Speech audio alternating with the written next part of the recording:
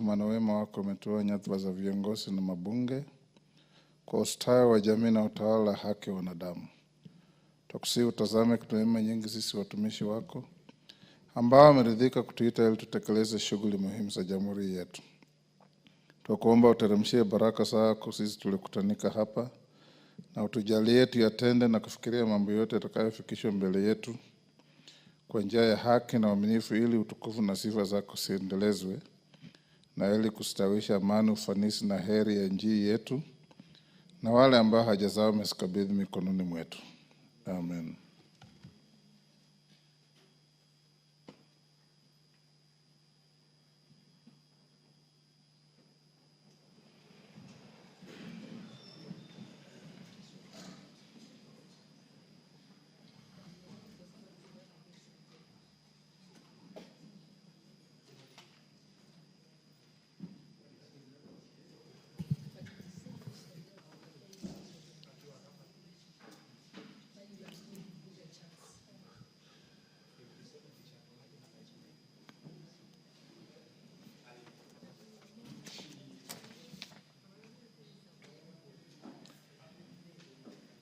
Sergeant, ring the quorum bell.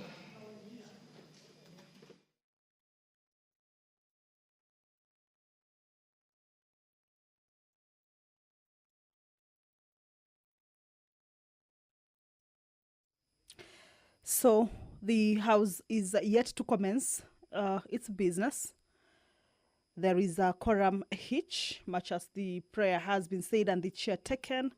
The House has not quorated yet for it to be deemed to have achieved that required quorum. So as you can see, more members are still making their way into the chambers.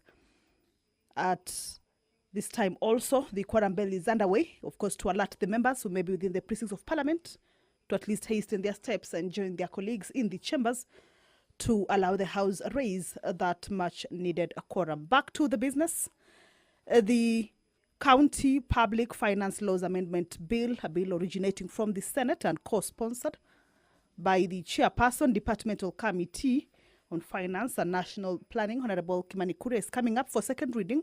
This means that debate on this particular bill will be taking place, and it is a bill that seeks to amend the County Assembly Service Act and the Public Finance Management Act. Okay, that is a signal from the Sergeant at Arms to the clerk and the speaker that the quorum has been raised. Allow me to hand you over to this business. Good afternoon.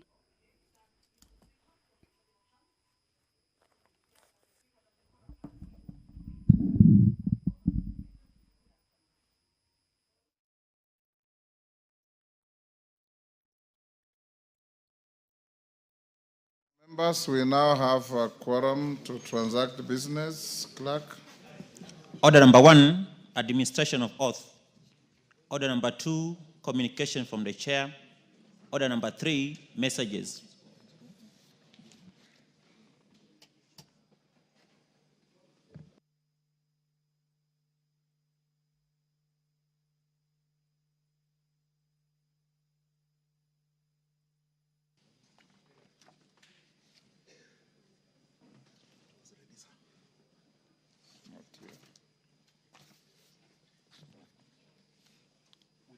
We'll come back to messages. Next order. Order number 4, petitions. Order number 5, papers. Majority Leader. Thank you, Honorable Speaker. Thank you. I beg to lay the following papers on the table of the House today, Wednesday, June 18th, 2025. Afternoon sitting. 1, the Kenya Information and Communication Regulations Registration of Telecommunication Services Subscribers Regulations 2025 from the Ministry of Information, Communication and the Digital Economy to be referred to the Committee on Delegated Legislation. 2, reports of the Auditor General and financial statements for the year ended 30th June 2023 and the certificates there in respect of the following technical training institutes. A, Chepsirei. B, Machakos Technical for the Blind. C, Ekerubo Giatai. D, Gitwebe. E, Bureti. 3, Reports of the Auditor General financial statements for the year ended 30th June 2023 and certificates therein in respect of the following technical and vocational colleges: Belgut, Larry, Kasarani, and Bomet. 4. Reports of the Auditor General and financial Bomet statements. Central. Bomet Central, yes, Mr. Speaker, Bomet Central. 4.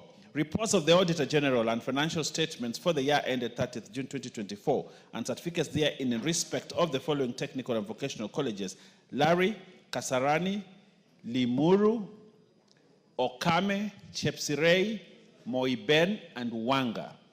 5. Reports of the Auditor General financial statements for the year ended 30th June 2024 and certificates therein in respect of the following schools: A. St. Cecilia Alwar Girls, Siaya; B. Moi Girls, Vokoli; C. Chavakali; D. Bunyore Girls; E. Chianda; F. Kisumu Girls; G. Bishop Okoth Girls, Mbaga; H. St. Mary's Yala; and I. Maseno. 6. Honorable Speaker, reports of the Auditor General of financial statements for the year ended 30th June 2024 and certificates therein in respect of the following technical training institutes: Thika, Rift Valley, Ol Lesos, Bushiangala, Ngeria, Kisiwa, and PC Kinyanjui. 7.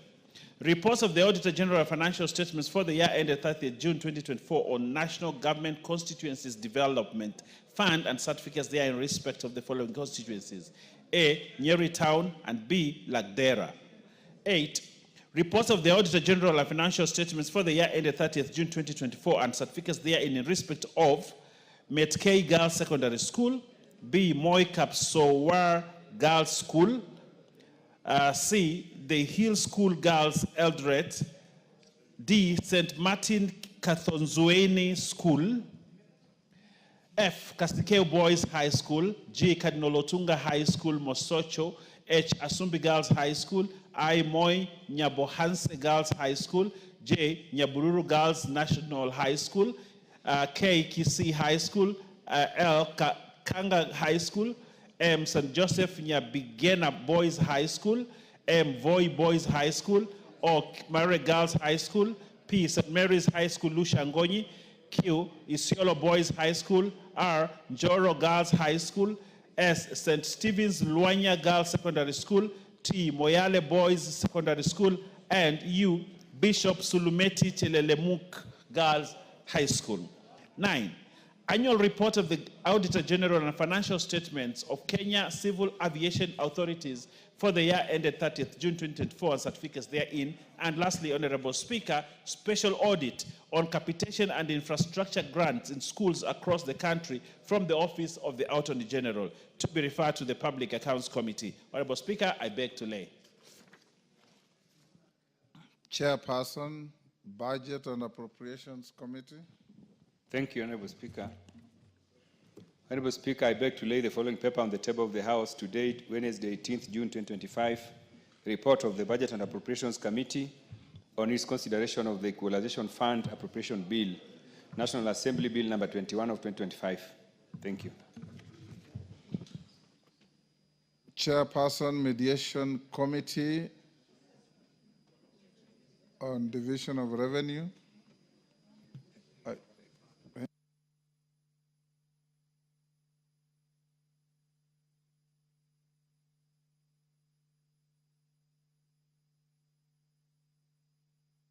Come back to that. The report is not ready. Next. Order number 6, notices of motion. Order number 7, questions and statements.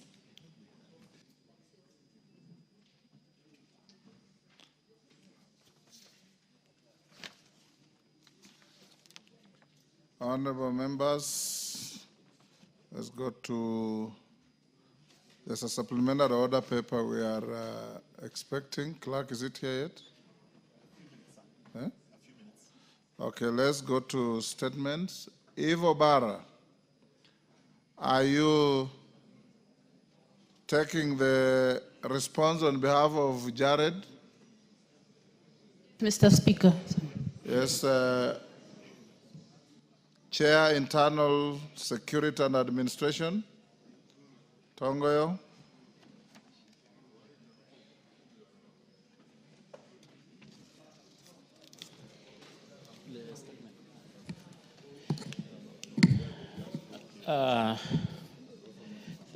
Thank you, Honorable Speaker. I hope I'm responding to a statement being sought by Gerard regards the death of Ojwang. Yes, go ahead and take into account that this is a matter that is very active in court. And if you say anything that is likely to prejudice the court process, I will stop you. Well-guided Speaker, I know, of course, the issue of sub judice. Go ahead. And I'm well-guided. Yes. So, and it's true, Honorable Speaker, we know this is also a matter of a lot of public interest. Honorable Speaker, the Member of Parliament, Honorable Gerard Okello, did sort a statement on the floor of this House under the circumstances that led to the death of Albert Ojwang. And in particular, he wanted to know, report on the circumstances that led to the death of Alfred Ojwang while in police custody at Central Police Station, including the legal basis for his arrest and the reason for his placement in solitary confinement. 2, the justification of the transfer from Homa Bay to Nairobi County, and also the current status of investigation by the IPOA on the immediate administrative and disciplinary action that has been taken against officers who apprehend and transferred the deceased to Nairobi. And Honorable Speaker, you remember, besides, of course, this statement, Honorable Speaker, the committee took interrogation. They interrogated the IPOA and the IG also on the same matter.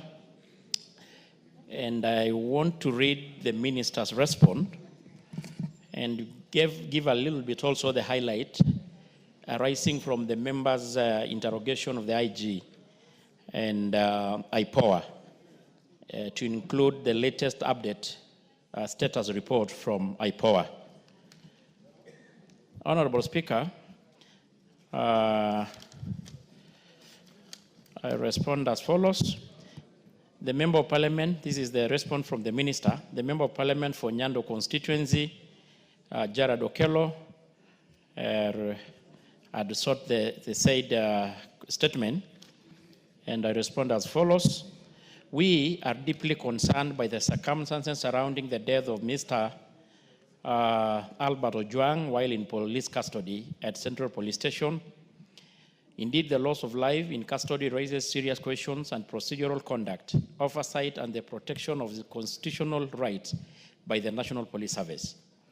According to the information made public by Inspector General of Police, Mr. Douglas Kancha, the late Mr. Ojwang was arrested following a complaint launched by Mr. Elliot Lagat, the DIG of KPS, in relation to remarks made by Ojwang on his social media account, Pixel account to be specific. X account goes by that name. Despite the nature of allegation, it is important to emphasize that all arrest persons are entitled to the right enshrined under Article 49 of our Constitution. This including the right to be informed promptly of the reason for arrest, access to legal counsel, and to be brought before the court of law within the 24 days. In light of the above, the decision to place Mr. Ojwang in solitary cell and whether it was consistent with the legal and procedural provision remain a matter under active investigation. The preliminary autopsy has provided initial insight into the cause of his tragic death. However, the committee awaits the conclusion of IPOA to determine any lapses, misconduct, and violation of Mr. Ojwang's right while in custody. I'll reiterate our commitment to pushing for transparency, accountability, and protection of all Kenyans from abuse while in custody of state. In regards to the second question, Honorable Speaker, in regards to the transfer of Mr. Ojwang from Homa Bay to Nairobi by the DCI, DCI was informed that the transfer was necessitated by the nature of alleged offense, which was cybercrime. We understand that such offenses may have elements that transcend geographical boundaries, but it is imperative that such transfers must still comply with the principle of lawful procedure. Under the Criminal Conduct Code, Cap 75, matters relating to the jurisdiction is determined by the place the offense is alleged to have occurred or where its consequences are felt. Again, in our understanding, in cases where it is uncertain in which jurisdiction the offense occurred, the law permits proceedings to be instituted in any such jurisdiction. However, even in such cases, the rights of accused persons be strictly upheld as they are entitled to humane and lawful condition of detention. Therefore, the committee underscores the importance of ensuring that operational decisions such as transfer of accused do not override constitutional protection. The legality of Ojwang transfer and whether it met both procedural and human rights standards remain a critical component of ongoing investigation. On the third question, Honorable Speaker, the case is already under active investigation by POA and other relevant agencies. From public statements, we are also informed that the authority has made notable progress, including the recording of statements from several police officers, among them the OCS Central Police Station and junior officers who were on duty at the time of the incidents.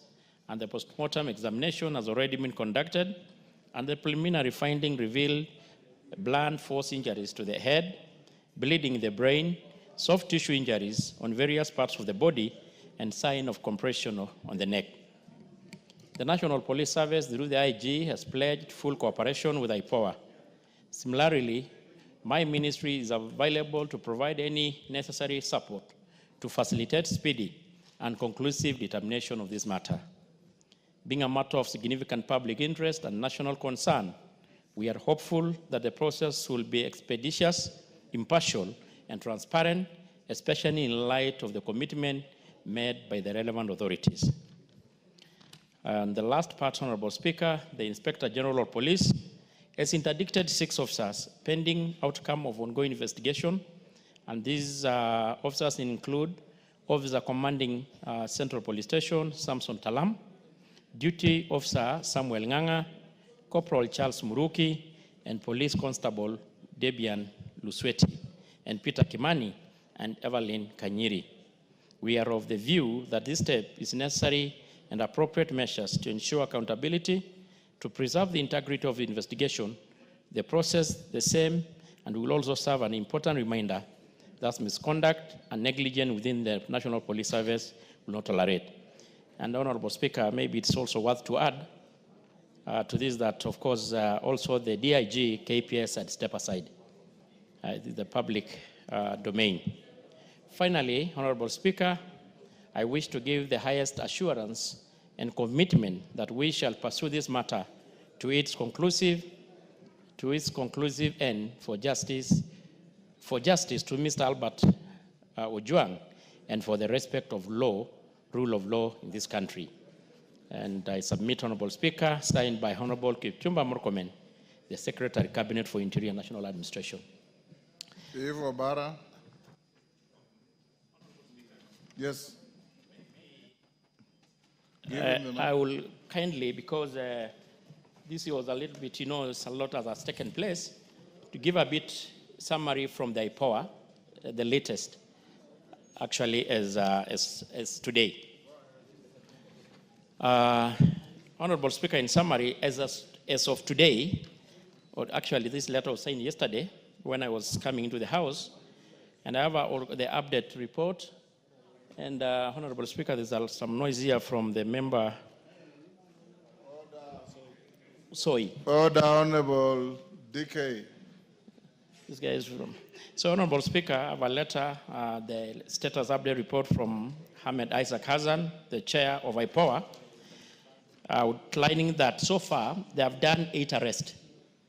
They have arrested James Mukwana, and is in Milimani Law Court, and is detained for 21 days at Capitol Hill Police Station. I'm saying James Mukwana.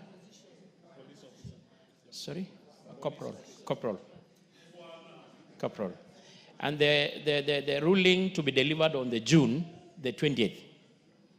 Next mission will be on the June 20th. It's good to know that.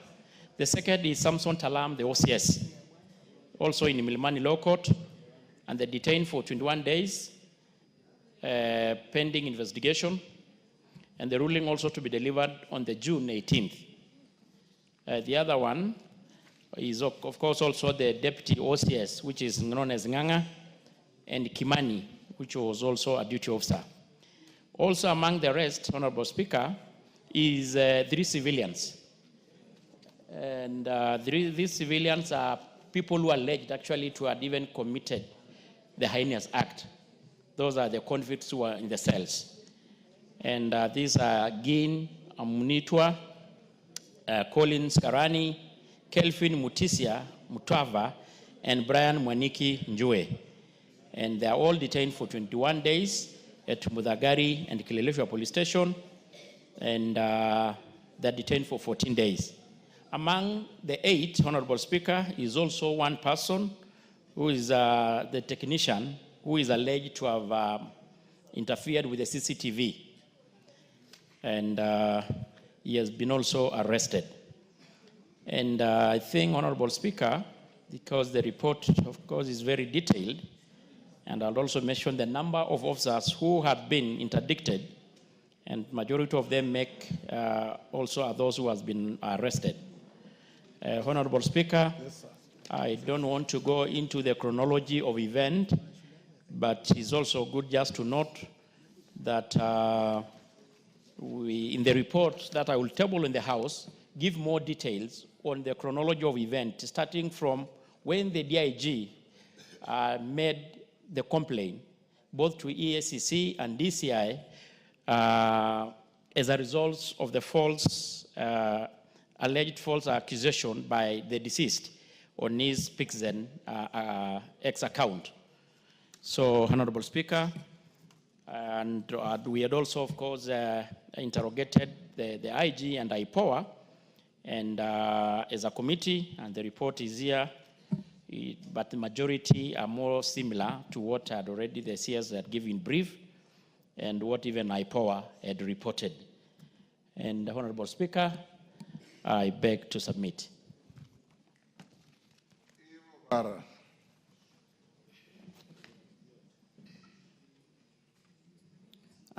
Thank you, Mr. Speaker. Let me appreciate that little effort has been made and there is progress on the case. But, Mr. Speaker, on the specific questions that were asked, I'm yet to be satisfied. Mr. Speaker, what was asked was why, the first one was, why was Albert transferred from Homa Bay to Nairobi? Was this legal? Mr. Speaker, this has not been clearly answered.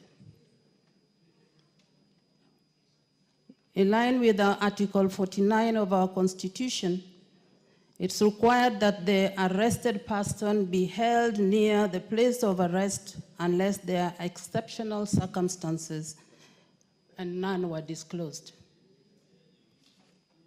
The second one that I'm not satisfied with was, what was asked was what specific online post led to his arrest.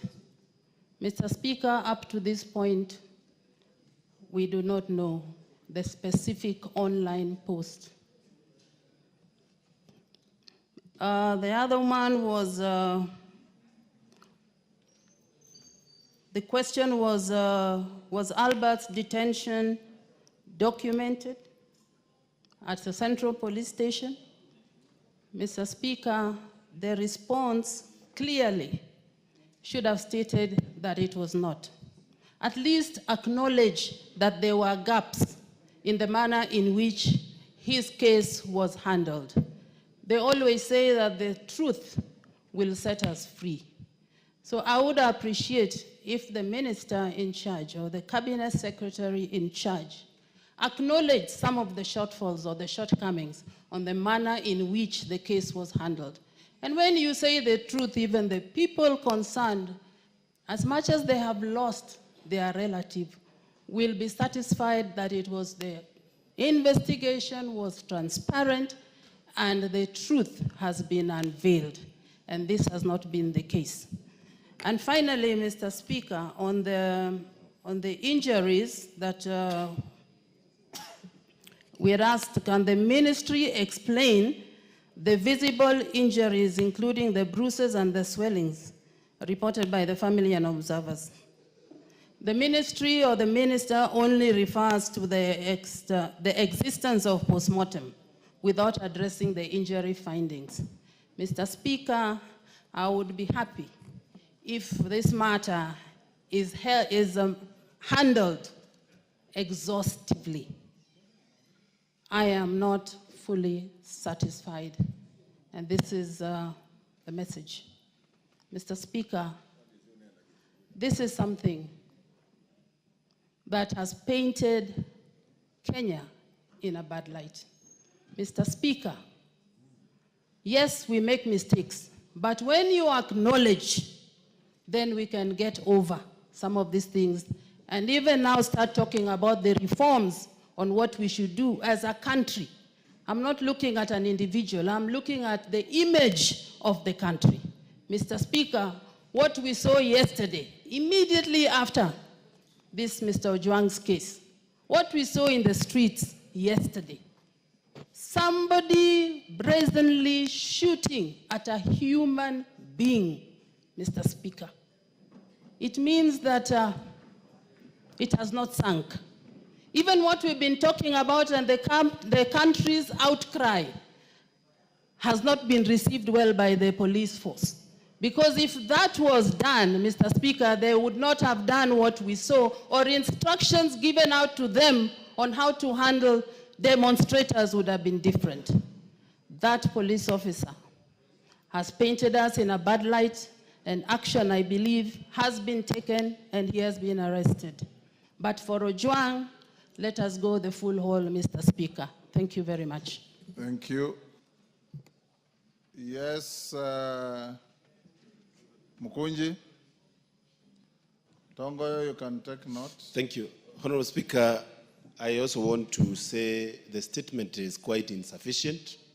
Honorable Speaker, from a far look, this looks like there's a lot of conspiracy around that case.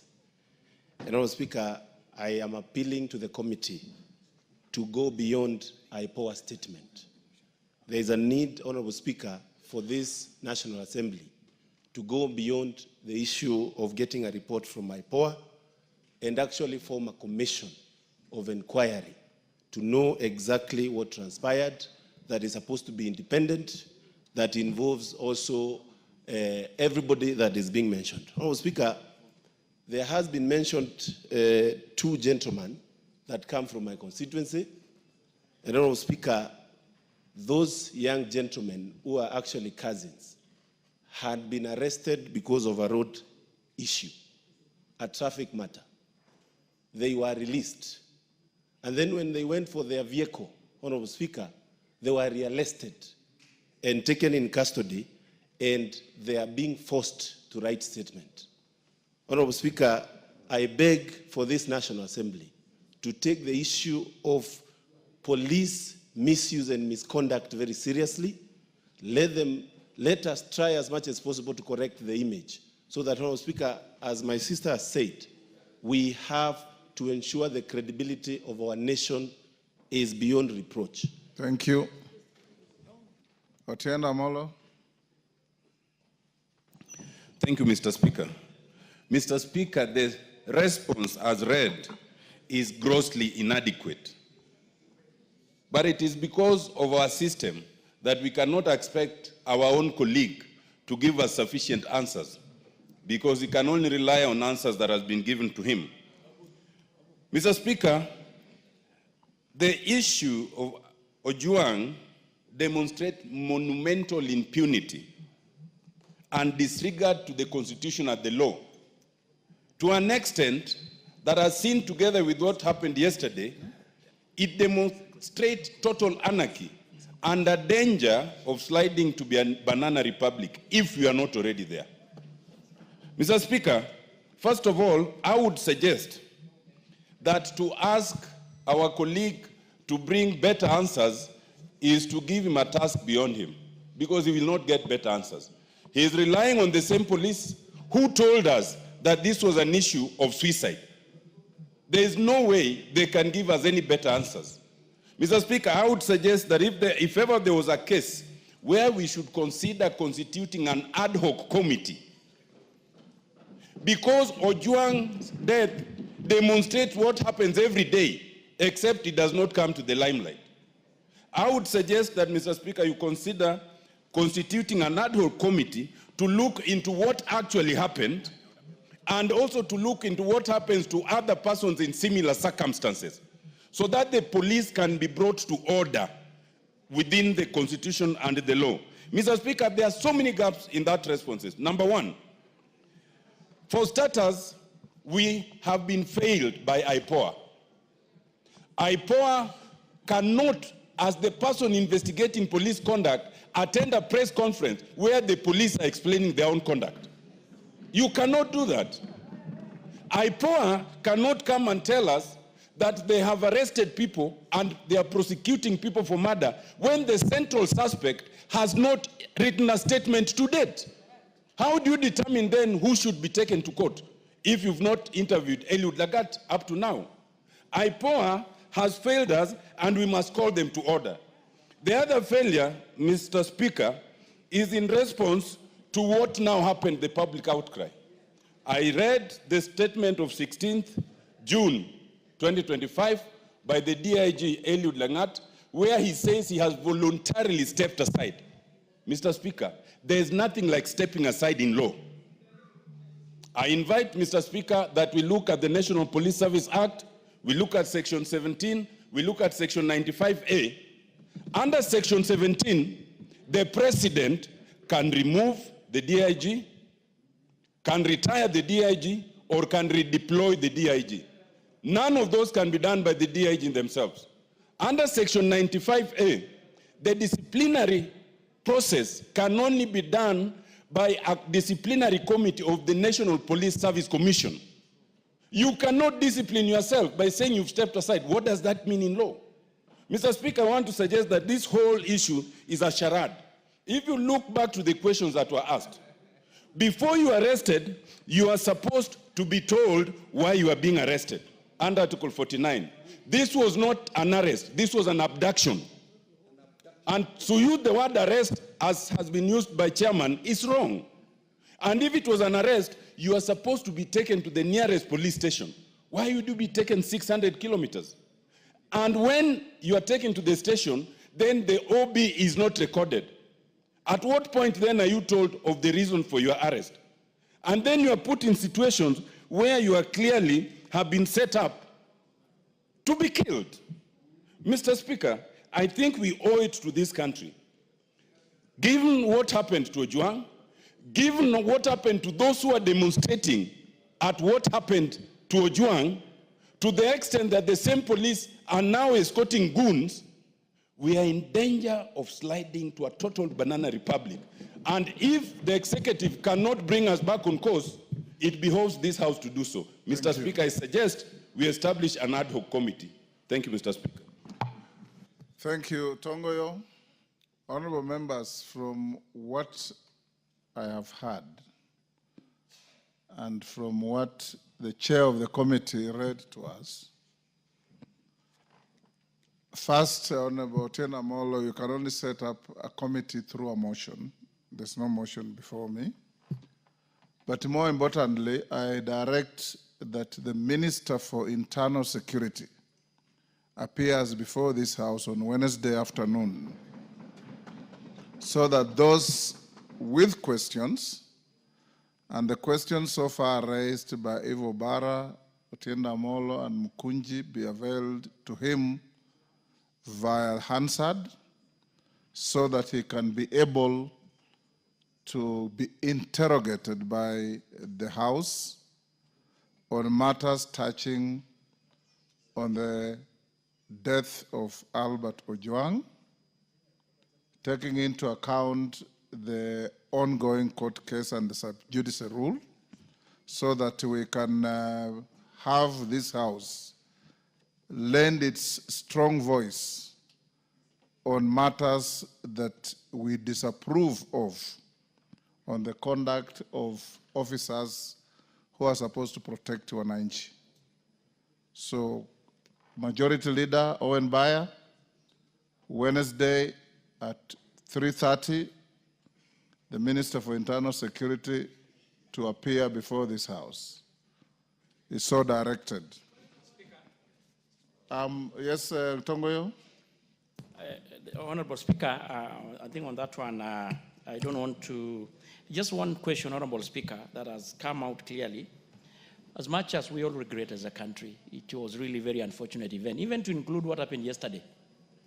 Of course, we saw in the videos going around of a police officer shooting an armed, innocent Kenyan who was walking, doing his assault, which even inquired, we are lucky he's still recuperating in the hospital, although they say he was used a rubber bullet. Honorable Speaker, I think it's just good to appreciate that IPOA had really done a good job, because in speed 5 days, okay, it's me talking. Order. It's me talking.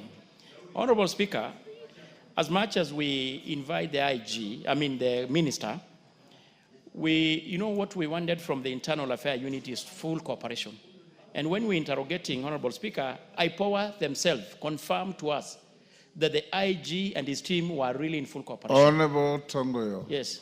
You can advise the minister to come with IPOA alongside him. Yes. Better that way. If he wishes to do so. Okay.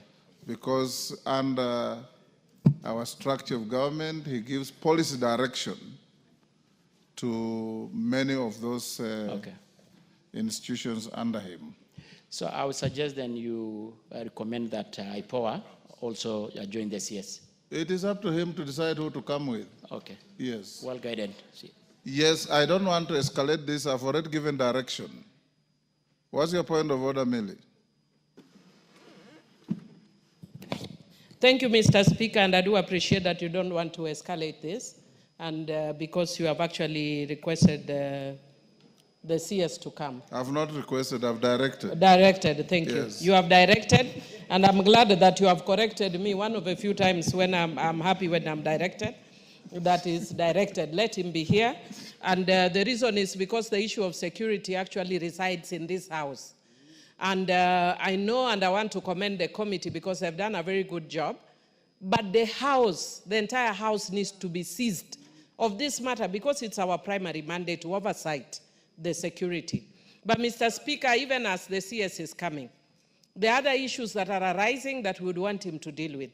Number one, only 2 days ago, Mr. Nditi died in a police post in my constituency, allegedly by suicide.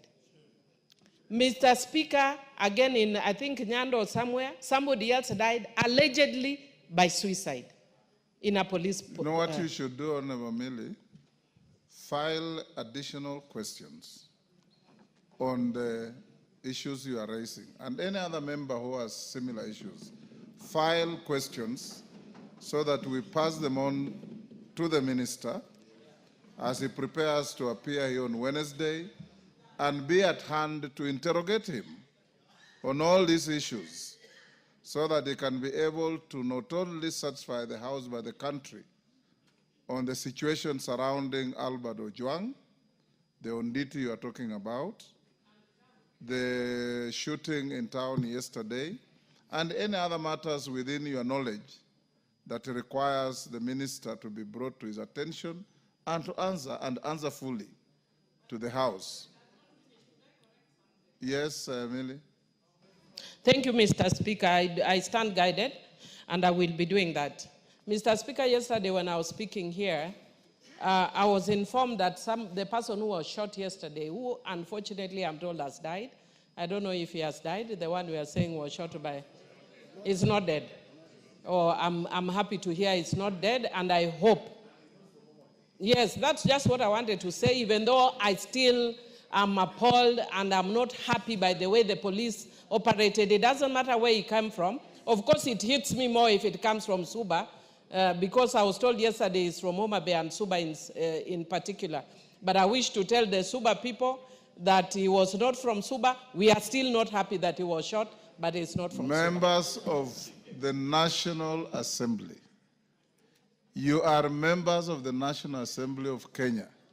It matters not where a Kenyan comes from, the pain of a Kenyan in Mandera, in Busia, in Homa Bay, in Kwale, is the pain to all of you. And that is as it should be. Let's go on to the next matter. Go back to messages.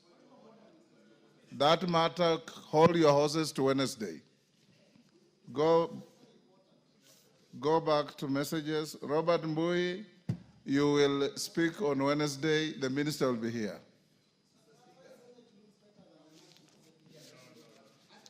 Order number 3. We are not in competition. You are a house, discharge your duties. Order number 3, messages. Honorable Mbui, I know you have said that to me elsewhere, and I agree with you. It is, you and I were shot at when we were together. My car was smashed.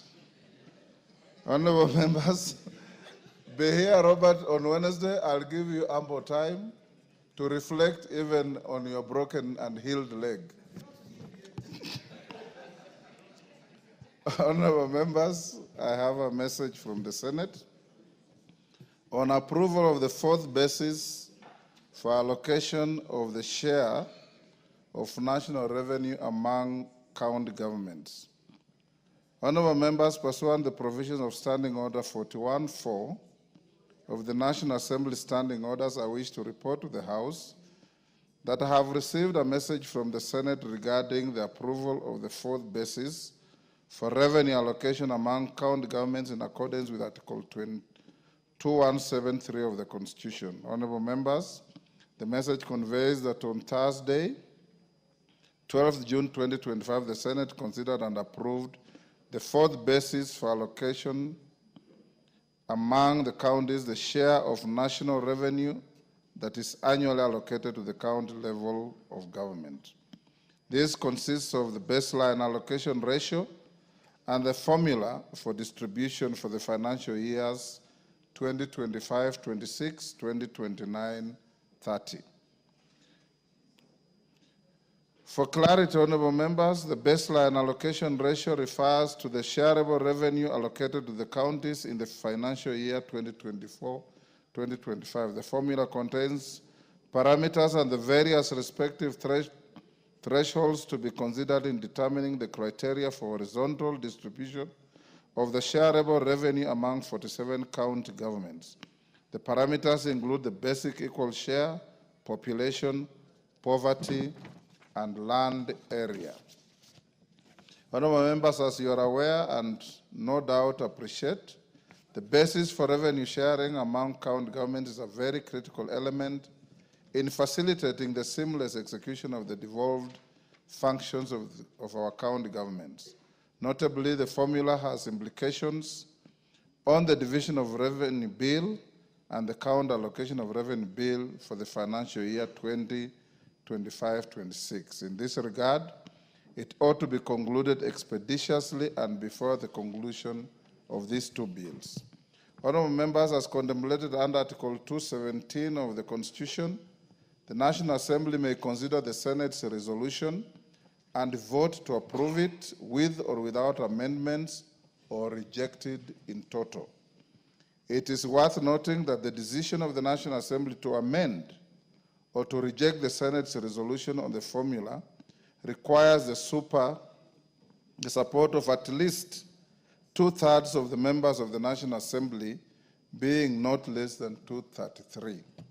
So any one of you wants to amend, you must garner 233 members to support your proposal. Any one of you wants it rejected, you must also do so. Honorable members, in order for the House to commence consideration of the resolution of the Senate on the 4th basis for revenue allocation among county governments, I direct as follows. 1, that the message from the Senate together with the accompanying 4th basis for revenue allocation formula is hereby committed to the Budget and Appropriations Committee for expedited consideration. 2, that cognizant of the urgency of the matter, the committee is expected to consider the formula and submit a report to the House on Tuesday, 24th June 2025. 3, The House Business Committee shall place the Senate resolution on the formula in the order paper of Tuesday, 24th June 2025 for consideration by the House. And 4, that the clerk is hereby directed to circulate the message containing the formula to all members and publish it on the parliamentary website. The House is accordingly guided.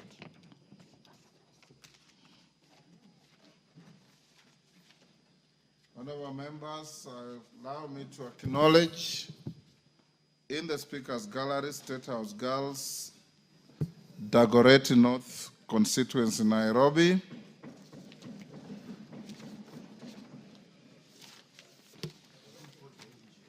And which was the next one? Alvioda.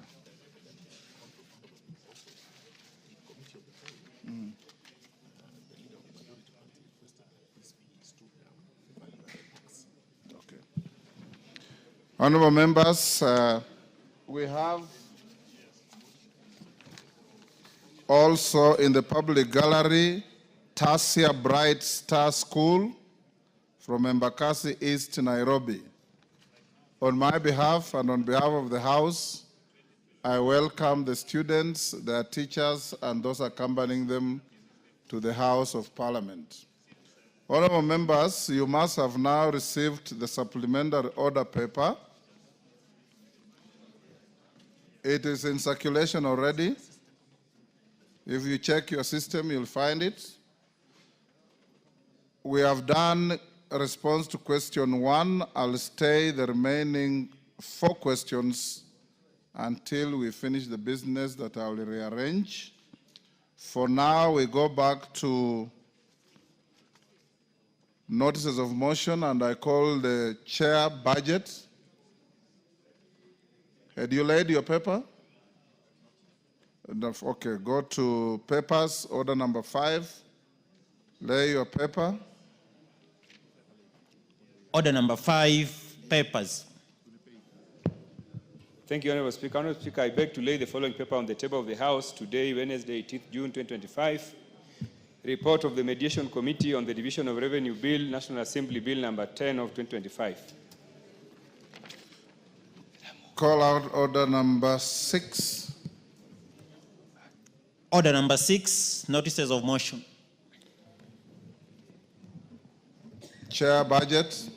Honorable Speaker, I beg to give notice of the following motion, that pursuant to the provisions of Article 113 sub 2 of the Constitution and the Standing Order 150 sub 3, this House adopts the report of the Mediation Committee on the Division of Revenue Bill, National Assembly Bill number 10 of 2025, laid on the table of the House on Wednesday, 18 June 2025, and approves the mediated version of the Division of Revenue Bill, National Assembly Bill number 10 of 2025. Thank you. Thank you, Chair. Honorable members, Otienda Mola and Murugara, you had some point of order. You approached the chair to allow you. I give you 1 minute. And Murugara, 1 minute. Thank you. Thank you, Mr. Speaker. Mr. Speaker, we are aware that the chair of the Justice and Legal Affairs Committee presented a report on the public participation on the NG-CDF Constitutional Amendment Bill. We are also aware, Mr. Speaker, that having read the bill for the first reading, we had to wait for the mandatory period as prescribed to elapse. Mr. Speaker, by my count, that period elapsed about 3 days ago.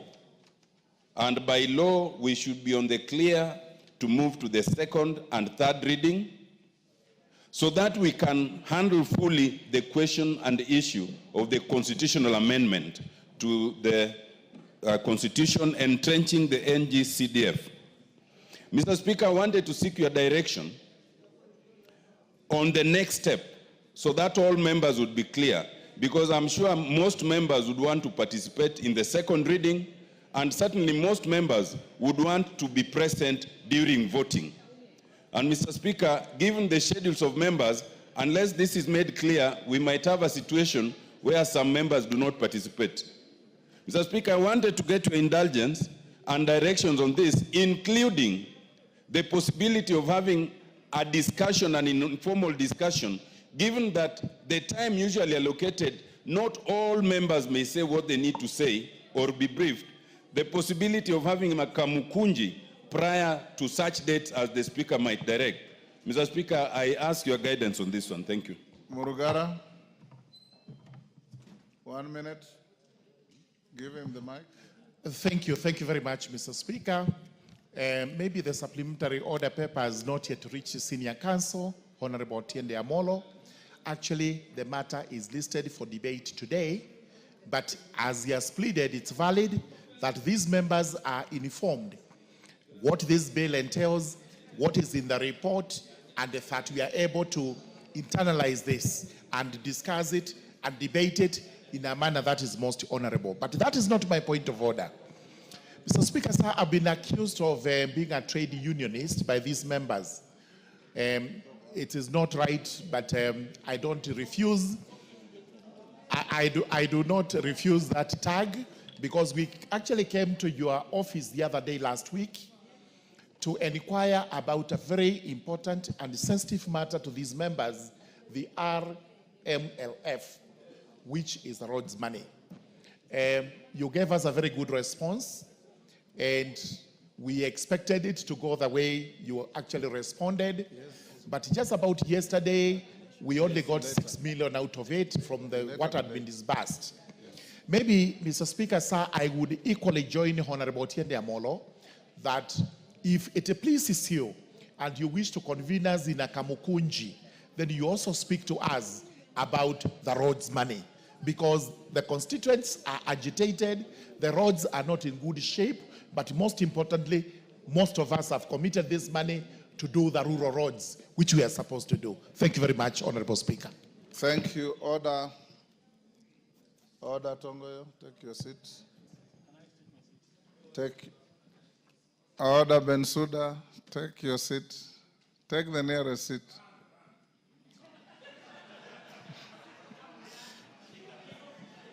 Order, honorable members. Order, members. First, allow me to acknowledge the good work that is constantly done by a caucus of lawyers in the House, who from time to time are called upon to discharge pro bono services to the House in matters legal, court processes, and so on and so forth.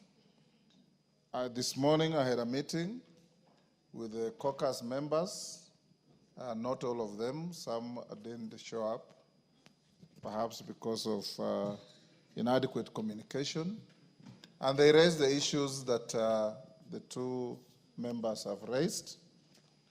I will direct as follows.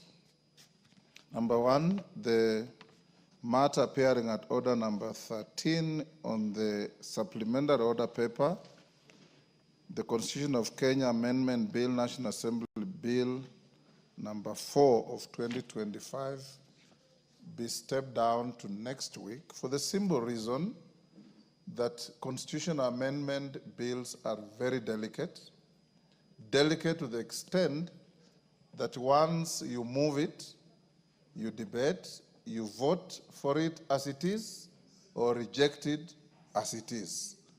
You are not allowed to bring any amendments on the floor. That's why we gave you time, adequate time, to debate this matter informally in a pre-publication form.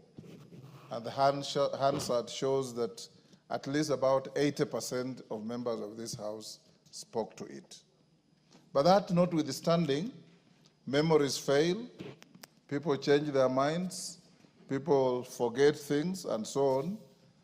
I have acceded to the request that on Tuesday at 9 a.m. in the morning, we congregate here in a special Kamkunji to again appraise ourselves on the content of this important bill that seeks to entrench GAF funds, NGCDF, and Senate Oversight Fund into the Constitution so that when we start the debate in second and subsequent third reading, we know that we have no opportunity or capacity to amend. On the issue of RMLF, I'm sure your officers must have advised you that some sums of money have been disbursed, and there is a process of re-engineering the disbursement of additional funds. I will then appraise you as well, and I've instructed the chairman of Roads, GK, member Fondia, to get in touch with the office of the clerk and the majority leader to appraise themselves on the developments on RMLF. But more importantly, again, I want you to acknowledge the caucus, because the court did direct that Section 6 of the Roads Act is unconstitutional to the extent that counties are excluded. For us to correct the situation, the caucus, under my direction and guidance, are working overnight to come up with a draft bill to cure that anomaly that the court has pointed out, which will then be processed in the shortest time possible, including public participation and so on, so that within a month or two, we should have an amended bill that meets the constitutional expectations that have been directed.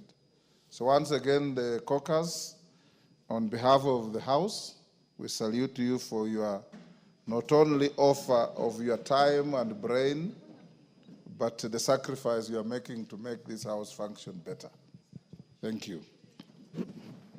As you know, the caucus is co-chaired by the Honorable Otienda Amolo and Chepkonga. Chepkonga is out of the country, but we salute them for their leadership. Honorable members will then reorganize the business of the day. The remainder of the questions to be responded to will come after the committee of the whole.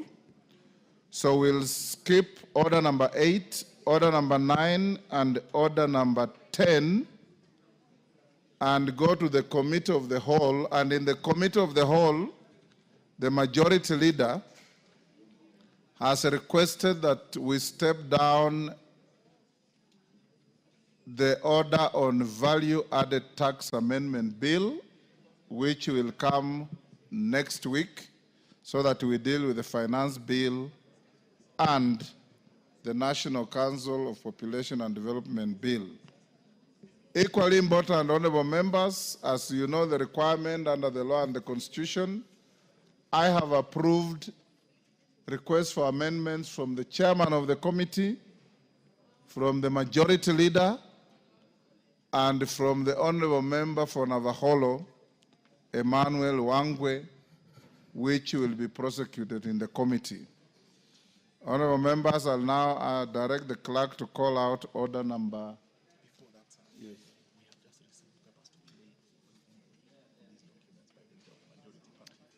Leader of majority party, there are some urgent documents for you to lay on the table before we go to the next order.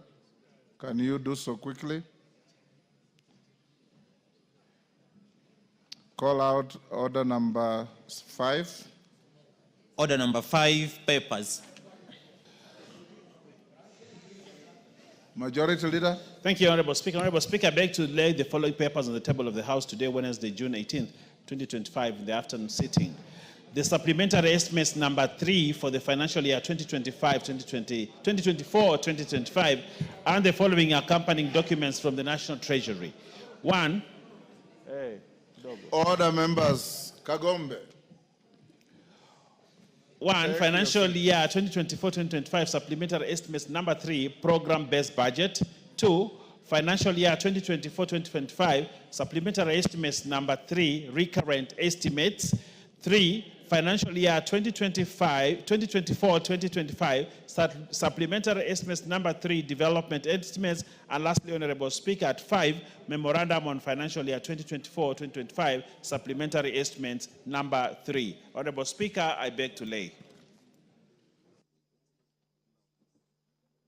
Thank you, Honorable Wenbaya. Honorable members, allow me to acknowledge in the public gallery Kambara Secondary School from Mavioya, Muranga.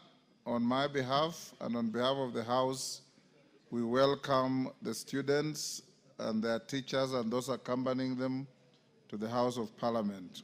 Call out order number 11. Order number 11, Committee of the Whole House.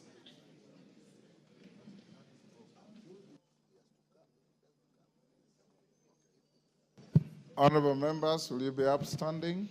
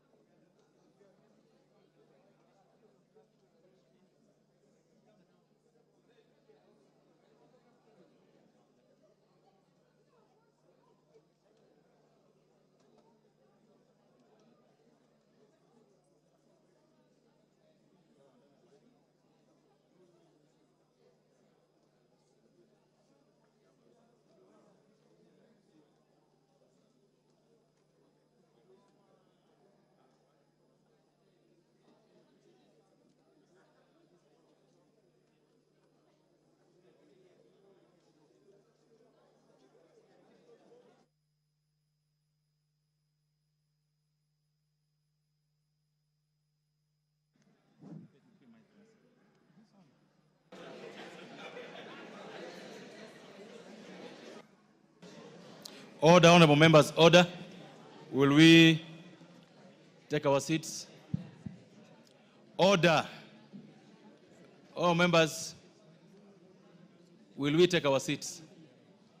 The committee, the House is now the committee of the whole House for the Finance Bill, National Assembly Bill number 19 of 2025. Order. Order.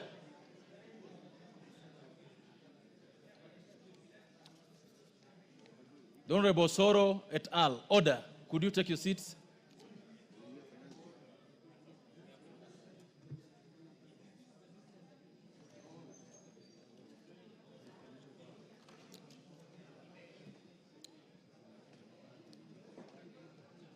Honorable Chair, Finance Committee, are you ready?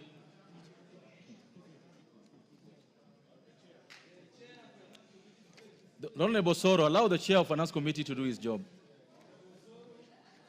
The Honorable Soro, take your seat.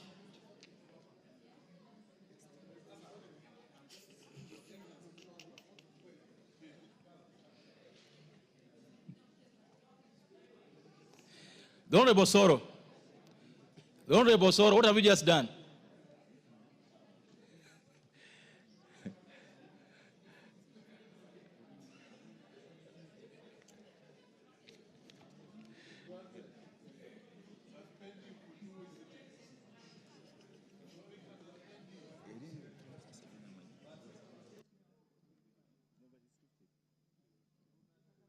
So members, let's proceed.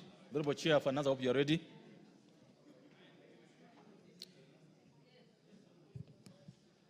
Provisions relating to the Income Tax Act, Cap 470, Clause 2. The Honorable members, I propose a question that Clause 2 be part of the bill. Chair, you've got an amendment.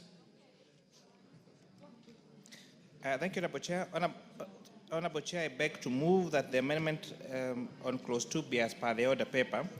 This is a discussion we had yesterday on the definition of royalty. So the amendment is to delete the definition of the term royalty as proposed in the bill. Additionally, the amendment is to delete the definition of winnings and substituting that with withdraw. I beg to move, Honorable Chair. Thank you, members. I propose a question that clause 2 be amended as proposed by the chair.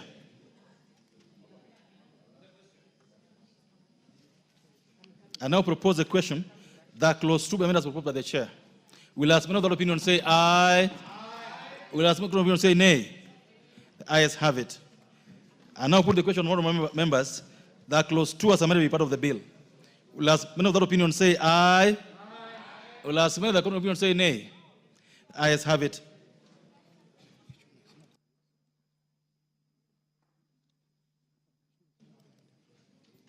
There was an amendment almost on the same terms like what we just passed by the majority leader, and I direct that the amendment by the majority leader then falls because this committee amendment has been carried. Next. Clauses 3 and 4. Members, I propose a question that clauses 3 and 4 be part of the bill. Because there's an amendment, I now put the question that clauses 3 and 4 be part of the bill. Will as many of the opinion say aye? Will as many of the opinion say nay? The ayes have it. Clause 5. Members, I propose a question that clause 5 be part of the bill. The chair of committee, you got an amendment. Honorable Chair, I beg to move that clause 5 be amended as per the order paper. This amendment is seeking to remove sale of scrap as income subject to tax under Section 10 of the Income Tax Act. Additionally, this amendment is seeking to include withdrawals made by punters as taxable income under Section 10 of the Income Tax Act. Thank you. All members, I propose a question that clause 5 be amended as proposed by the chair of the Finance Committee. If there's no interest on that, I now put the question, members, that clause 5 be amended as proposed. Will as many of that opinion say aye? Will as many of that opinion say nay? The ayes have it. Members, I now put the question that clause 5 as amended be part of the bill. Will as many of that opinion say aye? Will as many of that opinion say nay? The ayes have it.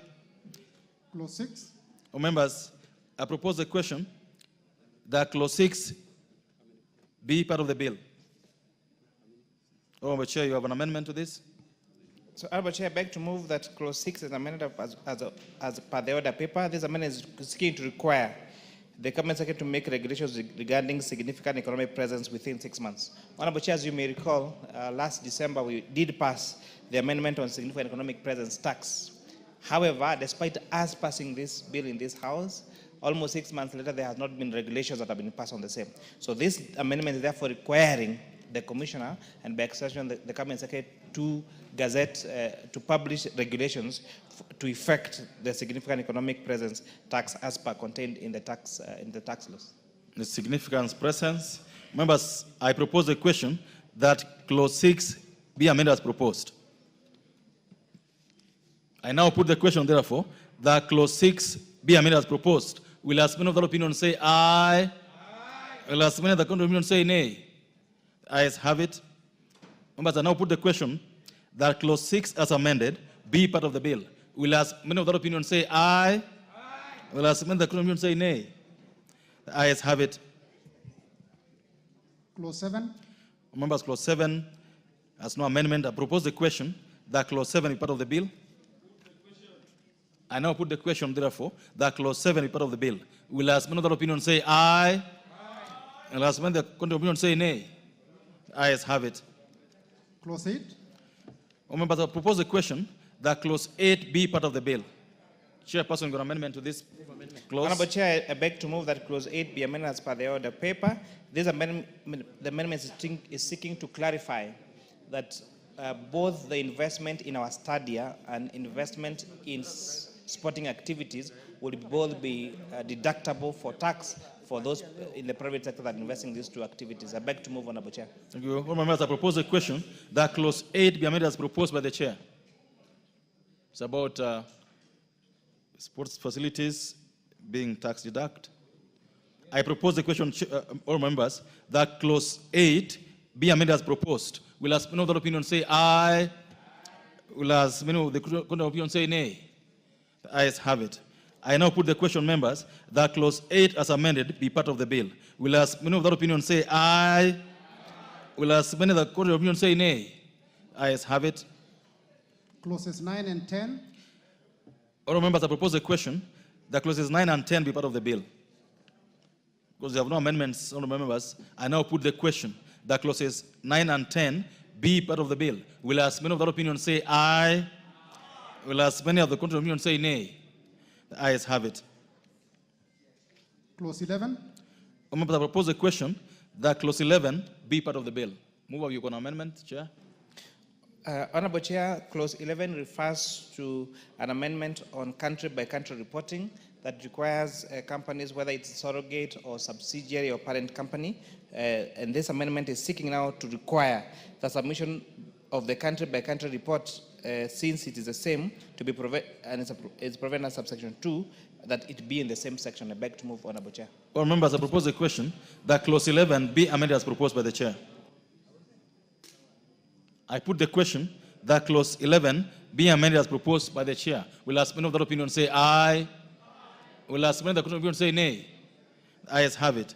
I now put the question, members, that clause 11 as amended be part of the bill. Will as many of that opinion say aye? Will as many of the opinion say nay? The ayes have it. Clause 12. Members, I propose the question that clause 12 be part of the bill. Members, your chairman, you got amendment this. Yes, Honorable Chair, clause 12 regards to advance pricing agreement, where you're saying where the taxpayer in an issue with the advance price agreement has provided false information, then that advance price agreement will be declared to be void. Additionally, Honorable Chair, this particular amendment is seeking to provide for timeline in which the Commissioner General, by extension, the Cabinet Secretary, will provide regulations on the enactment of this particular clause 12 in terms of timelines, giving them 6 months to gazette regulations on the enactment of these advance price agreements. I beg to move, Honorable Chair. Thank you. It's an advanced pricing. Members, I propose the question that clause 12 be amended as proposed by the Chair. Honorable Wunda, 1 minute. Chair, as much as the amendment to subsection 5, subclause 5, is timely and important, I think the Cabinet Secretaries must also act in good faith, knowing the importance and urges of some of these, the need to operationalize laws. We do not have to put for them specific timelines. It should naturally flow. Probably with the neatness, probably could even do that in the Social Instrument Act, so that all the Cabinet Secretaries know that within a certain period of time, once a law is in place, we must do this. Because otherwise, within 6 months, it's going to appear in all the laws of this country. All the laws are going to be known as within 6 months. Thank you, Mr. Chair. Thank you, Honorable Makali Mulu. Yeah, thank you, Mr. Chairman. Mr. Chairman, I just wanted to, in an earlier clause, the chairman reported that regulations were supposed to be done in 6 months and they were not done. I don't know whether really we have been, in terms of the time frame, is this realistic? Because I don't think really we need to put time and then they cannot implement. I think we need to get assurance that at the end of the day, Mr. Chairman, that then when we say 6 months, we get regulations in 6 months or whatever needs to be done. Thank you. Thank you, Honorable Chair. Yes, Honorable Chair, this particular amendment has been necessitated by, again, the experience, for example, with significant economic presence tax, where the ministry requires us to make particular amendments to the law, but then they take all their time to issue regulations. And therefore, we are requiring them to have a timeline in which they must issue those particular regulations. And I think this is, even if it might be monotonous to repeat them in all our respective laws, but it's important, where we require the executive to act on their part, to give them timelines in which they are supposed to act, Honorable Chair. Thank you. Members, I now put the question that clause 12 be amended as proposed by the Chair. Will as many of that opinion say aye? Will as many of the opinion say nay? The ayes have it. I now put the question, members, that clause 12 was amended be part of the bill. Will as many of that opinion say aye? Will as many of the opinion say nay? The ayes have it. Clauses 13 and 14. All members, I propose a question that clauses 13 and 14 be part of the bill. And because there's no amendment to them, I now put the question that clauses 13 and 14 be part of the bill. Will as many of that opinion say aye? Will as many of the contrary opinion say nay? Ayes have it. Clause 15. Members, I propose the question that clause 15 be part of the bill. Remember, Honorable Chair, you got an amendment to this. So, Honorable Chair, I beg to move that clause 15 be amended as the order paper. These amendments will provide that the Commissioner should respond to an application for change of accounting year within 3 months and not 6 months in order to remove inefficiencies. Honorable Chair, again, as I explained in the previous two clauses, we are trying to make sure that the Commissioner is also responsible for timelines. So where, for example, that a taxpayer has applied for changing their financial year, we are reducing their time from the time in which they are supposed to respond from 6 months to 3 months. And Honorable Chair, what you're going to see consistent in the entire amendments that you're doing, where the Commissioner does not respond, then we are saying that that particular application by the taxpayer shall be deemed to have been accepted, so that we also give leeway to the taxpayer and not just power to the Commissioner, so that we also make sure that our tax system is not just fair, but it's also transparent and equitable, Honorable Chair. Thank you. Members, I now propose the question that clause 15 be amended as proposed by the Chair. I now put the question that clause 15 be amended as proposed by the Chair. Will as many of that opinion say aye? Will as many of the contrary opinion say nay? The ayes have it. Members, I now put the question that clause 15 as amended be part of the bill. Will as many of that opinion say aye? Will as many of the contrary opinion say nay? The ayes have it. Clause 16. Members, I propose the question that clause 16 be part of the bill, with amendments by the chairperson of the committee and the leader of majority. Chairperson. Honorable Chair, I beg to move that clause 16 be amended as per the order paper. This, Honorable Chair, is amending section 35(1)A, which currently exempts only specific commissions paid by resident air operators to non-resident agents for ticket sales. This broad scope leads to taxation of essential foreign expertise, even when such services are complete and available locally. Additionally, this particular amendment is provided for taxation of withdrawals rather than winning in the case of betting. I beg to move, Honorable Chair. Thank you. Members, I propose the question that clause 16 be amended as proposed by the Chair. I then put the question that clause 16 be amended as proposed by the Chair. Will as many of that opinion say aye? Will as many of the opinion say nay? The ayes have it. I now put the question, members, that clause 16 as amended be part of the bill. Will as many of that opinion say aye? Will as many of the opinion say nay? The ayes have it. Clause 17. Honourable members, I propose a question that clause 17 be part of the bill. Chair, you got an amendment to this. But before you go to that, the leader of majority's amendment to clause 16 then falls because we carried the committee's amendment. So clause 17, Chair. Thank you, Honorable Chair. Honorable Chair, I beg to move that clause 17 be amended as per the order paper. As you remember, Honorable Chair, the amendments we did on the Tax Procedures Act in December and the Tax Amendment Act in December brought various taxable deductions for pay as you earn. So where we said we deduct the taxable allowances before we calculate for pay as you earn. However, Honorable Chair, we have taxpayers have reported to us during public participation that we have quite a number of employers who are not allowing those expenses as tax allowable. And therefore, they are leaving now the employed, especially the employed Kenyans, to now claim that when they are filing their income tax at the end of the year. So therefore, this amendment is seeking to compel the taxpayer to allow for tax deduction those tax allowable expenses for pay as you earn. I beg to move, Honorable Chair. Members, I propose a question that clause 17 be amended as proposed by the Chair. Honorable Omboko. Thank you, Honorable Chair.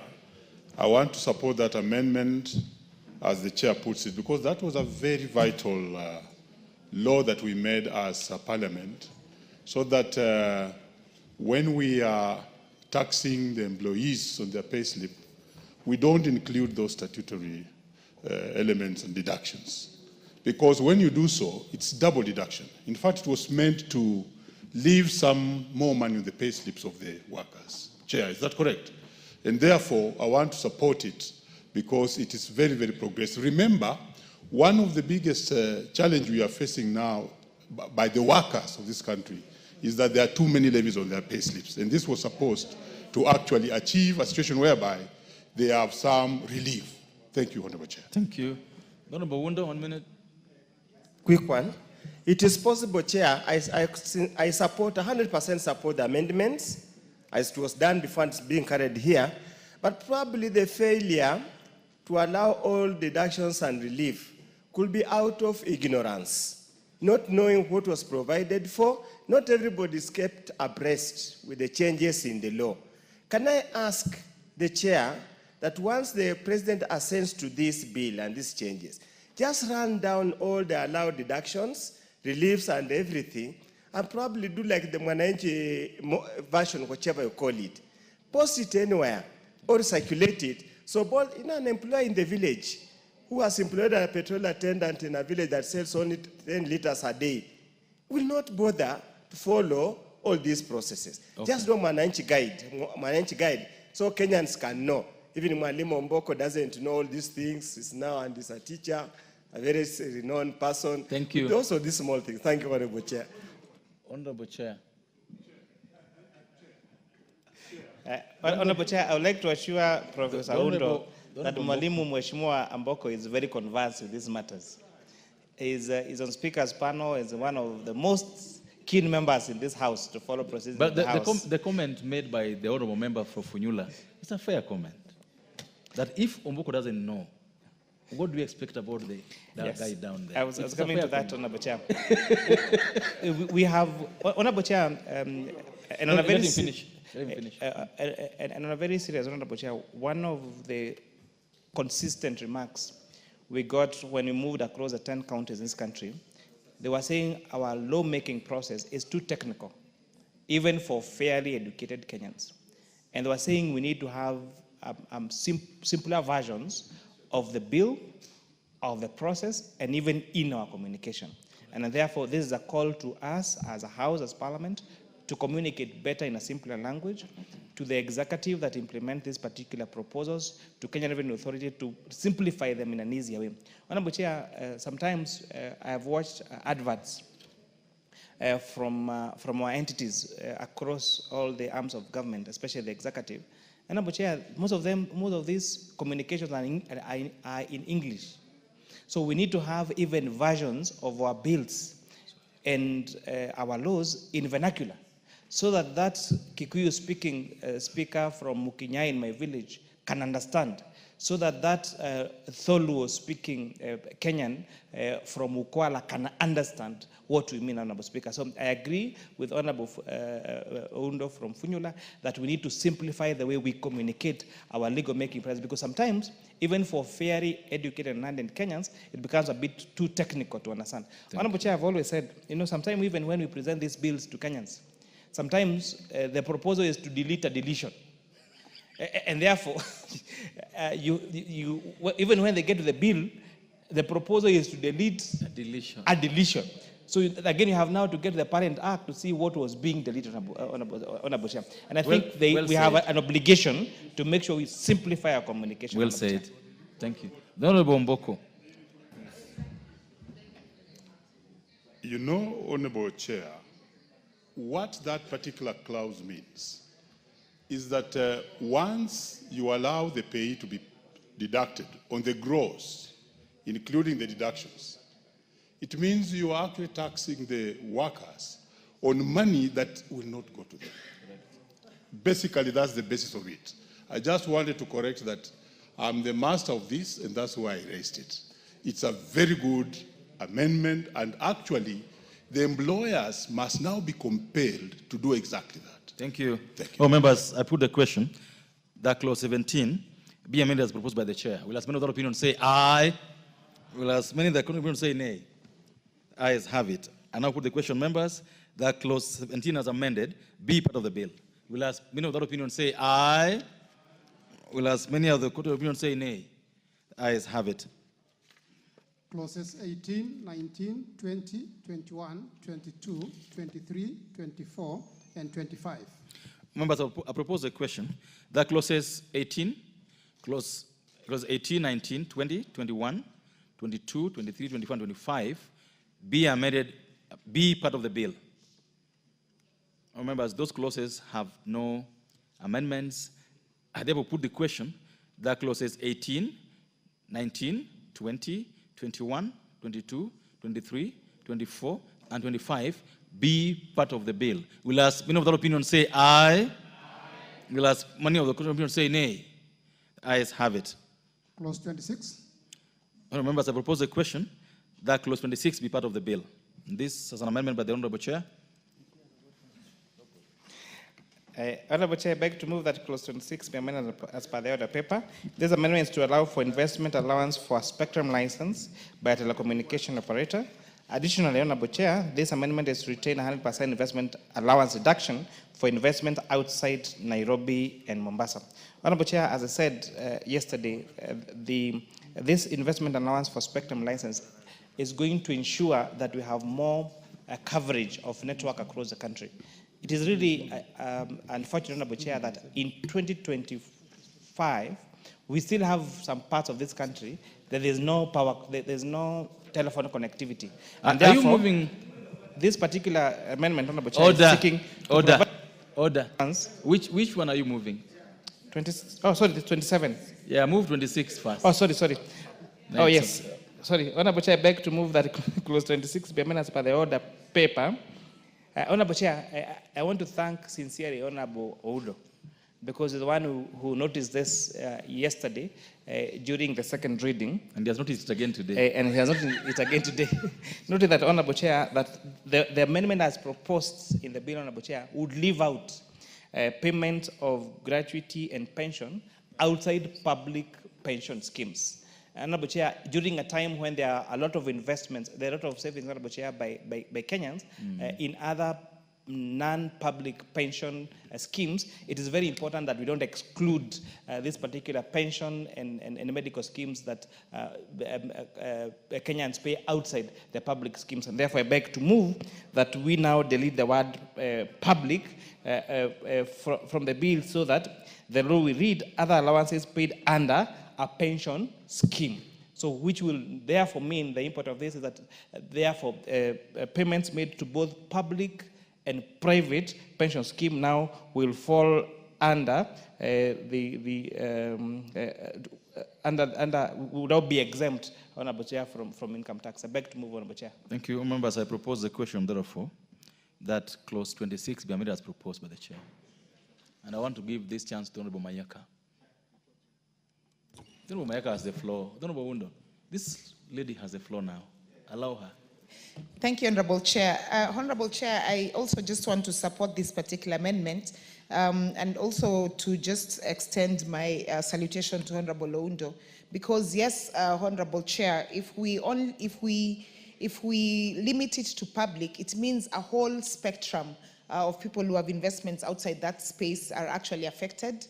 And for me, Honorable Chair, also is just to speak to the matter of one thing that as Africans we experience, which is called black tax. This is very encouraging for people who are investing for their retirement and for people who are already in retirement, that they will not be taxed for this particular. And so yes, I support this amendment. Thank you. Member for Keses. Thank you so much, Mr. Chair, for the committee. Mine, I also want to support this particular amendment by ensuring that we onboard every Kenyan. You know, we are achieving the provision of the Constitution on inclusivity. And more so to say, the aspect that we want to encourage Kenyans to save for investment purposes. You know, there's something that we need to align. Kenya now, as we can say, it is on leverage level, where we are borrowing much from outside than even from within. And we want to encourage savings by Kenyans, borrow from them, invest and develop our country, and they can derive the benefit and interest from their savings. So this is particular amendment is good. We want to encourage both private and public so that together, cumulatively, we can build our country together. Thank you. Thank you. Member for Kitui Central. Oh, no, this is your amendment, not so. Yeah, thank you so much, Honorable Chairperson. Honorable Chairperson, I also want to support this. In this country, we appreciate that we have a lot of private pension schemes, Honorable Chair. So if we have not, before this amendment, Honorable Chair would have discriminated Kenyans, and I think it's important. Now, the way it is now, it serves every Kenyan. I support. Thank you. The Honorable Wundo. Chair, I just want to sincerely thank the chair of the committee. I raised the matter here. He didn't get the import of what I was saying. As we walked out of the chamber, I do know most of them deal with very more important things out of the formal arrangement. So I encourage there must be quite a lot of informal discussions. That's where we tied it up. And even I have evidence here, handwriting. So thank you, Chair. You are now listening, Chair. Thank you. Done. All members, I propose a question that clause 26 be amended as... Honorable members, I propose a question that clause 26 be amended as proposed by the chair. Will I spend another opinion say aye? Will I spend the opinion say nay? Ayes have it. Members, I now put the question that clause 26 as amended be part of the bill. Will I spend another opinion say aye? Will I spend another opinion say nay? Ayes have it. Clause 27. Honorable members, I propose a question that clause 27 be part of the bill. Honorable Chair. Now you can talk about those things of cables you're talking about. Thank you, Honorable Chair. Honorable Chair, I beg to move that clause 27 be amended as per the order paper. This has two imports, Honorable Chair. One of them is to introduce an investment allowance for a spectrum license for telecommunication operators, Honorable Speaker. And I did say that despite Kenya having been one of the countries that has the greatest penetration of mobile network, we still have some villages across the country that still don't have telephone connectivity. And we are hoping, Honorable Chair, that once we provide this investment allowance, because spectrum license is a very expensive affair, Honorable Speaker, and therefore exempting this would incentivize our telecommunication operators to apply for this spectrum license and to invest in connecting the whole country, Honorable Speaker, into mobile connectivity. Honorable Speaker, additionally, this amendment is seeking also to retain the 100% investment deduction allowance that we had granted in December during the tax laws amendment bill to investments outside Nairobi and Mombasa. Honorable Speaker, we need to encourage especially companies to move out of Nairobi and Mombasa. It has two solutions, one creating employment in rural areas, Honorable Speaker, and also reducing the rural-urban migration and now the congestion that we see in our cities, Honorable Speaker. Honorable Chair, I beg to move. Thank you. Members, I propose a question that clause 27 be amended as proposed by the chair. The honorable member for Kibwezi East. Thank you, Chair. I stand to support the amendment to clause 27, and especially on the investment allowance, the spectrum increase, as it is going to cover more, areas, and especially the rural areas, Mr. Speaker, Mr. Chair. We are aware that most of the investments have been put into capital centers and the rural areas where we come from, and most of us where we represent, we are not having this advantage, and so I support. Thank you. Honorable members, I put the question that clause 27 be amended as proposed by the chair. Will as many of the opinion say aye? Will as many of the court of opinion say nay? The ayes have it. I now put the question, members, that clause 27 as amended be part of the bill. Will as many of the opinion say aye? Will as many of the court of opinion say nay? The ayes have it. Clause 28. Honorable members, I propose the question that clause 28 be part of the bill. Chair. Honorable Chair, clause 28 has three very consequential amendments.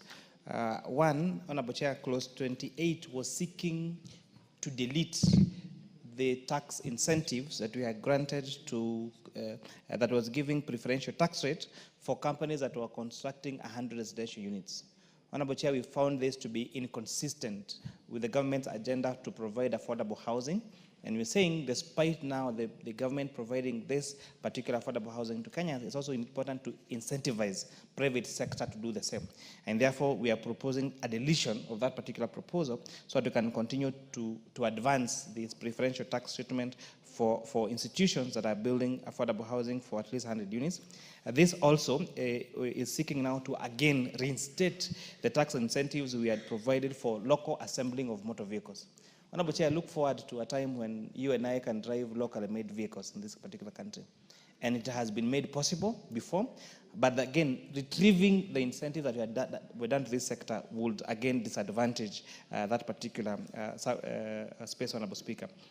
Thirdly, Honorable Speaker, the further is intending to reduce the tax to 5% of withdrawals made by punters, Honorable Speaker. But most importantly, on digital asset tax. Honorable Chair, when you make an investment or a transfer on digital assets, if you're using, say, a Bitcoin to pay for a particular service, the current law was providing that you would pay tax on the transaction amount. It is the equivalent of being taxed for depositing money in your bank. But now we are changing this from not based on the transaction amount, but by the fees the service provider are going to charge you when, Honorable Chair, you trade using digital assets. And again, this is very important because, as I read yesterday, next week we'll be tabling a report and moving amendments to the digital assets regulatory bill, Honorable Speaker. Honorable Chair, I beg to move. Thank you. All members, I propose the question that clause 28 be amended as proposed by the chair. Member for Kitui Central. Yeah, thank you so much, Mr. Chairman. Honorable Chairperson, I do support these incentives, but I want to make the following observations. If you look at our motor assembly companies in this country, and you look at the construction sector, there's a lot of monopolistic tendencies. And that means we might be benefiting very few companies at the expense of Kenyans not benefit from that tax. So I would wish that even as we move forward, it would be important that we open these sectors for competition. We need more firms to come on board so that when we provide these tax incentives, then we benefit many more Kenyans. I submit, Honorable Chairman. Thank you. All members, I put the question that clause 28 be amended as proposed by the chair. Will ask many of the opinion say aye. Will ask many of the contrary opinion say nay. The ayes have it. And I put the question, members, that clause 28 as amended be part of the bill. Will ask many of the opinion say aye. Will ask many of the contrary opinion say nay. The ayes have it. All members, that clause had an amendment by the majority leader, but because we've carried the amendment by the Finance Committee, that amendment by the majority leader falls. Clause 29. All members, I propose the question that clause 29 be part of the bill. Chair. Honorable Chair, I beg to move that clause 29 be amended as per the order paper. Honorable Chair, this is just a cleanup. In fact, the impact of this amendment is just to have a comma immediately after the word individual, so that the law now will read in paragraph 6 H5, but then the words an individual, then comma, immediately after the word where. So it's mainly a cleanup, Honorable Chair. Thank you, members. I propose a question that clause 29 be amended as proposed by the chair. Member for Kibwezi East. Thank you, Chair. I rise also to support the cleanup. Chair, in law, interpretation, a comma means a lot. Correct. It means a lot, so it can change the whole meaning, and so I support the cleanup. Thank you. Members, I put the question that clause 29 be amended as proposed by the chair. Will ask many of that opinion say aye. Will ask many of the opinion say nay. Ayes have it. But I now put the question that clause 29 be amended. Clause 29 as amended be part of the bill. Will ask many of that opinion say aye. Will ask many of the court of opinion say nay. Ayes have it. New clause 5A. Members, we got two new clauses. So the new clause 5A, member, you moving new clause 5A for the second reading. Honorable Chair, I beg to move that new clause 5A be now read a second time. Honorable Chair, this amendment is deleting the proposal is to repeal section 12D of the Income Tax Act. As you may recall, Honorable Chair, I think the Finance Act of 2023, we did pass a law providing for minimum tax. Honorable Chair, however, the courts have since declared minimum tax unconstitutional, and therefore this amendment is now seeking to delete that particular provision because the courts have since declared it to be unconstitutional. Thank you. Well, members, I propose a question that the new clause 5A be now read a second time.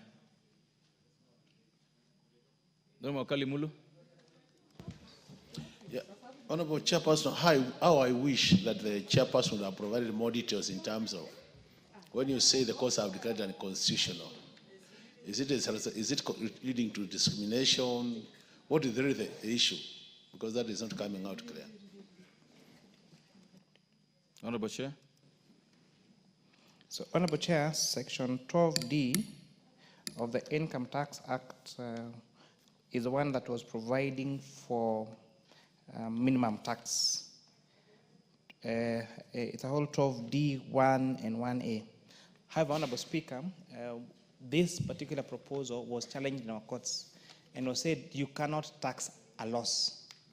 That for you to pay tax in Kenya, you need to have derived an income from that particular activity.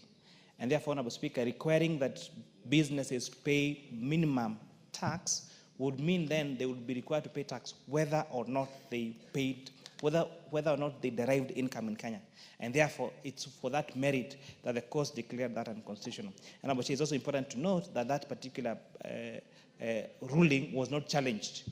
And therefore, continuing to have this Section 12D in our books, is senseless. And therefore, now the move to now repeal Section 12D of the Income Tax Act. Makes a lot of sense, honourable members. I therefore put the question that the new clause 5A be now read a second time. We'll ask many of the opinion say aye. We'll ask many other opinion say nay. The ayes have it.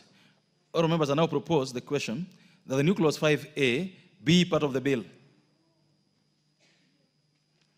I put the question, members, that the new clause 5A be part of the bill. We'll ask many of the opinion say aye. We'll ask many other opinion say nay. The ayes have it. We go to the next order. All members, I wish to recognize in the presence of the speakers, in the speakers gallery, the presence of students from St. Joseph Girls, Kipsaina, KU South Constituency, Elgeyo Marakwet County. They are welcome to Parliament to follow our proceedings this afternoon and to the Houses of Parliament. Thank you. Next order. New clause 6A. All members, I propose the question.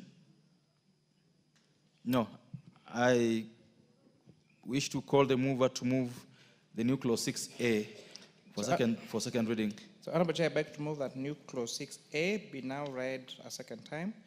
As you may recall, Honorable Chair, we did move an amendment on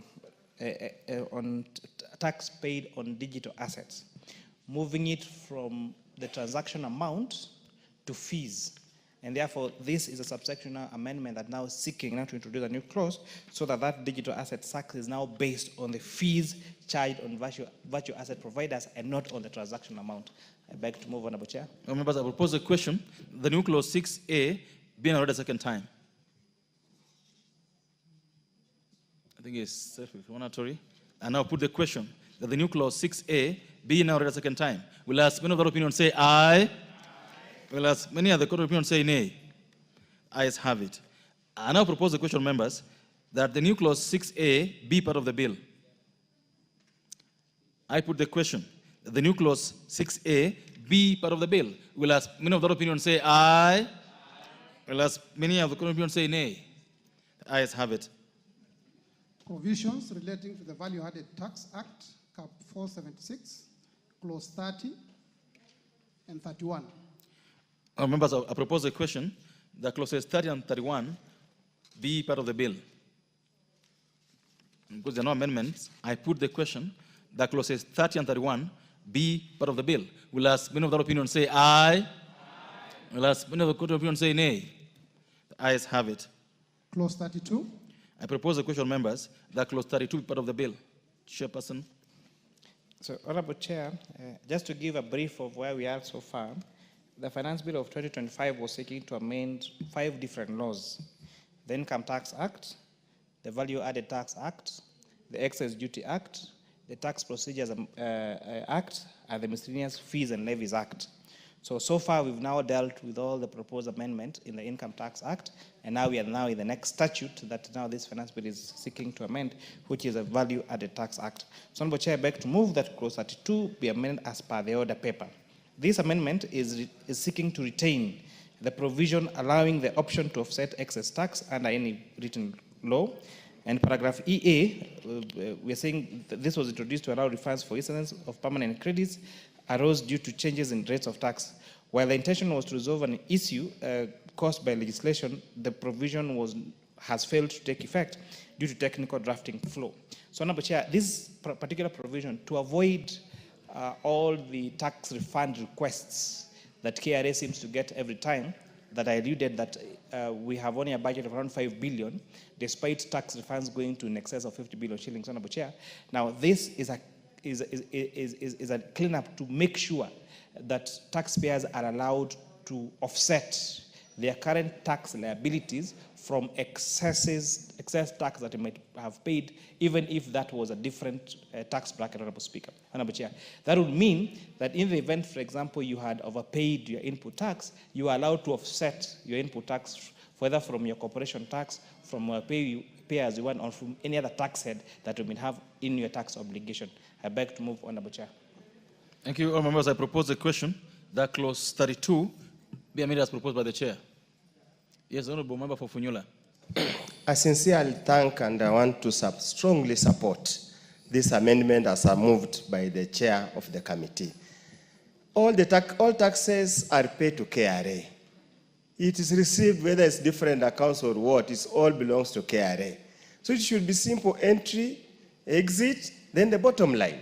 So this issue of compartmentalization, I don't know, this is VAT, this is payee, this is excise duty, this is a very progressive way of getting things done. I support and I wish you good life and long life. Members, I put the question that clause 32 as amended as be amended as proposed. Will as many other opinion say aye?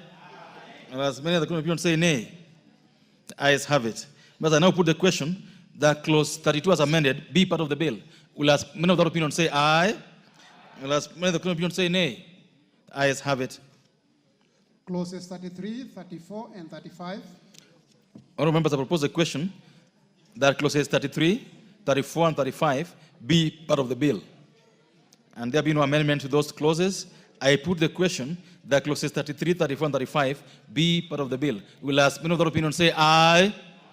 Will as many of the opinion say nay? The ayes have it. Clause 36. Members, I propose a question that clause 36 is part of the bill. And that clause 36 has 3 proposed amendments. One by the Finance Committee, another by a little majority, and one by the Honorable Wangwe. So if we carry the chairperson's amendments, then the other ones will fall accordingly. The amendments have been moved first before you talk to it. You have to move the amendment, Chair.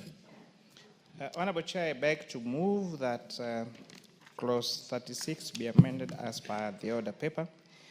Honorable Chair, in as much as we want to clean the first and second schedule of the VAT Act, we need to be sensitive to matters that are of great concerns to Kenyans.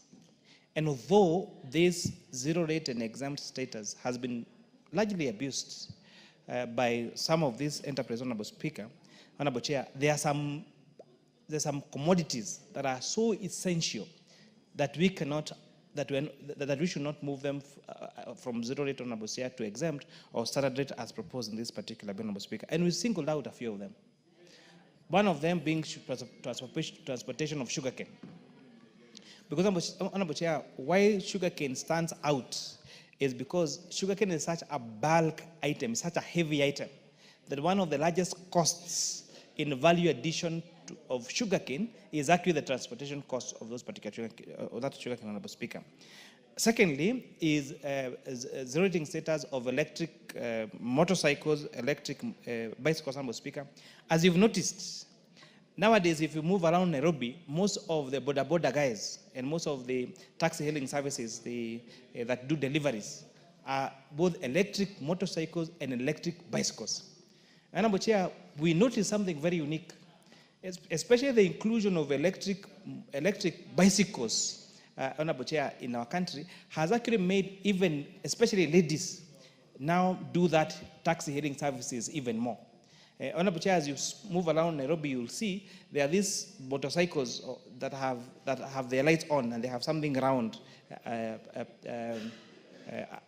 near the steering wheel. So that's how you know. Okay, that's one of the ways you know an electric motorcycle. And this has been made because this House made a deliberate decision in the Finance Act of 2023 to provide zero status for local assembly of electric motorcycles, electric bicycles, and electric buses, Honorable Speaker. And we must therefore be consistent in our tax regime. We cannot, December, say, you're granting this exemption to you, come invest in our country, build electric motorcycles, build electric bicycles, build electric buses, Honorable Speaker, only for us to take away that particular incentive 6 months later. We must be consistent so that we allow investment in our country, Honorable Speaker. Secondly, this particular amendment is also seeking to clarify the following items as exempt: mosquito repellent inputs and machinery, Honorable Speaker, Honorable Chair. In 2025, we still have a big challenge with mosquito menace in our country, Honorable Chair. And I know from the region you come from, you know, the issue of malaria infections, the issue of mosquitoes is such a great issue.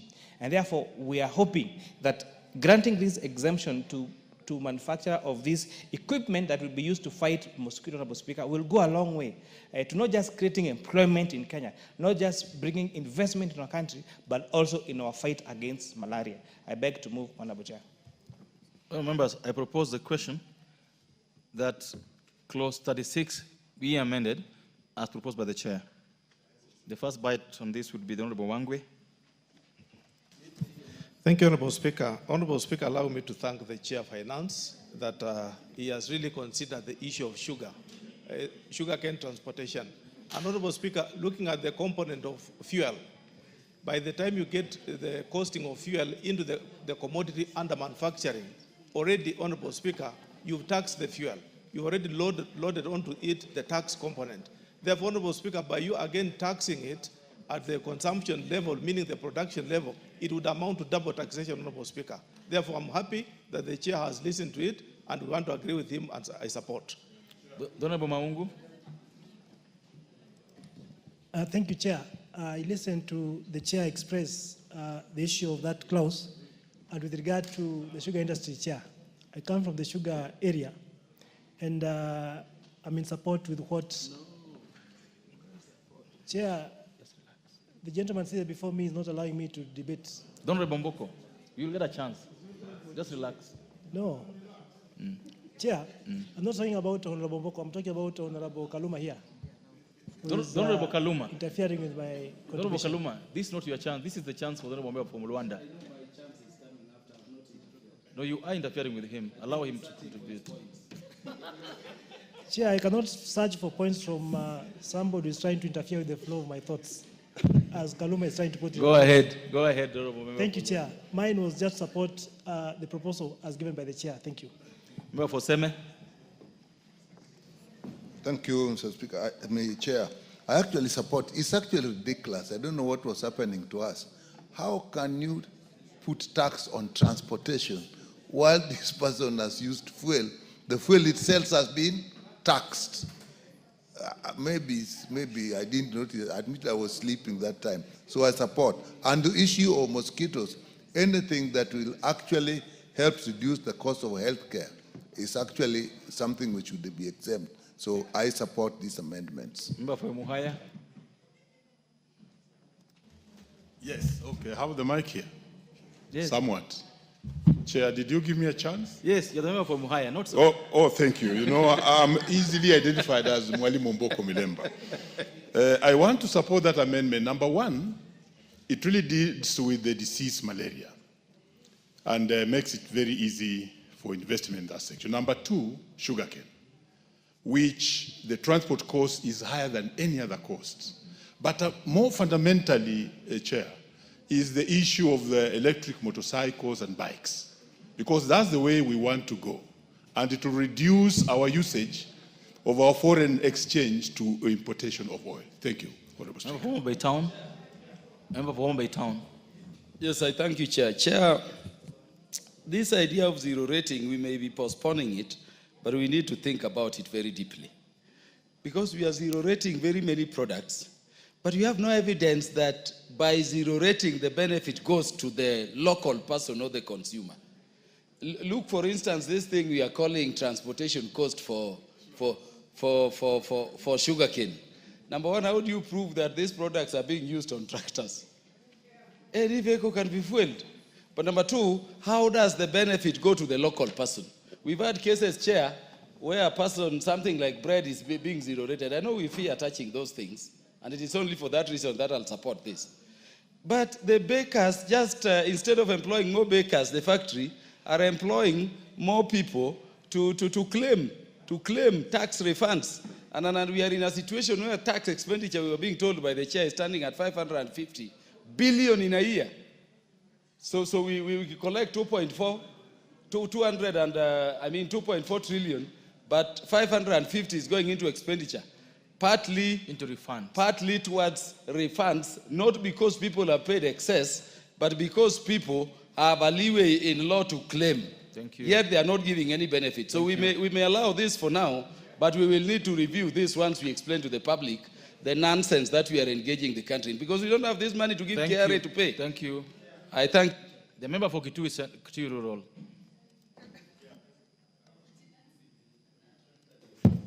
Chair, let me also support this amendment. Chair, the tax expenditure in this country, as it has been indicated, is 550. Of this, 60% is on VAT alone. And Chair, we cannot really say, because what is happening is that most of these manufacturers, they still input the VAT at the final product. Then they go back and claim input VAT. Chair, as we stand now, KRA is not able to do the refunds. So I support. Member, the chairperson of BS Budget Committee. Chair, I also want to join my colleagues in saying that until we become bold enough as a country or as parliament to be able to interfere with some of these zero-rated products, then I think we are not going to make good progress. Honorable Speaker, one of the strategies that we have proposed as Budget Committee towards realizing our revenue targets is to cancel all zero-rated items from the books. Honorable Speaker, as Kaluma has pointed out, some of these zero-rated items, we cannot even know how the public is benefiting from them. So these are taxes that we fear because of the perception that the public will complain. But in the end, it is the Kenyan taxpayer that suffer. If we can be able to cancel even half of some of these zero-rated items from the books, we are going to save about 400 billion. Honorable Speaker, imagine 400 billion savings that we'll make. We are paying 1.1 trillion interest on debt. Look at how much money we'll have for development. So going forward, I think that I want to request the chairman of Budget Finance Committee that we can tabulate all these zero-rated items, and then we basically cancel them. We'll make good progress. Thank you. Well, members, I now put the question that clause 36 be amended as proposed by the chair. Will I submit another opinion say aye? Will I submit the opinion say nay? Ayes have it. I now put the question, members, that clause 36 as amended be part of the bill. Will ask many of the opinion say aye? Will ask many of the opinion say nay? Ayes have it. Our members, the amendment proposed by the Honorable Youth Leader and the Honorable Wangwe therefore fall because we've carried these amendments in the chairperson's amendment. Clause 37. Our members, I propose the question that clause 37 is part of the bill. Chairperson. Honorable Chair, I beg to move that clause 37 be amended as per the order paper. As we notice, Honorable Chair, on the bill, now having now made the decision on clause 36, because 36 was now deleting these particular products from the second schedule, that the zero rates. Now, clause 37 was taking them to exempt.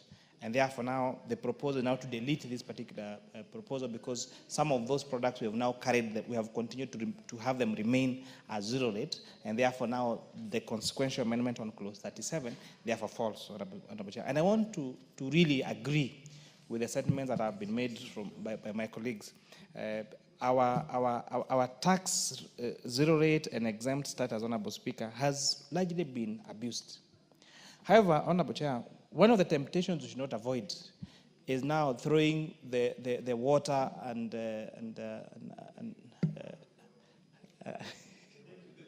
The baby with the... The bathwater. Yes, Honorable Chair. However, we have tried to cure this by creating a clause.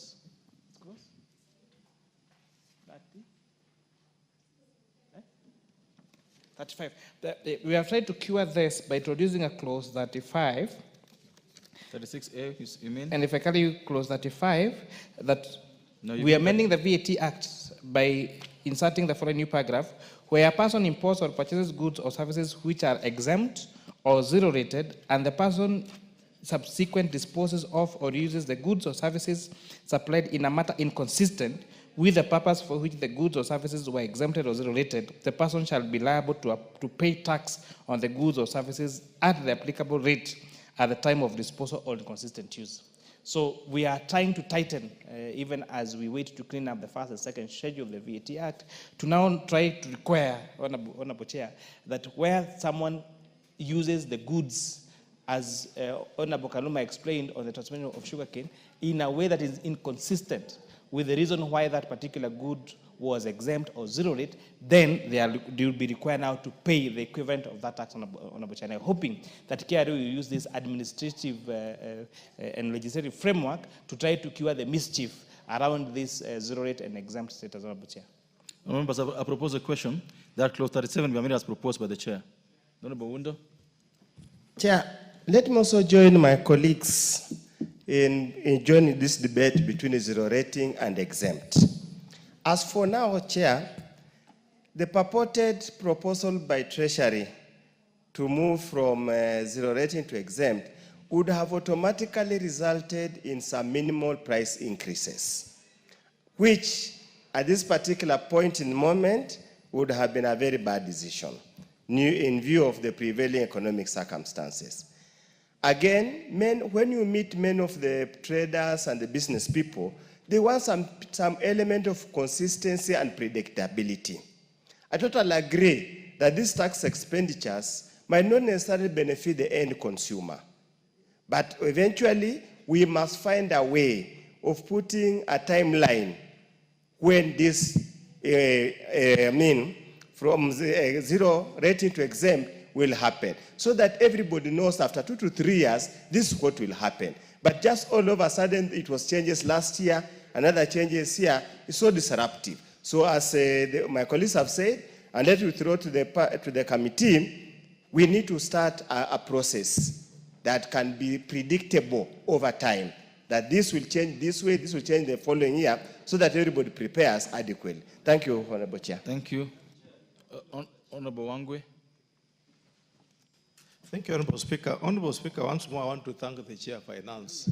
By him now correcting the issue after the voting in the Section 36, it puts to rest, Honorable Speaker, any avenue, Honorable Chair, any avenue for corruption. What is likely to happen, Honorable Chair, is that the tax agents will take advantage that this is not aligned with the initial provision in Section 36. Now to even now go and find out more in terms of pushing the traders to give them more money for nothing. Therefore, Honorable Speaker, the cleanup is important, is timely, and I would want to say thank you, and I support this amendment. Members, I put the question that clause 37 be amended as proposed by the chair. Will last member of the opinion say aye? Last member of the opinion say nay? Ayes have it. I now put the question, members, that clause 37 as amended be part of the bill. Will last member of the opinion say aye? Will last member of the opinion say nay? Ayes have it. Members, there was a proposed amendment by the Honorable Wangwe, which falls because the substance of the same has been carried by the committee's amendment. New clause 30A. The Honorable Chair move new clause 30A for second reading. Honorable Chair, I beg to move that clause 38 be now read. No, it's 30A. No. Oh, new clause 30A. 38 and 30A. Clause 30A. So, Honorable Chair, I beg to move that new clause 30A be now read a second time. This amendment is seeking to provide that the VAT payable on disposable realization of a security for a debt should be paid by the debtor. Honorable Chair, this new section, this new clause raises for us, Section 5 of the VAT Act is amended by deleting subsection 3 and substituting therefore the following new subsection. The tax on taxable supply shall be a liability of the registered person making the supply and subject to the provision of this Act relating to accounting and payment shall become due at the time of supply, provided that where the taxable supply involves a sale or an auction of goods or recover unpaid debt to enforce or give effect to a security charge or encumbrance, tax on the taxable supply shall, subject to the provision of this Act, be the liability of the debtor. Honorable Chair, as you may, for example, if a credit lending entity recovers an item from a security item from you, so maybe it was a motor vehicle, then the sale of that item is a vatable transaction. So this now, the creditor wants to recover the debt that they advanced you.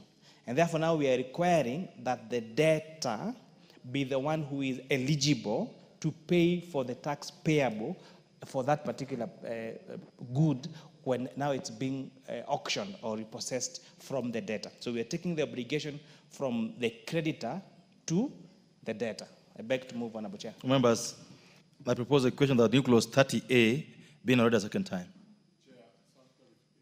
This is Honorable Mboko. It's important that, Chair, you come back and clarify the real importance of that process, because you are now transferring the tax to be paid by the debtor. Thank you. So that the country and ourselves, especially me, I may understand how beneficial this will be. Thank you, Chair. Member for Nandi. Honorable Chair, I think Mwalimu Mboko Milema has been able to prosecute my concern as well, because, Honorable Chair, looking at it, it looks like the person who was not even able to to settle their bills or their debts is again added a further liability of paying the taxes that is owed by the taxing institution. So, Honorable Chair, I think the Chair should do us justice to explain it to us so that probably we can get another perspective, because so far the perspective we are getting is an addition of a burden to the person who is already not able to pay their debts. Member for Samburu West. Thank you, Chairman. I do not understand the import at all of this amendment, Chairman, because the creditor will probably sell whatever needs to be sold and will be able to recover not only the amount that was owed, but including even profit, whatever, they'll get more than probably what, because maybe what you used as a guarantee will be sold at a more expensive, they will receive more money. And then the person who was not able to pay that loan or debt is now being told, pay tax, you pay tax. So I don't understand how KRA will be able to raise money from this. It should just continue to be the creditor, so that when they're disposing whatever asset it is, they factor in the tax. So it is important for the chairman to explain this, otherwise I will definitely oppose. The Honorable, I don't want a debate on this matter, because the question is the same. She should just clarify to us. The member for Dagoretti North. Thank you, Chair. Mine is just to understand. You see, when you bring in such a proposal, you must start asking yourselves who are normally the debtors and who are the creditors. I think that is what every Kenyan will be trying to ask he or herself. What does this come? Because I'll put it, for example, mortgage. This can be very well also misused in many, many assets, not just small assets we are looking at, but a bank can really go rogue using this. Yeah. Chairman, all they're saying clarity. Is, so you're paying the auctioneer's fee, you've paid the debt, then they put all this together, then you carry the tax on all this. Is that the position, and why must that happen? That's the question. So maybe let us start from the time when a credit entity issues a loan to a debtor. The issue of that loan is exempt. So so the issue of that loan, when they are loaning you for this to buy your asset, then that is an exempt transaction. Then you default, for whatever reason, to honor your obligation. But there was a collateral in which now you're being advanced, which transaction was exempt. But now we are telling now the creditor that when now they dispose of these assets to pay off this obligation, that is a taxable transaction. So it means that when they were advancing the payment to you, it was at a quote unquote a cheaper rate because it was exempt. But now when they are trying to recover the costs, then you're requiring them to pay VAT on that particular transaction, which now makes it difficult for them to recover the costs of the loan that they advanced to you. And therefore they're saying that now that it is, the obligation now to pay that particular transaction should fall on the defaulter and not on the financing transaction. But in terms of whether that can be abused, Honorable Chair, there is very good safeguards on principles of credit lending, where the interest should not be more than the principal amount that was loaned to an entity.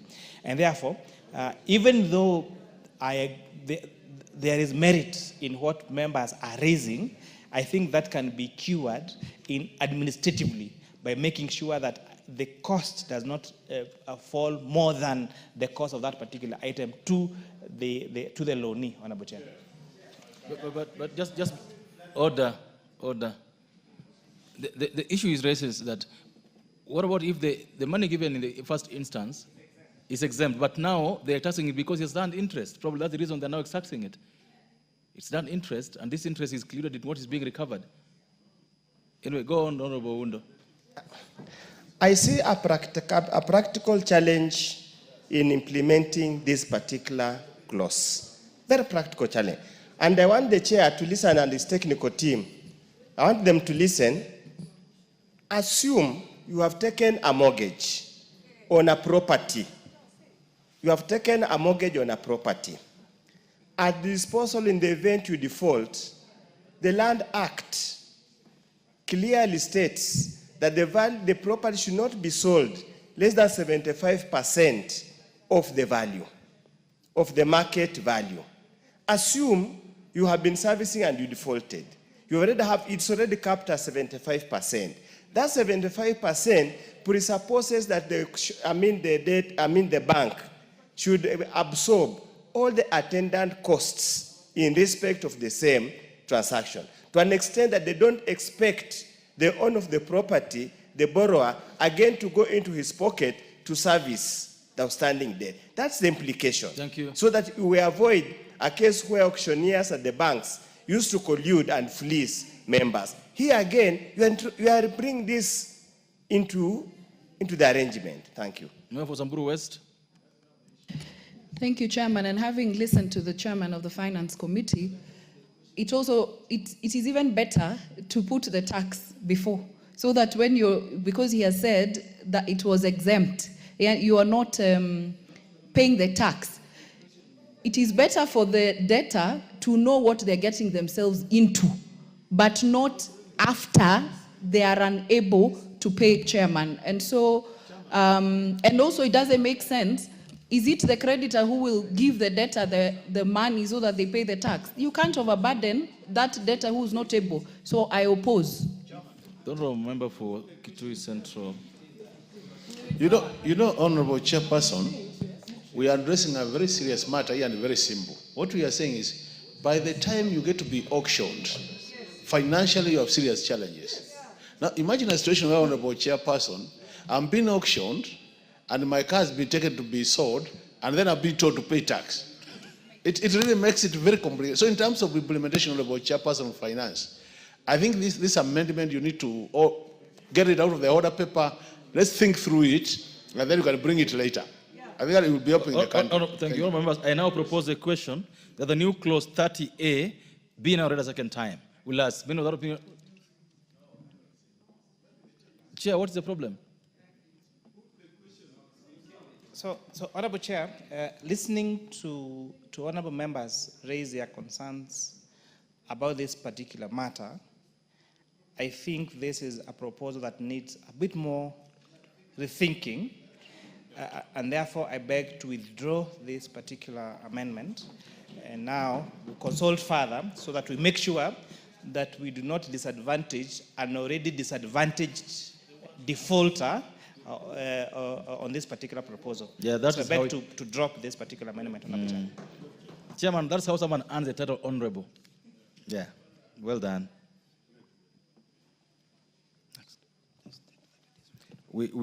I therefore, note for records that the new clause 30A is hereby withdrawn.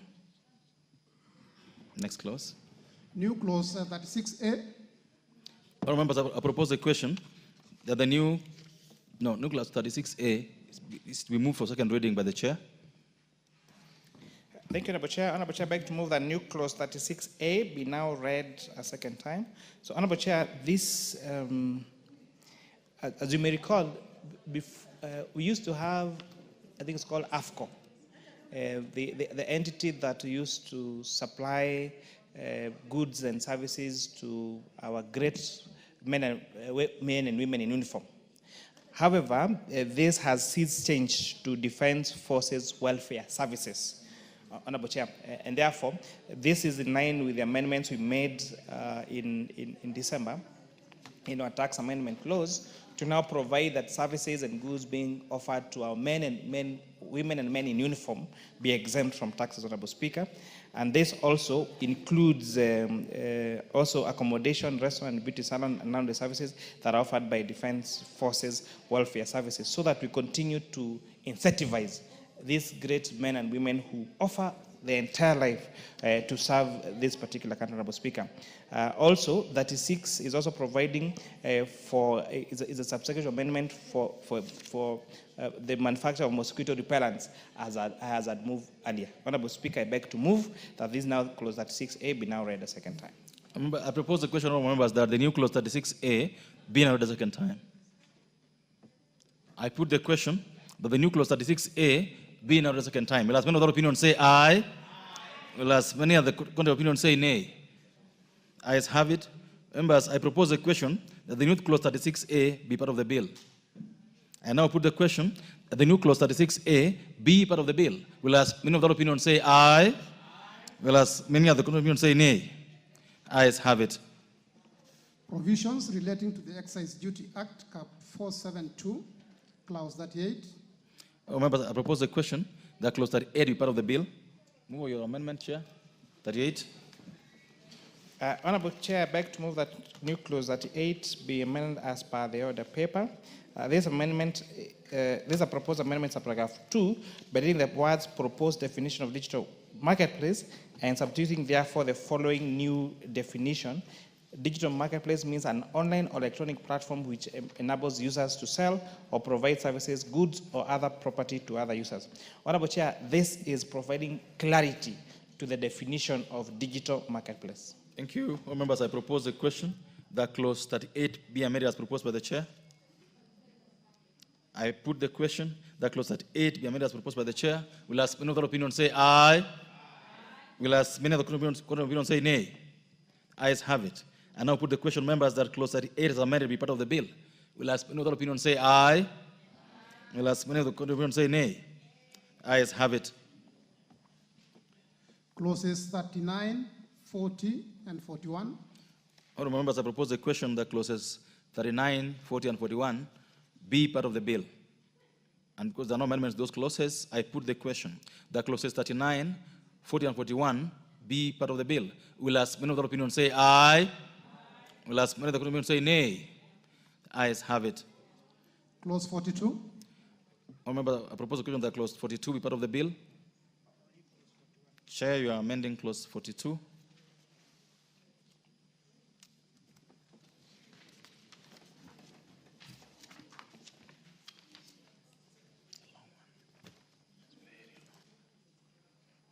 Honorable Chair, I beg to move that clause 42 be amended as per the order paper. Honorable Chair, this is providing clarity on particular clauses. You know, one of them is differentiating between imported table eggs and imported eggs that are used for a chicken, for hatching our chicken, Honorable Chair.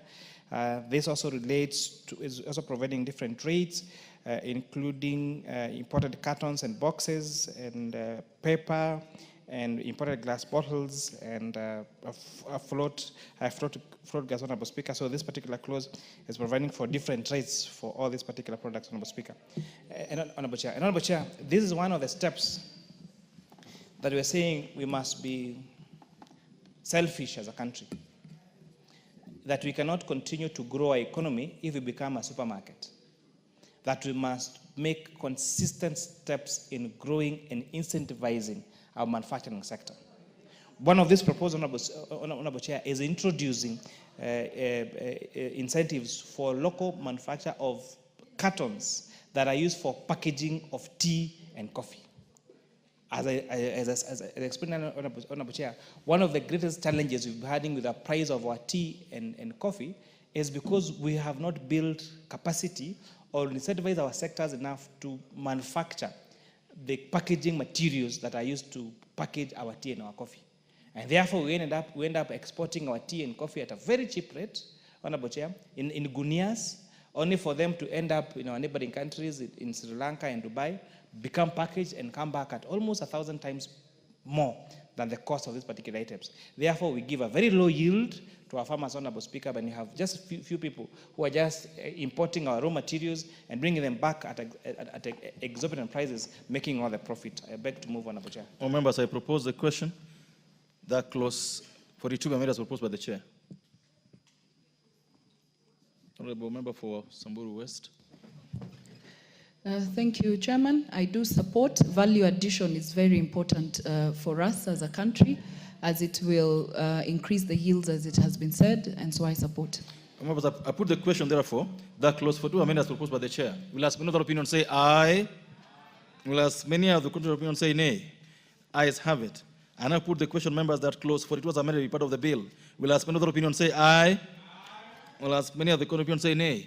Ayes have it. New clause 40A. Members, will the mover move the new clause 40A for second reading? Honorable Chair, I beg to move that new clause 40A be now read a second time. Honorable Chair, during public participation, I'll give an example of one entity that came to our committee. They are called Quorum. This is a manufacturer based in Koru, in Muhoroni, who converts sugarcane into methanol and prepares a fantastic rum. However, Honorable Chair, for the last 4 years, despite them setting up a plant, they have never been operational. Because the costs of something called a flow meter, that is a requirement of Kenya Revenue Authority, costs in excess of, I think it's 25 million shillings. And therefore, you are requiring a micro brewer who is using our raw materials and creating employment, keeping them without a license for 4 years, because you're requiring them to have a flow meter that costs 25 million shillings.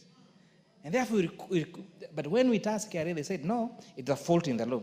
And therefore, now we provided for this particular exemption that now is going to exempt these micro-distillers from the requirement to have that particular kind of flow meter, so that we can have other alternative macro and cottage industries that can use local made materials, Honorable Speaker, as an alternative to the killer brews that you have in this country, Honorable Speaker. I beg to move. Thank you. More members, I propose a question, therefore, that the new clause 40A be now read a second time. The Honorable Mayaka. Thank you, Honorable Speaker. Honorable Chair. Honorable Chair, if there is any amendment that is very powerful in this finance bill, it is this particular amendment. Because of RAM? Yes, because of the RAM, Honorable Chair. And I'm speaking as someone who has seen our distillers in Nyamira County making wine out of bananas and sugarcane, and how much they have put very creative, a lot of creativity into it. So Honorable Chair, this particular one I support with every fiber of my bone. Members, I put the question. What is out of order?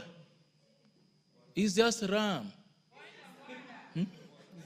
The honorable member force. Is the majority whip or minority whip? Okay. The BBG whip, go ahead. Thank you, Mr. Speaker. I think it's a rule in this House that members must declare interest. Can Honorable Mayaka declare personal interest on this issue? On this amendment, which she says is the most important in the finance bill, can she declare interest? She did already. She said she's kissy. The Honorable Kaluma. Chair, thank you for the opportunity. Chair, the reasons given by the chair are very good. Very good.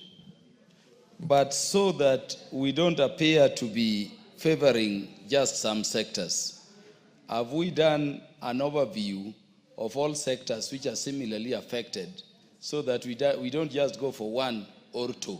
Thank you. Yeah, and if so, where are those others? Honorable Chair, there's a question. Order. Honorable Majority Leader, Majority Leader allow us to proceed for a minute. Order. Allow us to proceed for a minute before you go back to this. Just respond to this question, then you can go back to him. This question is, are there other sectors that have been identified the way you've identified the RAM one?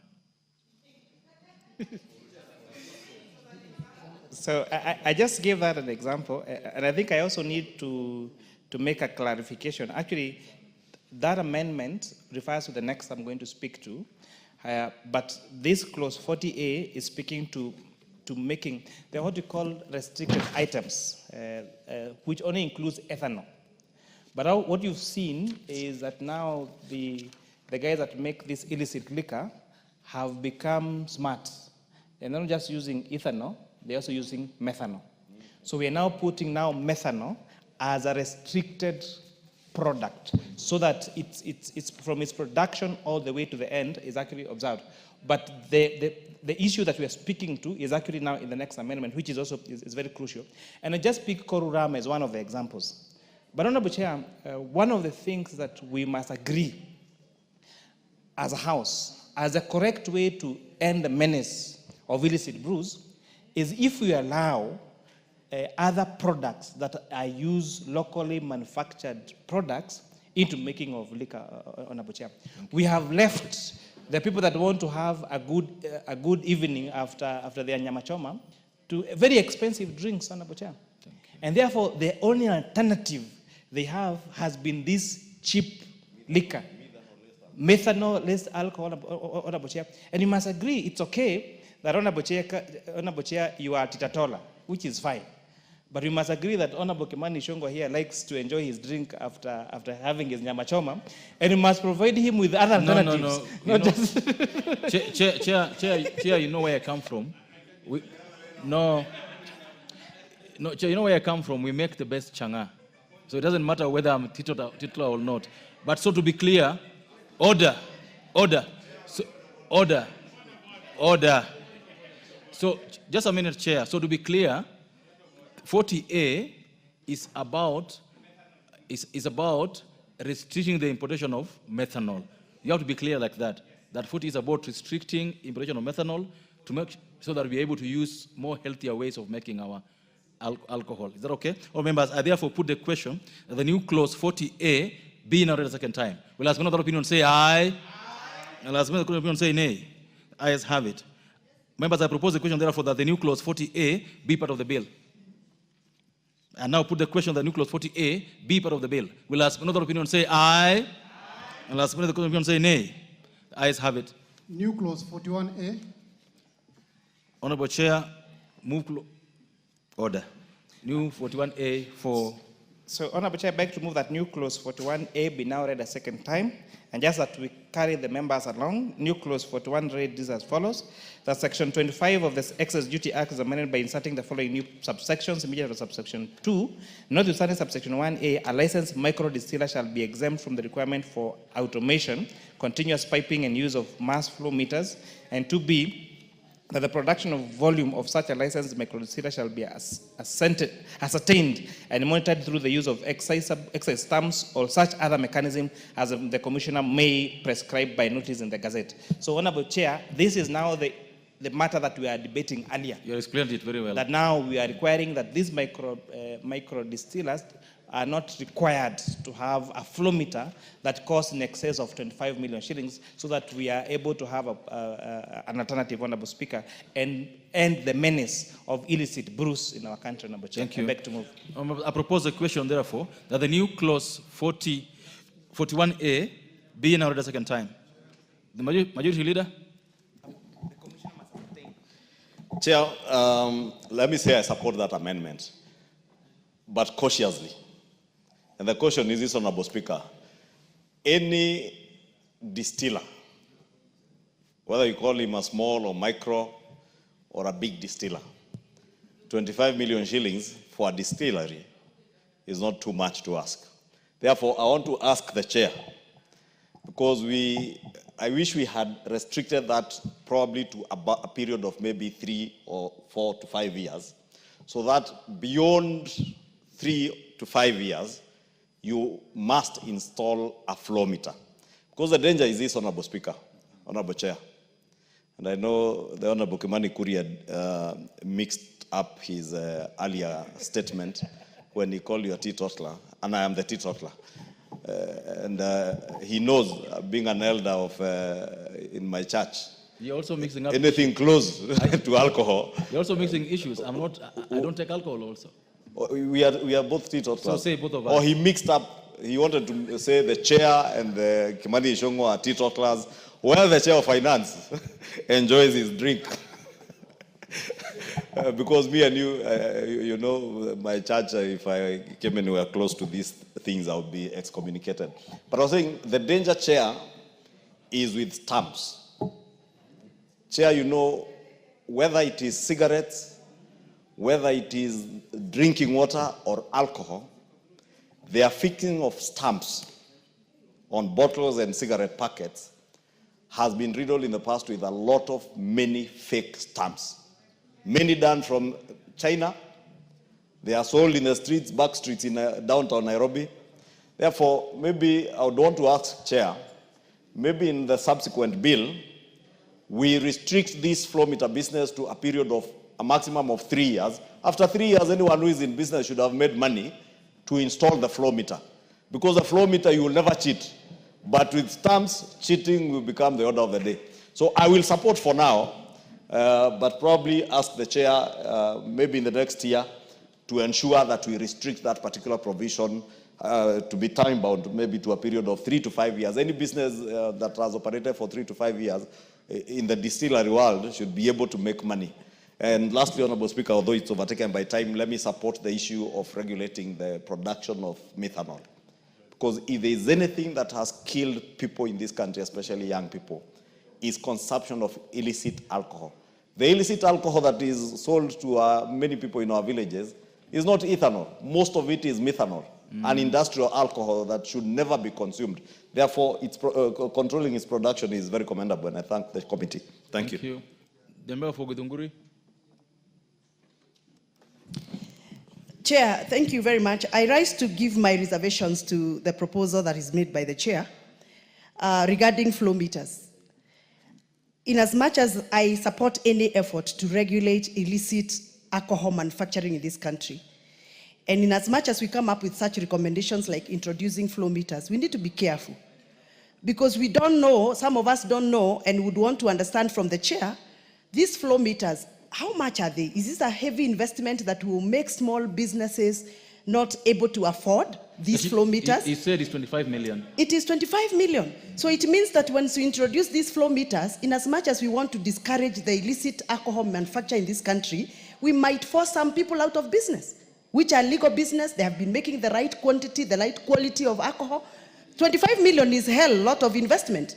So how are we going to make sure that we don't force people out of this business? Thank you. Number two, Mr. Speaker and Mr. Chairman, I am worried that in this proposal where the chairman is talking about the commissioner, we are giving commissioner of taxes a lot of powers.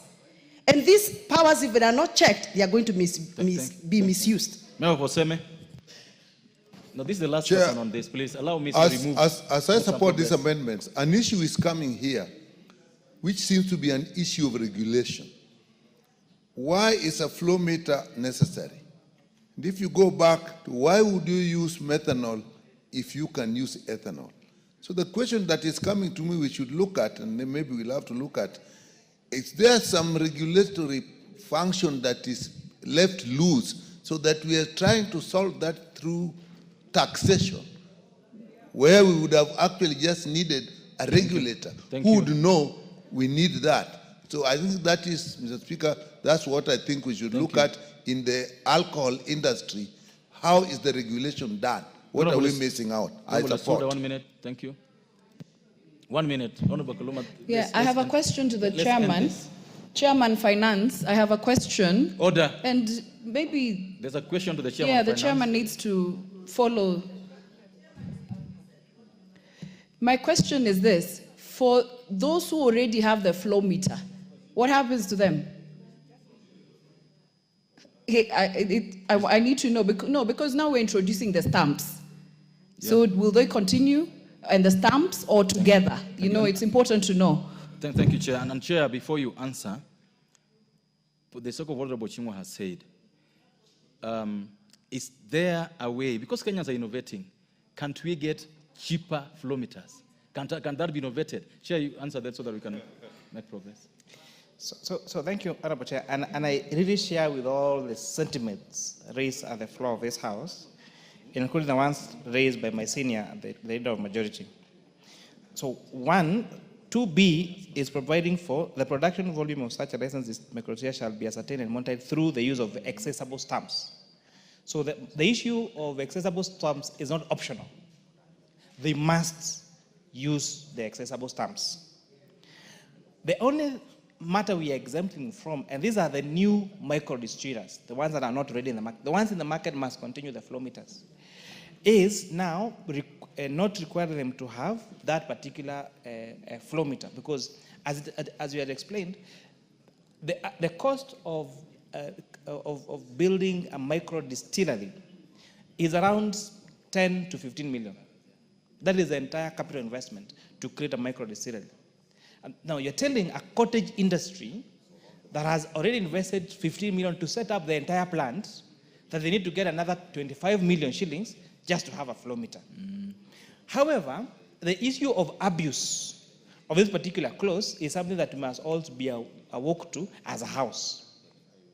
And therefore, one of the recommendations that we should be making in our report and to Kenya Revenue Authority is then where they are not required to have a flow meter, then there needs to be a verifiable way of the use of that, whether it's ethanol on a butcher, which includes technologies such as CCTV. Because the essence of a flow meter is, because methanol and ethanol, with the passage of this law, in addition of methanol, are now controlled products, is to show Company X received 1,000 liters of ethanol. How much liquor did they make from that 1,000 liters of ethanol? So to verify that that ethanol was actually used for the purpose in which it was supposed to be used for and was not leaked into the market now as illicit liquor on a butcher.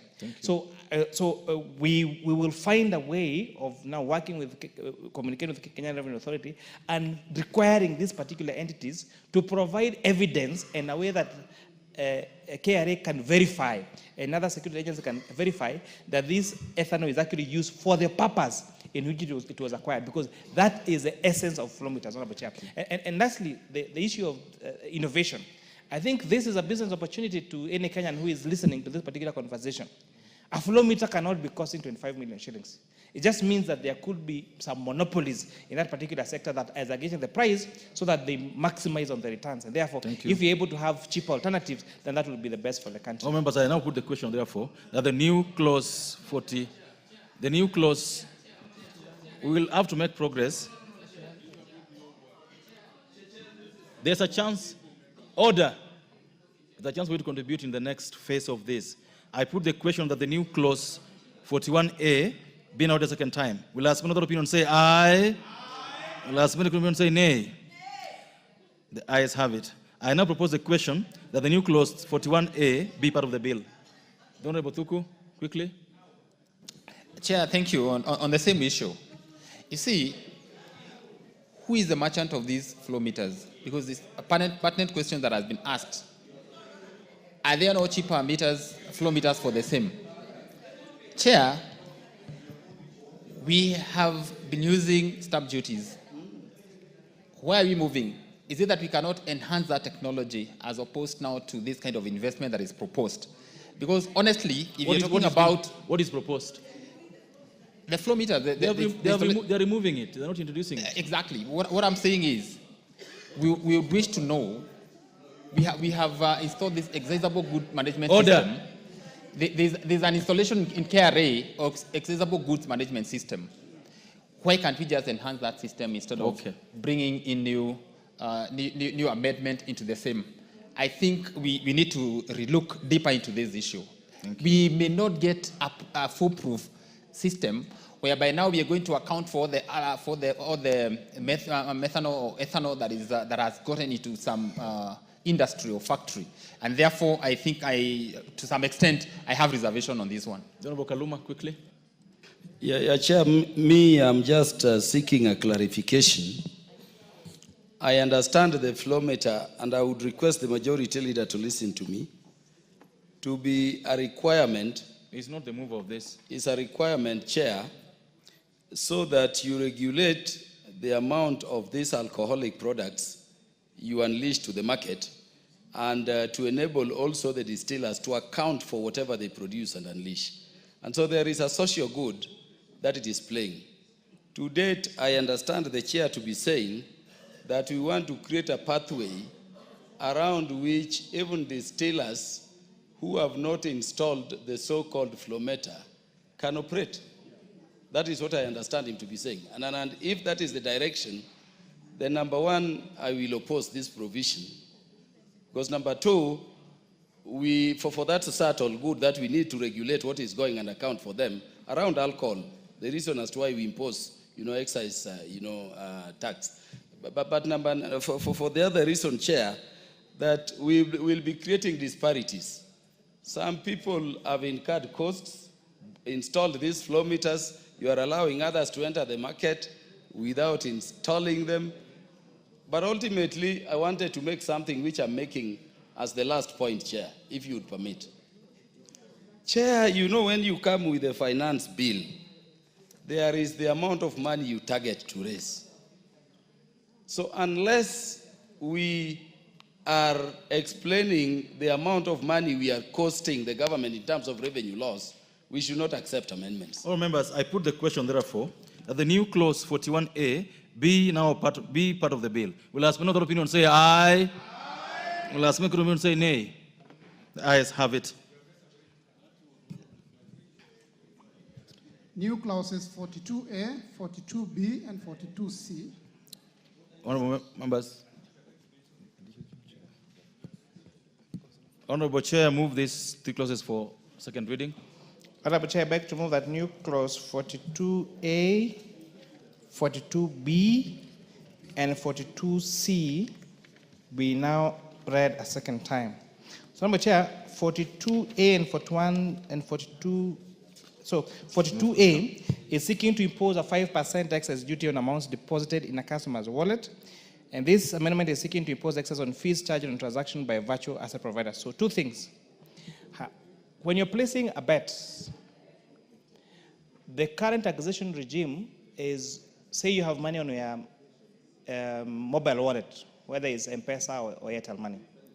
And then you transfer that money to the wallet of the betting company. So the time of charging of excise duty is when you place a bet, where that money already is placed in the wallet of the betting institution. Now we are changing that to now making this excise duty to be payable when you transfer money from your mobile wallet to the betting company wallet. So this has this impact. There are so many institutions that operate virtually, for example, in the country, and therefore they are not able to. We're not able to get this excess duty from them.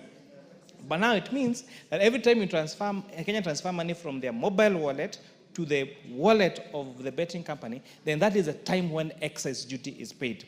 And secondly is, again, as a question amendment to what we provided earlier, on excess duty now being paid for virtual assets on transaction fee and not the transaction amount.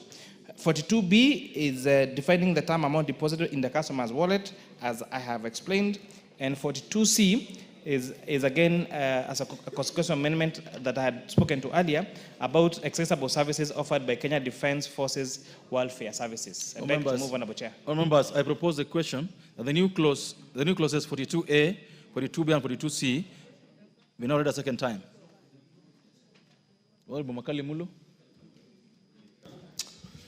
Yeah, thank you, Honorable Chairperson. Honorable Chairperson, 42C talks about the Defence Forces welfare again. And I was, even though we supported the earlier amendment, I know, you know, Honorable Chairperson, these things we used to call kafoka out there, they are not exclusive. When they are in the barracks, they are somewhat exclusive because for you to access them, you have to go through some vetting. So when they're out there, and anybody can access them, I'm wondering whether we will not be causing market imbalances. Because imagine, Honorable Chairperson, you have your own restaurant in a town, and you have one in your town, and they're enjoying these tax benefits. It means their prices are going to be cheaper and all that. So even though we are supporting, I think we need to be a bit cautious to ensure that we don't cause market imperfections and then end up killing some business in the locality. Thank you. Well, members, I now propose the question that the new clauses 42A, 42B, and 42C be now read a second time. Will last minute of opinion say aye? Will last minute of opinion say nay? Ayes have it. I propose the question, members, that the new clauses 42A, 42B, and 42C be part of the bill. I put the question that the new clauses 42A, 42B, and 42C be part of the bill. Will last minute of opinion say aye? Will last minute of opinion say nay? Ayes have it.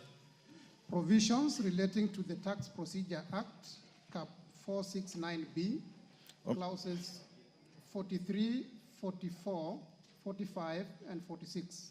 Members, I propose a question that clauses 43, 44, 45, and 46 part of the bill. There being no amendments to those clauses, members, I put the question that clauses 43, 44, 45, 46 be part of the bill. Will last man of that opinion say aye? Will last man of that opinion say nay? Ayes have it. Clause 47. I propose the question that clause 47 is part of the bill. Chairperson. Clause 47. 42D.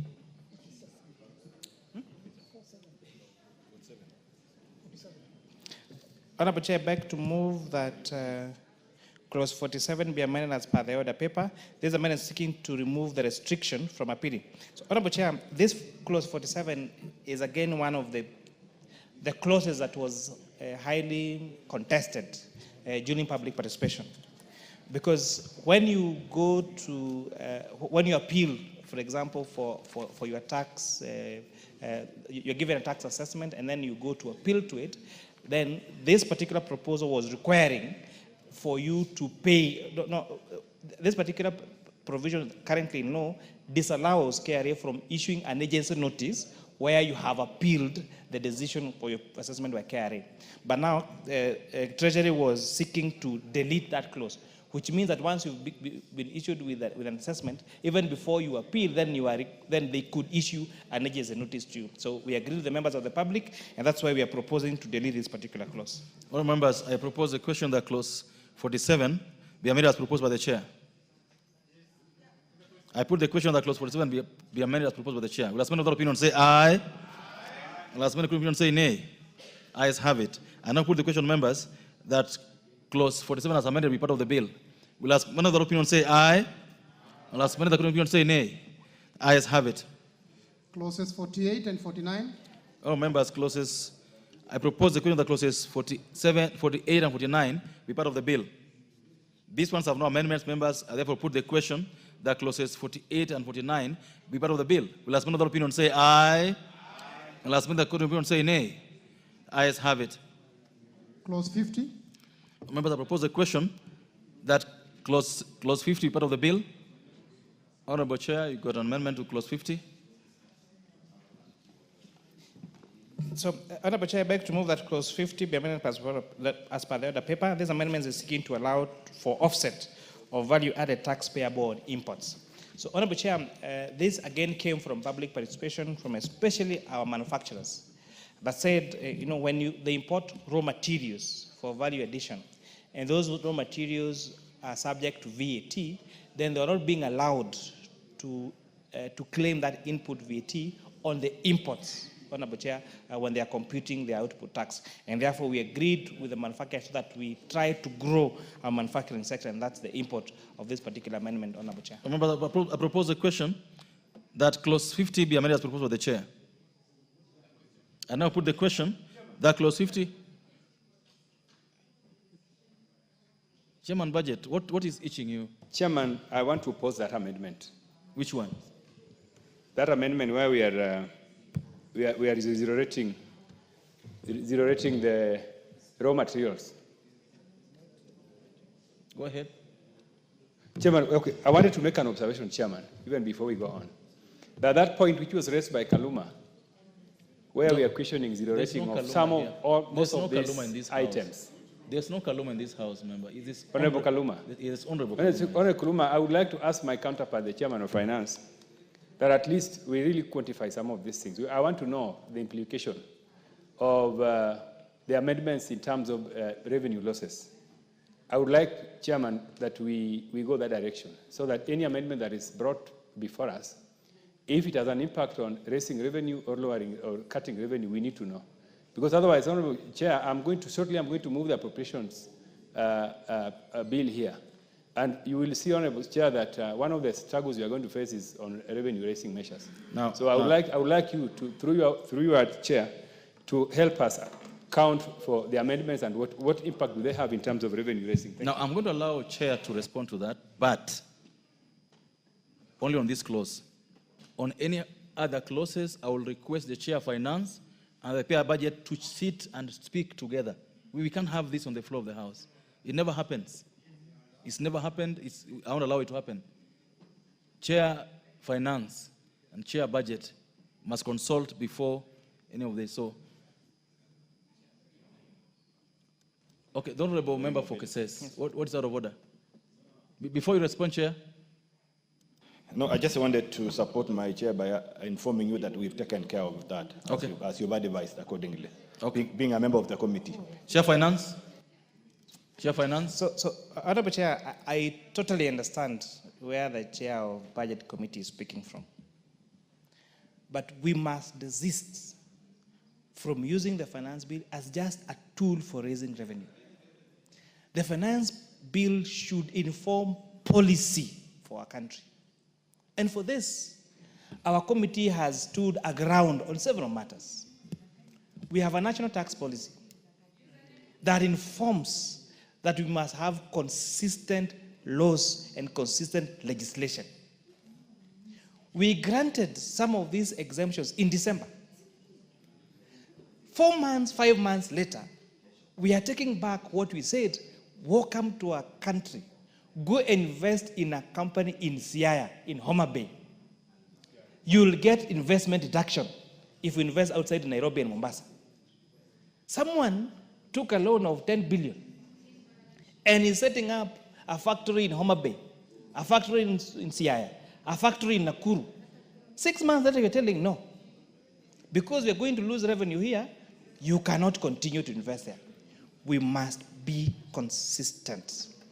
There are 2 ways of collecting revenue. You can extrapolate and say, if you delete this, this is how much you lose. It is true. For example, the reintroduction of investment deduction for investment outside Nairobi and Mombasa would definitely lead to a consequential, the foregone taxes that we might have collected. But what is the far-reaching effect? That company sets up in Nakuru, in Siaya, in Kisumu, in Homa Bay, in Samburu, will employ people, they are going to pay as you want. Will make a profit, they are going to pay corporation tax. We must not be short-sighted in views of looking for numbers at the expense of making our country competitive globally. Okay, but I advise that share budget and share finance. Chair finance, I order that you and the chair budget must consult so that we don't have this kind of situation again. I want to put the question. I want to put the question. But we're not doing policy. Go ahead. No, I don't want debate on these matters. The Honorable Member for Seme. Chair, what we are listening to is a very, very major policy issue. When the finance bill comes to us, it follows the budget. So the budget has been read, and we know we are going to raise so much revenue. The finance bill is the mechanism for raising that revenue. And one would expect that there was an earlier consideration, and that is how we reached this finance bill, so that we'll raise that revenue. If now comes out that actually there was no consultation earlier, so that the chair of finance and the chair of the budget don't agree, then we are not sure what you are saying, that in the future, we are actually going to have a problem with our revenue. Thank you. The member for Odhaya. Thank you, Chair. Chair, Chair Finance. Chair, the same way, what the Chair is saying is there people have already started investing because of the relief that of taxes. The same way, can he protect the people who have invested here? You are the levy, people have borrowed money, have invested, have planned to do business, then you are the levy. The plan which was there was based by the policy of the country. And then, when you have started doing business, already you have invested, you have planned, you have consulted, you have already bought the machine, you are the levy without consulting the country. You are killing the people, the same thing you are protecting those people you are investing today. Protect the same people, Chair Finance. The people who have invested, the people who have already invested, before you add the policy, shake those people first. Thank you. The Honorable Majority Leader. Majority Leader. Chair, this is the last word on this. Chair, I think that matter is more or less settled between the two chairs. But I just want to say, we should not be worried. This is the beauty of democracy. The chair finance is protecting his staff. The chair budget is protecting the expenditure side. Just as the revenue mobilizer is protecting the revenue mobilization. And I know the chair budget also has a stake in the revenue that is raised, because he will not expend anything without the revenue being raised by Honorable Kimani. However, the two of them, the two chairs, have one common person between them, which is the National Treasury, that now will balance the expenditure side and the revenue side. So we shouldn't be worried. And they serve one country. I propose the question, honorable members. I put the question, honorable members, that I put the question. I now put the question. There is nothing questionable about this.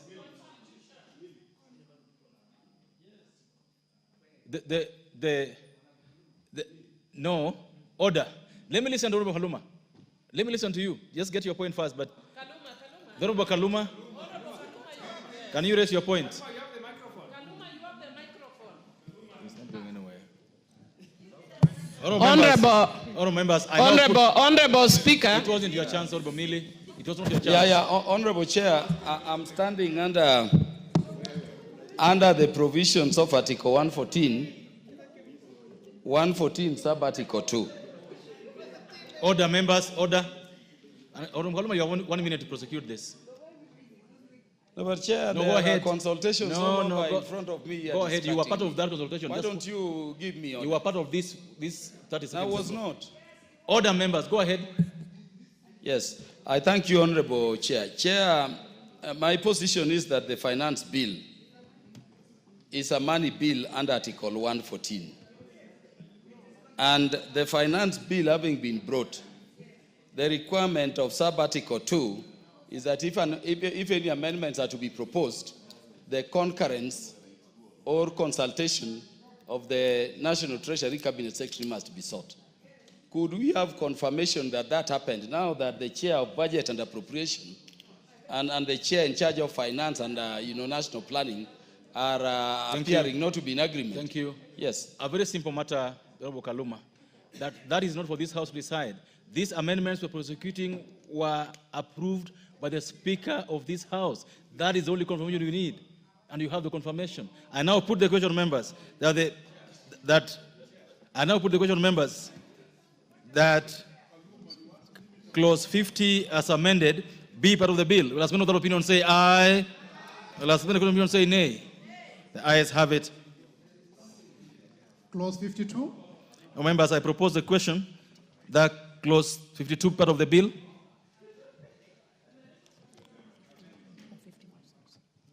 Sorry, members, just 1 minute, Honorable Chair. Clause 51 first. Clause 51. I propose the question that clause 51 is part of the bill. Honorable Chair. Honorable Chair, beg to remove that clause 51 be amended as per the order paper. Clause 51 of the bill be amended in the proposed subsection 7b by deleting the words computed and subbing therefore the words computed from.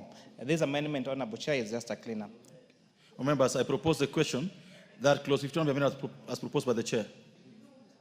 I put the question that clause 51 be amended as proposed by the Chair. As many other opinions say aye. As many other opinions say nay. Ayes have it. And I put the question that clause 51 as amended be part of the bill. Will as many other opinions say aye? Will as many other opinions say nay? Ayes have it. Clause 52. Members, I propose the question that clause 52 be deleted. Honorable Chair. Honorable Chair, I beg to move that clause 52 be deleted as per the order paper. Honorable Chair, clause 52, as in the bill, was reads as follows: Section 59A of the Tax Procedures Act amended by deleting subsection 1B. So, Honorable Chair, this is a discussion that came from public and intense public participation, and I want to bring to the comfort of this House and to the members of the public, this is one of the areas that we debated a lot as a committee, and we agreed that we cannot allow, Honorable Speaker, this amendment, and therefore we are proposing its deletion. This was a proposal that was now removing the restriction. And Honorable Chair, allow me just to take 3 minutes to take you through this proposal. You have one. Section 59A of the Tax Procedures Act reads as follows: Data management and reporting system. The commissioner may establish a data management and reporting system for the submission of electronic documents, including detailed transaction data relating to the documents. Then 1A, that the commissioner may by notice in writing require permission to integrate the electronic tax system authorized under section 75 to the system referred to in subsection 1 of the for the purpose of submission of electronic documents, including detailed transaction data in the precise form. So this therefore means, Honorable Chair, that the commissioner has powers to require you to integrate your system with that of Kenya Revenue Authority. However, in the wisdom of this House, it provided for another section 1B, which reads as follows: the commissioner shall not, know the words, shall not require a person to integrate or share data relating to A, trade secrets, and B, private or personal data held on behalf of the customers or collected in the course of business. Now, this clause 52 was proposed to delete 59 1B, which was now excluding that when you are integrate, that the commissioner will not require you to integrate data relating to 1, trade secrets, and 2, private and personal data. All the members of the public that appeared before us said that that provision needs to be deleted. Okay. And we agree with the members of the public that this particular provision be deleted. It goes against our constitutional right to privacy and goes even against our other laws on data, on data and privacy, Honorable Chair. Members, I propose a question, therefore, that clause 52 be deleted. I put the question that clause 52 be deleted. Will so many other opinions say aye? As many other opinions say nay? Ayes have it. Clause 53. Members, I propose a question that clause 53 be part of the bill. Because there's no amendment on it, I put the question that clause 53 be part of the bill. Will as many other opinions say aye? Will as many other opinions say nay? Ayes have it. Clause 54. I propose a question of members that the clause 54 be deleted. Honorable Chair, I beg to move that clause 54 be amended as per the order paper.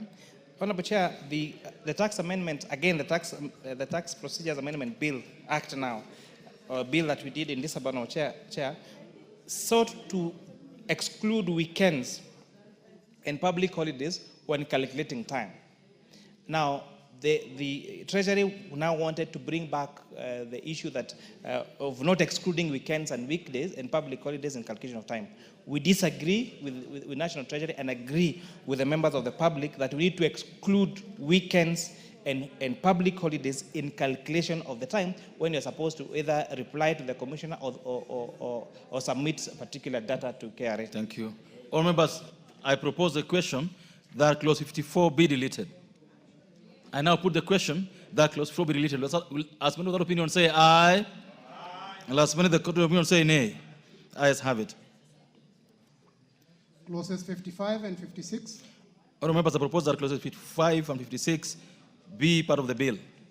And because there are no amendments there, members, I put the question that clauses 55 and 56 part of the bill. Will as many other opinions say aye? Will as many other opinions say nay? Ayes have it. New clause 42D. Honorable Chair, move clause 42D for second reading. Clause 42D. The new clause 42D for second reading. Honorable Chair, beg to move that new clause 42D be now read a second time. So, Honorable Chair, this clause is seeking to define what we are calling certificate of origin. So, Honorable Chair, this is meant to cure a mischief that happens. So, when some goods are being imported into the country, they are declared as raw materials. Honorable Chair, only for you to realize they are actually finished products.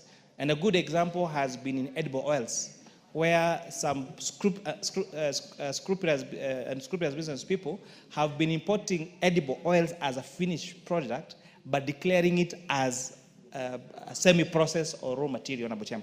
And therefore, this has led to a lot of leakage in terms of our revenue, Honorable Speaker. So we are now requiring that during, Honorable Chair, the leader of majority party is naming some names, which I want to request to him to adhere to our standing orders when they need to name names in this house, Honorable Chair. So this now will require them that they must present a document from the certificate of origin certified by credible institutions to show what cargo is coming to this country. And this will cure now the issue of misdeclaration at our points of entry, Honorable Chair. I beg to... All members, I propose the question therefore, that the new clause 42D be now read a second time. The Honorable Owundo. Chair, I strongly support with this amendment. And this, Chair, is also trying to enhance the amendments that we did on the Business Laws Bill in December that made amendments to the Standards Act on the issuance of certificate of origin. Secondly, Chair, it also cures a very interesting mischief, whereby, and this, Chair, I say so, we have been interacted with this SEPA between Kenya and UAE, United Arab Emirates. The fear is that we are going to have those countries that don't manufacture anything as conduits to bring goods manufactured elsewhere to flood our market. So insisting on certificate of origin means that we must confirm if you are importing, that product must have been manufactured in that country. Thank you. It's not on transit. Honorable Nkatha.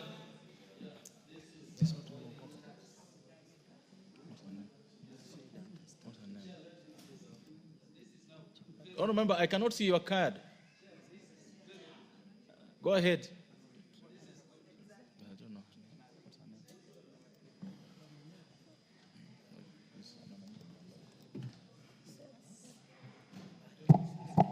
Thank you, Chair. For us to support our local manufacturers, I support this amendment by the Chair, Honorable Chair. Thank you. Honorable Kaluma, what's that? Let me support this amendment. Chair, these are the kinds of amendments we need in the finance bill. We are losing a lot. And so one of the reasons why we have this finance bill this year is to entrench tax efficiency and accountability. Thank you. And this is one such provision. And Chair, let me thank you. Since you allowed us to intervene, the Chair is now explaining these things in the details that Thank you enables so the much, country members, to get them. I now put the question that the new clause 42D being read a second time. Last men of the opinion say aye. Last men of the opinion say nay. Ayes have it. I propose the question, members, that the new clause 42D be part of the bill. I now put the question that the new clause 42D be part of the bill. Will last men of that opinion say aye? Will last men of the opinion say nay? Ayes have it. New clause 49A. Honorable Chair, move the new clause 49A for second reading. Honorable Chair, I beg to move that new clause 49A be now read a second time. Again, this is bringing even more clarity to the issue that I spoke earlier, that is providing for the details that should be provided for in the certificate of origin, which includes the following: name and address of the exporter, name and address of the importer, port of origin, accurate description of the goods, keyword here, accurate, quantity of the goods, country of origin and country of destination. And we are saying that any person who contravenes this provision commits an offense and shall have their goods seized or forfeited to the commissioner or another officer in accordance with this act. Honorable Speaker, this therefore amendment is seeking to provide clear details of what are you importing, so that we avoid this issue of some manufacturers importing finished products in this country, declaring them as raw materials, getting exemptions only for them to just repackage them and sell them like they are manufacturing in our country. I beg to move on, Honorable Chair. Oh, members, I propose a question. Order. I propose a question that the new clause 49A be now read a second time. Thank you, Chair. This is a very important amendment. Actually, not just for manufacturers to declare what it is that they are importing. COC is a very important document, even in terms of making sure that substandard stuff is not imported into this country. Therefore, I really support this amendment, and I believe it's in force only that now these details have not been well captured. Now that the details are captured, we are going to rid off any kind of substandard importations. Thank you. This requires very keen eyes in implementation. Oh, members, I therefore put the question that the new clause 49A be now read a second time. Will last minute the opinion say aye? Will last minute the opinion say nay? Ayes have it. I propose the question therefore, members, that the new clause 49A be part of the bill. I put the question that the new clause 49A be part of the bill. Will last minute the opinion say aye? Will as many of the court of opinion say nay? Ayes have it. Provisions relating to the Miscellaneous Fees and Levies Act, Cap 496C, Clause 57. Members, I propose that Clause 57 be part of the bill, and there's no amendment to it, so I put the question that that Clause 47 be part of the bill. Will as many of the opinion say aye? Will as many of the court of opinion say nay? Ayes have it. Clause 58. Well, members, I propose the question that Clause 58 be part of the bill. Chair, got an amendment to this? So, Honorable Chair, I beg to move that Clause 58 be amended as per the order paper. This speaks to the earlier discussion that we had about mosquito repellents, exempting them now from IDF and RDL. And these are raw materials that will be used for the manufacture of mosquito repellents in our country.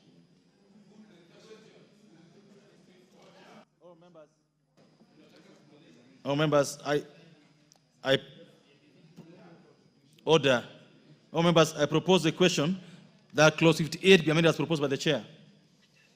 I now put the question that clause 58 be amended as proposed by the chair. Will as many of that opinion say aye? Will as many of the opinion say nay? The ayes have it. I now put the question, members, that clause 58 as amended be part of the bill. Will as many of that opinion say aye? Will as many of the opinion say nay? The ayes have it. Clause 59. Oh, members, I propose the question that clause 59 be part of the bill. Chair. Chair, clause 59.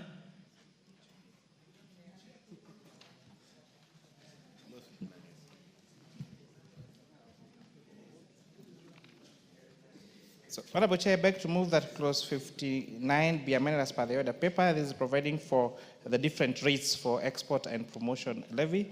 Again, matters that are that are meant to promote our local manufacturing. I beg to move, Honorable Chair. Members, I propose the question that clause 59 be amended as proposed by the chair. And I now put the question that clause 59 be amended as proposed by the chair. Will as many of that opinion say aye? Will as many of that opinion say nay? Ayes have it. Members, I now put the question that clause 59 as amended be part of the bill. Will as many of that opinion say aye? Will as many of the opinion say nay? Ayes have it. New clause 56A.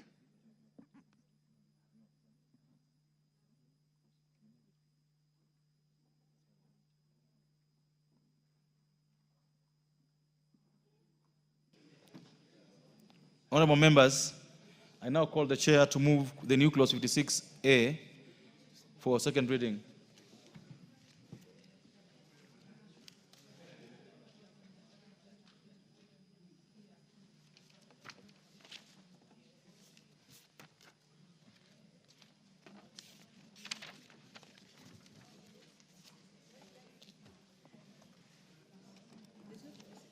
Yes, there's a new clause 56A on page 1655. Thank you. So, Honorable Chair, I beg to move that new clause 56A be now read a second time. Honorable Chair, this is a provision that, again, we had in the finance bill of 2024 that was seeking to ring-fence 10% of money collected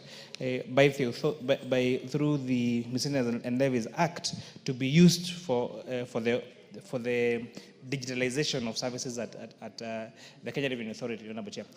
One of the things, Honorable Chair, that you may realize, and even to the issue that we've spoken earlier, that we're now amending the Tax Procedures Act to require some particular details on the certificate of origin, is when goods arrive in our points of entry, there is now that form that we fill, the CIF that we fill, showing I've imported goods of this particular description. But, Honorable Chair, it takes a manual inspection comparing what the importer has filled in their documentation and looking at the physical good to verify if the two details match. Honorable Chair, at the time, and I'm happy that this House was having a discussion in the morning about artificial intelligence, during at a time when we have such technologies, including AI, it's important that some of these particular services be digitalized so that it's not a manual confirmation of what someone has declared and, again, the goods, because, again, these are some of the revenue leakages that you've seen that is leading to a lot of revenue, Honorable Chair. I beg to move. Members, I propose the question that the new clause 56A be now read a second time.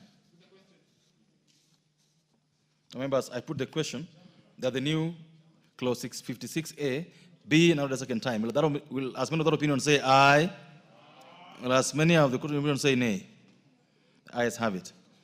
Members, I propose the question that the new clause 56A be part of the bill. Yes, Honorable Makali Mulu.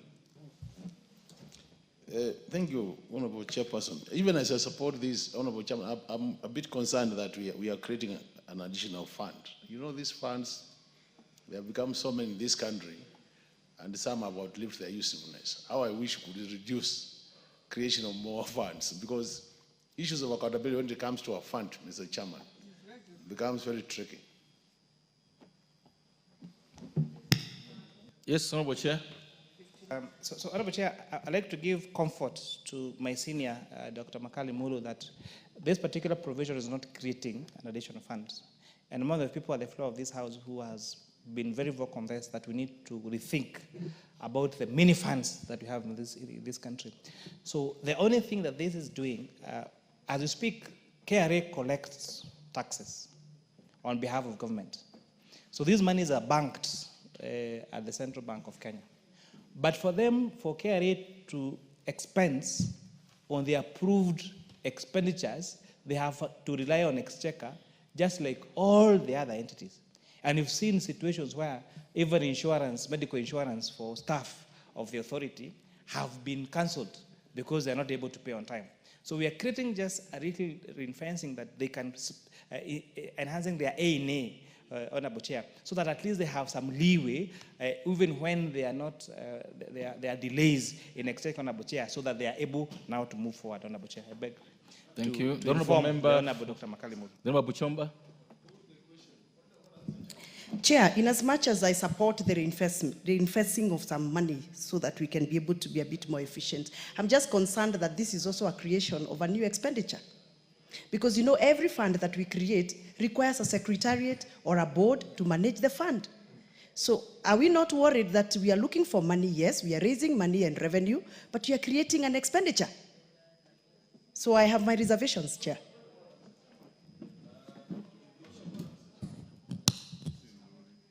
Honorable Makalimu. You know, Mr. Chairman, what the chairman is explaining makes a lot of sense. But what is it on this bill? He says shall be paid into a fund established and managed. So unless what he's saying is not what is in the bill, that's why I was raising this matter, that if he was talking about ring-fencing the resources, I have no problem. But we are establishing a fund, Mr. Chairman, as per this amendment. The word fund and to use is the word. The Honorable Mayaka. Chair, I think maybe, and I hope the Chair Finance is listening, maybe the thing that Chair Finance should do for us is give us a cost-benefit analysis that explains creating this fund versus what is being lost without it, and ring-fencing this amount so that we can understand where this is coming from. Because this could be one of those costs that you incur costs, but for a specific benefit, or the other way around. So maybe we need to understand the cost-benefit analysis. Honorable Mboko. The chair has to explain, because he's creating a fund and he's not saying who's going to manage that fund. And therefore that will become another loophole of the same monies that we want to protect for government use. And I think, again, just like we dealt with the other clause, which he did withdraw, it's very important he clarifies creating of this fund. Remember, we had gone slow on creation of funds and such like organizations, and who is managing it? So it is dangerous for ourselves and the operations of government. Thank you. The member for Homa Bay Town. Yeah, Chair, we have a budget of over 4 trillion, and that budget, the revenue for it is mainly to be collected by Kenya Revenue Authority. By practice and by international, practice, the revenue authorities are usually to be budgeted about between 1.5 to 2% of the revenue. Now, because of our fiscal space, Chair, we are giving them far, far less. So the request that KRA made, and we are healing by this, to enable them more efficiently raise revenue and collect revenue to fund the budget, is that we ring-fence a portion of the monies. It is just an A in A, but we are calling it going into a fund to be managed by them for purposes of their work. Thank you. And if that happens, we will get more revenue in the process. If you just left it that it is an A in A, accountability issues arise and it becomes very difficult. Thank you. So I would urge that we support this provision. Member for Chairperson. Chairperson, go ahead. So maybe if I could, thank you, honorable members, for raising your concerns. Just to give clarity to what this is, if you read the Miscellaneous Fees and Levies Act, Part 3 on imposition of levies and fees. 7, there shall be a fee to be known as the import declaration fee on all goods imported into the country for home use. So if you check now 2A, 5, an importer shall present 6. Out of the fee collected under subsection 2, 10% shall be paid to a fund, into a fund established and managed according to the Public Finance Management Act, Cap 412A. 7, the monies in the fund under subsection 6 shall be used for the payment of Kenya's contribution to the African Union and other international organizations to which Kenya has a financial obligation. So there already exists a fund where, as you speak, 10% of monies collected as import declaration fee goes into to pay for foreign obligations, correct, including the African Union and other international obligations. So what you're saying, into these funds is an increase of an additional 10% that now will go into reinforcing the digitalization of operations within the Kenya Revenue Authority. So there is no creation of an additional fund. We're just saying that where these monies are going to pay international obligations, can we also have some operations that goes now to digitizing these particular services that are done by KRA? And remember, we are coming from a point where we have no fiscal space, to fund some of these expenditures, Honorable Chair, by the authority. Thank you. Thank you. Just for clarity, Chair, they currently get 10% of this fund, right? Yes. No, Chair. Okay, Chair budget. I wanted to say just something. Chair, the amendment is good, but we have the potential of giving KRA resources they don't need. Because when we were doing the budgets, KRA appeared before us through the Finance Committee, and they never told us that KRA needs excessive amounts of money, Mr. Chairman. So I think what the Chairman needs to do is to tell us what will be the amount of these resources. And KRA is well funded, Mr. Chairman. Under my leadership, KRA is well funded to collect resources, to collect taxes. So unless we know this now, 10% will be how much money. Thank you. Now, I said it, and I think this should be the last time. Chair Budget and Chair Finance, this is a spectacle that is never seen in Parliament at this stage. You should avoid it in future. Member for Cases. Thank you, Chair. I want to liken this particular discussion with a farmer, the traditional farmer who uses oxen to plow. At most of the time, when a farmer uses oxen to plow, the farmer always reserves the produce to feed back the oxen to give back their energy. What we are saying here for Kenya Revenue, that is an entity that has been tasked to mobilize and collect resources to finance our budget. What they are just asking is, because of the dynamic nature of the systems and technology in the world, they are always found on the side that they don't have ability to adjust and ensure that they onboard technology that is able to move with the systems and enhance their collection and effectiveness. So what is the loss or what is the cost for us to allow only 2% to retain from this idea? Thank you, so that thank you. The Honorable Lesuda. Thank you, Chairman. Having listened to the Chairman Finance, I'm convinced it's not a fund. It is for a specific issue. My question is, will you digitize forever? Does this thing have a time frame? Because of the amount, first we need to know how much, and we need, and Honorable Kaluma should declare his interest here as he walks around. We need to know how much that 10% is, because when you come before the budget committee, you explain, this is what we need, and for this. So will this run in eternity? Because it needs to have a time frame. After digitizing, you need to stop the collecting of that money. As the chair gets his answer, Honorable Thuku. Yeah, thank you, Chair.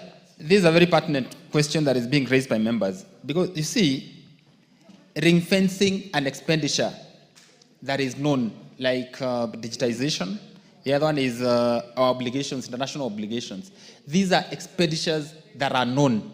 They can be quantified, and therefore we do not need to ring fence. Let KRA come before the budget committee and say, this is the much we want, and the same be appropriated through this house. Thank you. Member for Dagoretti North. Thank you, Chair. Chair, it's not that we are really hard on our finance chair. But then You see, when you have monies ring-fenced for AU chair, which in this house you can create a vote for all international organizations. We have IALA, we have, why AU and leave IALA then? Because they are all those organizations. It means IALA has a vote. The African Union can get out of here. In fact, they are not supposed to be here. They should be under the Ministry of Foreign Affairs, honestly, Chair. That is how we budget, and then we find ourselves in a bad crisis. Honorable Chair, Finance. Honorable Chair, I think this is the beauty, some of the beauties of democracy in this, engaging this very good debate. So, Honorable Chair, and I can understand where the Chair for Budget is speaking from. But now, unfortunately... Order. Honorable Kaluma and the Honorable Tan, you must listen to the Chair Finance. So, unfortunately, he just became a Chair of Budget the other day. So, and he doesn't... he aggregates the whole budget. The state departments around National Treasury, including KRA, is an entity that is oversighted by the Committee of Finance and National Planning. And I dare say, Honorable Chair, hold your horses, Honorable Atandi. I will explain to you. You're going to have a chance. The resource requirement for Kenya Revenue Authority is 56 billion, as per their presentation before our committee. KRA does not present to Budget Committee, they present to the Committee of Finance and National Planning, because we're the ones who is the Department Committee. Out of this 56 billion, we were only able to accommodate 32 billion shillings. And they're telling us, you want to give us roles to go and raise revenue. Yet, we don't even have our own medical insurance. And unfortunately, after I had a discussion with the Chair Budget, I said, well, where can we raise an additional 20 billion? There was no fiscal space. The KRA Act, Honorable Chair, provides that KRA shall be funded up to 2% of their collection. As we speak, this particular budget, which is the estimates that we're going to discuss tomorrow on the appropriations, only gives them 1.02%, against even what is recommended by law of around 2%. In fact, one of the recommendations that we're receiving from public participation is maybe we need to make the 2.5%, the 2%, at least 2% and not up to 2%. We have an entity, Honorable Chair, that we require to raise revenue for this country. For the last 10 years, there has never been a salary adjustment for any of those staff. These are the same staff we are sending to do an assessment on a taxpayer who has an assessment of 100 million shillings. What are you telling them? They have not had a salary increase for the last 10 years.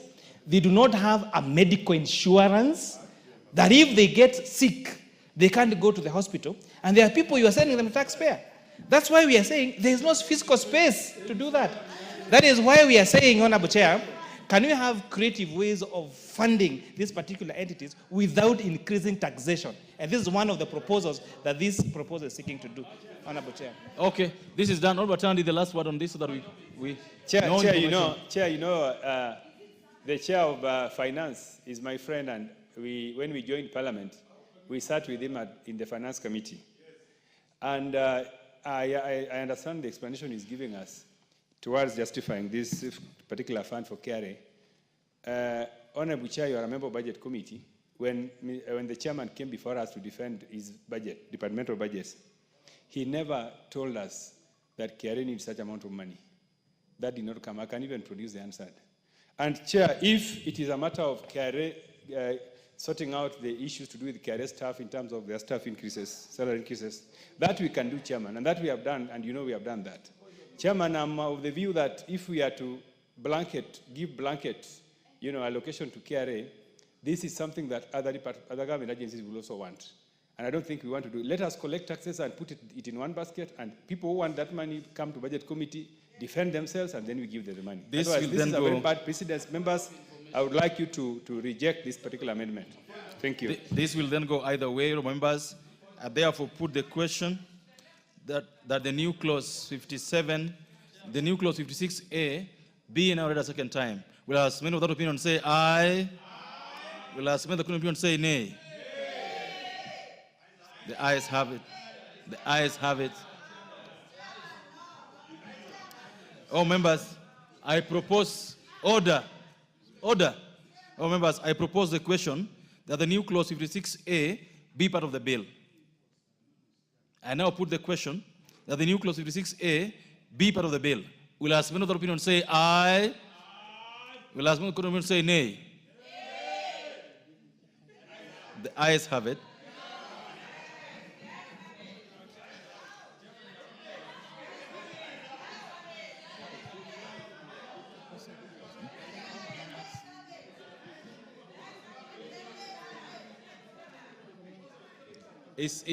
Are you writing for a division, Honorable Suda? Are you getting the numbers?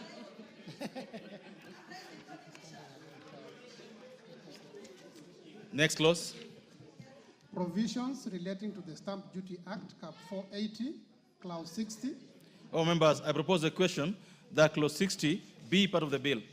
And because there's no amendment, I put the question that clause 60 be part of the bill. Will as many other opinion say aye? Will as many other opinion say nay? Ayes have it. Title. Oh, members, I propose a question that the title of the bill. I now put the question that the title be the title of the bill. Will as many other opinion say aye? Will as many other opinion say nay? Ayes have it. Clause 1. Members, I propose the question that clause 1 be part of the bill. Because there's no amendment, I put the question that clause 1 be part of the bill. Will as many other opinion say aye? Will as many other opinion say nay? The ayes have it.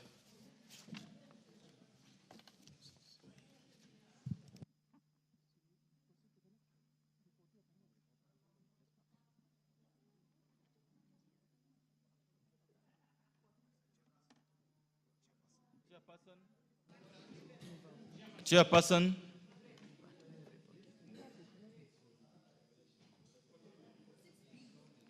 Chairperson to move for reporting.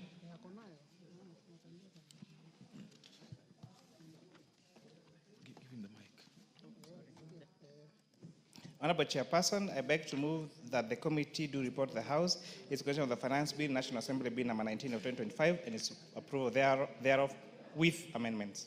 Honorable members, order.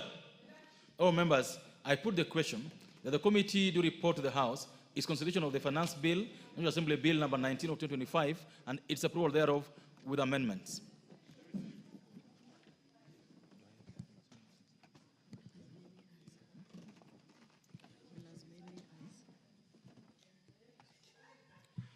Will as many other opinion say aye? Will as many other opinion say nay? The ayes have it.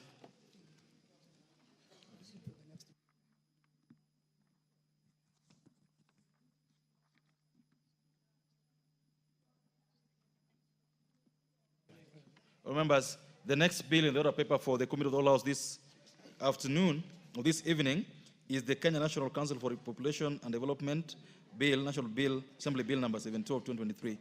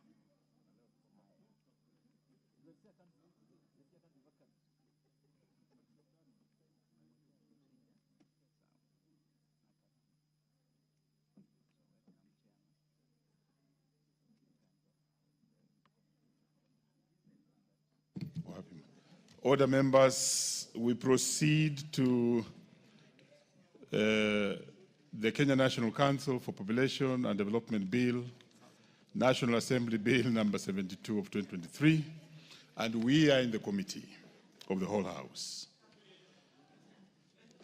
Clause 3.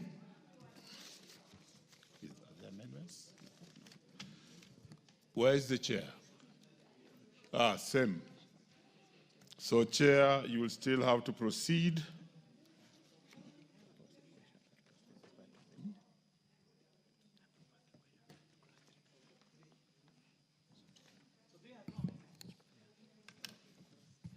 Very well, we begin with the clause 3.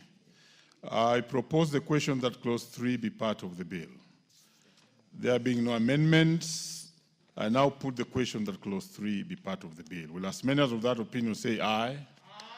Will as many as of contrary opinion say nay? The ayes have it. Clause 4. I propose the question that clause 4 be part of the bill.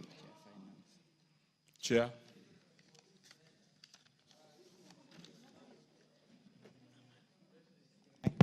Honorable Chair, I beg to move that clause 4 be amended as per the order paper. This proposal is seeking to delete a redundant words and provisions contained in the National Council for Population Development Order 2004. I beg to move, Honorable Chair.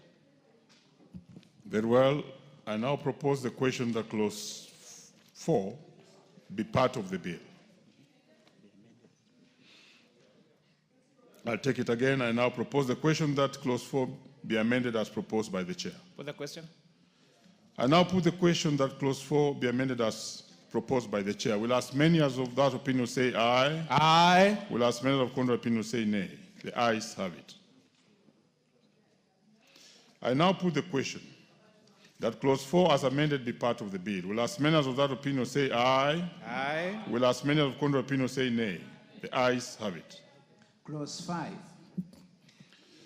I propose the question that clause 5 be part of the bill. Honorable Chair, I beg to move that clause 5 be amended as per the order paper. This proposed amendment is seeking to provide clarity on the objectives of the Population Council and to provide for an additional objective of the Council. The existing National Council for Population Development plays a key role in reporting in Kenya's progress on development during processes such as the International Conference on Population and Development, both at the regional level and the United Nations. Therefore, the proposed amendment is seeking to provide for additional objective of the Council to coordinate the development and submission of population reports by the various stakeholders in Kenya. Very well, Chair. I now propose the question that clause 5 be amended as proposed by the Chair. Thank you. I now put the question that clause 5 be amended as proposed by the Chair. Will as many as of that opinion say aye? Aye. Will as many as of contrary opinion say nay? The ayes have it. I now put the question that clause 5 as amended be part of the bill. Will as many as of that opinion say aye? Aye. Will as many of contrary opinion say nay? The ayes have it. Clause 6. I propose the question that clause 6 be part of the bill. Chair. Honorable Chair, I beg to move that clause 6 be amended as per the order paper. This amendment is seeking to provide clarity on the functions of the Council and to provide for 2 additional functions of the Council, which are to advise the relevant ministry on global commitments, agreements, and declarations adopted by the state relevant to population development, and 2, to collaborate with other state agencies and bodies for the effective discharge of its functions. These additional functions arise since the Council plays a critical role in global commitments within its purview, and there is need for the Council to collaborate with other institutions to bolster its productivity. Very well. I propose the question that clause 6 be amended as proposed by the Chair. Put the question. I now put the question that clause 6 be amended as proposed by the Chair. Will as many as of that opinion say aye? Aye. Will as many as of contrary opinion say nay? The ayes have it. I now put the question that clause 6 as amended be part of the bill. Will as many as of that opinion say aye? Aye. Will as many as of contrary opinion say nay? The ayes have it. Clause 7. I propose the question that clause 7 be part of the bill. amendment. Chairperson. Honourable Chair, I beg to move that clause 7 be amended as per the order paper.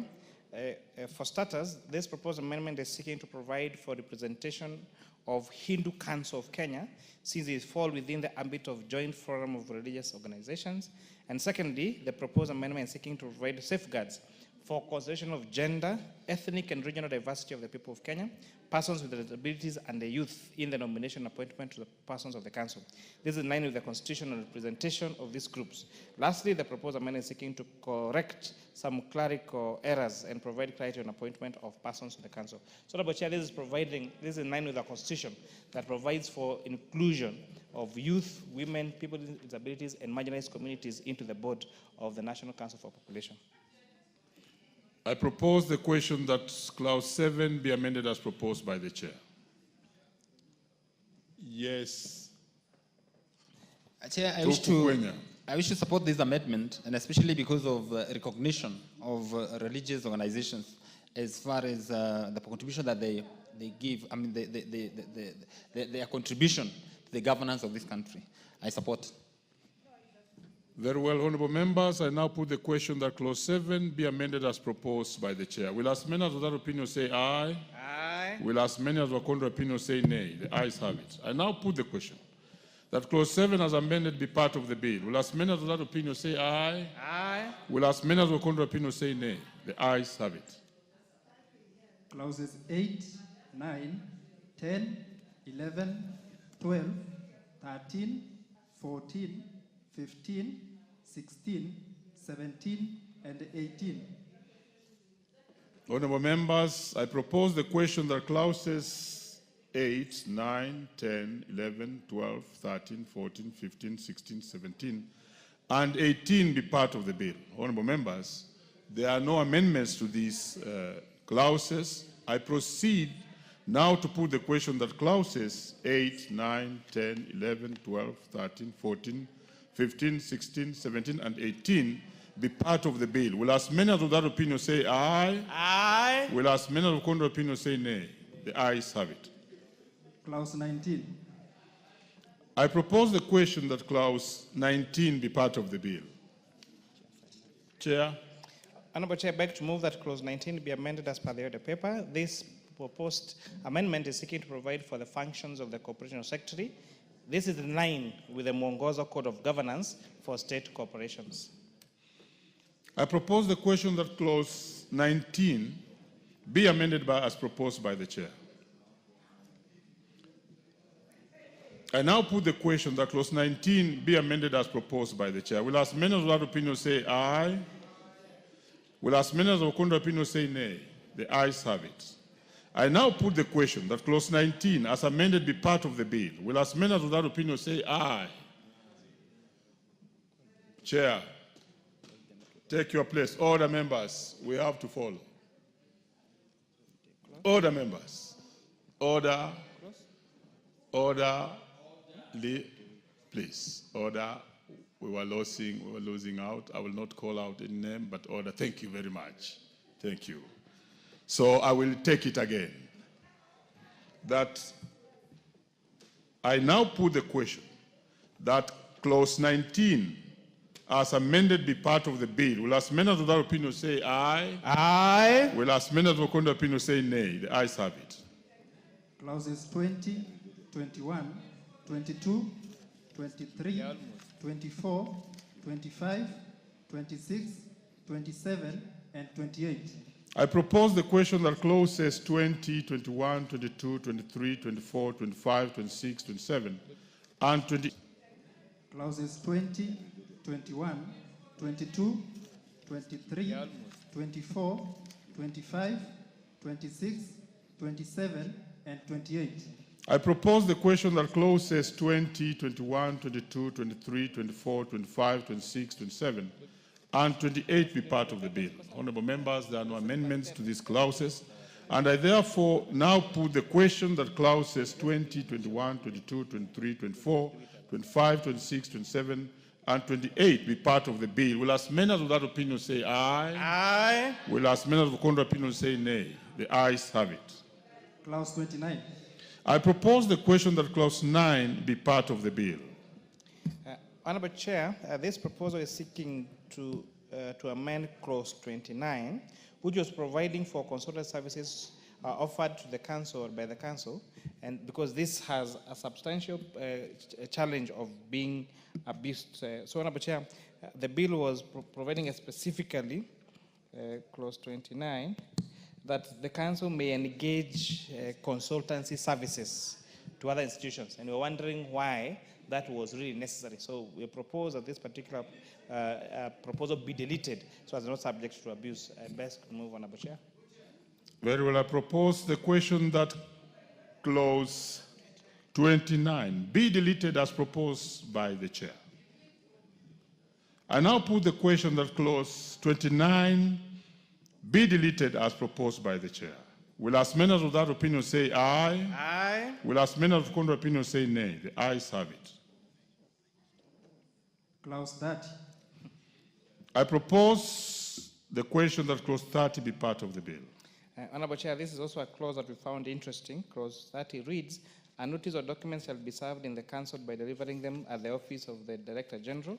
And 2, the office of the Director General shall serve documents or notice to other institutions as need arises. And Honorable Chair, we were at pain to understand why such a small administrative matter like submission of documents needed to be in an act of parliament. And that's why we are proposing its deletion, because it can be addressed administratively rather than being part of a legislative or legal framework.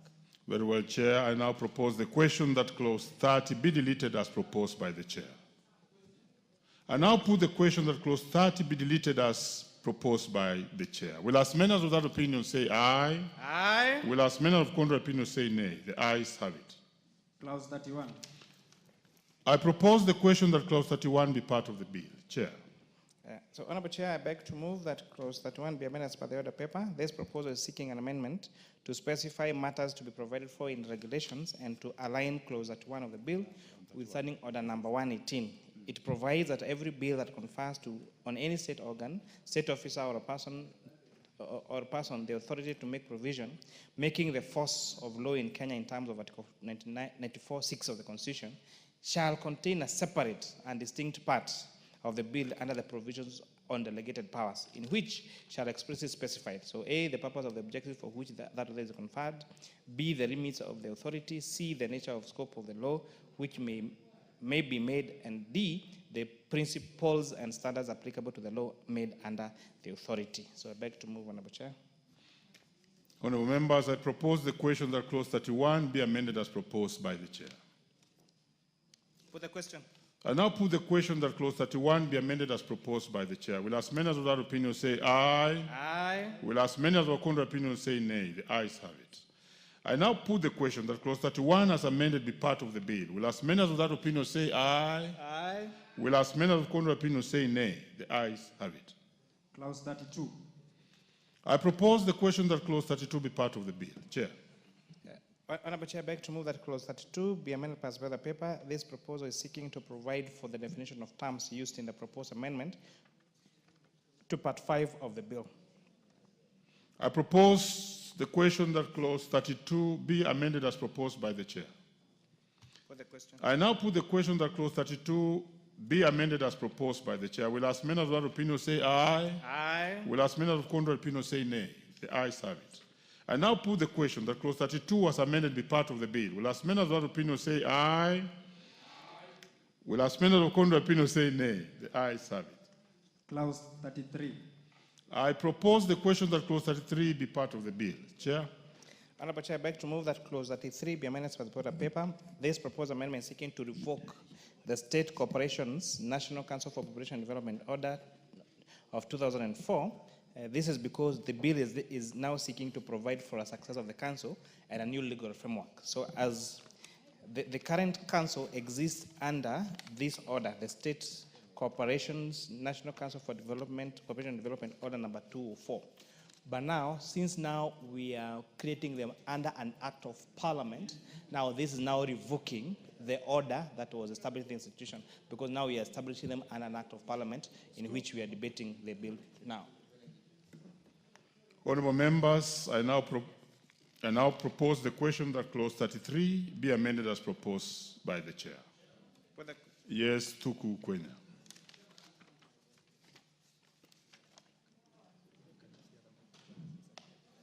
Use the mic that is just next to you on your left. Chair, I wish to support this amendment because failure to revoke or to revoke NCPD now will definitely give life to two state corporations, one by gazette notice and the other one by act of parliament, and therefore I support. Honourable members, I now put the question that clause 33 be amended as proposed by the chair. Will as many of that opinion say aye? Will as many of contrary opinion say nay? The ayes have it. I now put the question that clause 33 as amended be part of the bill. Will as many of that opinion say aye? Will as many of contrary opinion say nay? The ayes have it. New clause 4A.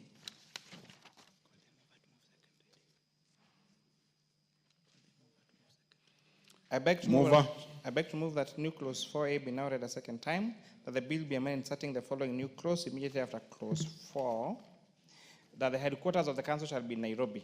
The council may establish and such other offices in Kenya as it may consider necessary for the exercise of its functions.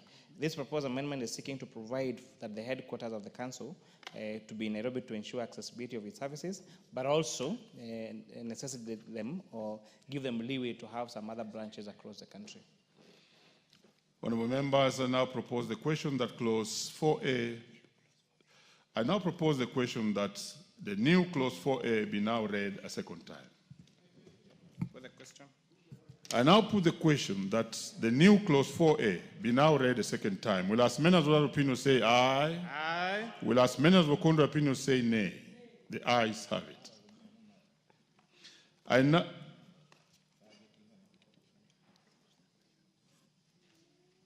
I now propose the question that the new clause 4A be part of the bill.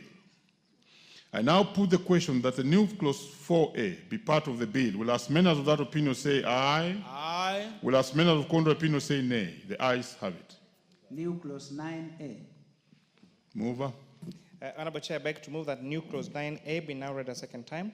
Honourable Chair, this new clause 9A is now providing for the minimum requirements to be a member of the National Council for Population Development, and it's now requiring that each person, for one to be appointed on the board, then they must possess at least a degree from a recognized university in Kenya. I propose the question that the new clause 9A be now read a second time. For the question. I now put the question that the new clause 9A be now read a second time. Will as many of that opinion say aye? Aye. Will as many of the contrary opinion say nay? The ayes have it. I propose the question that the new clause 9A be part of the bill. I proceed to put the question that the new clause 9A be part of the bill. Will as many of that opinion say aye? Aye. Will as many of the contrary opinion say nay? The ayes have it. New clause 17A. I propose, mover. Honourable Chair, I beg to move that new clause 17A be now read a second time. This new clause 17A is providing for the duration of tenure for the position of the Director General for the National Council for Population and Development, requiring them, as per the Mwongozo Code of Governance for State Corporations, for them to be eligible for only one further term.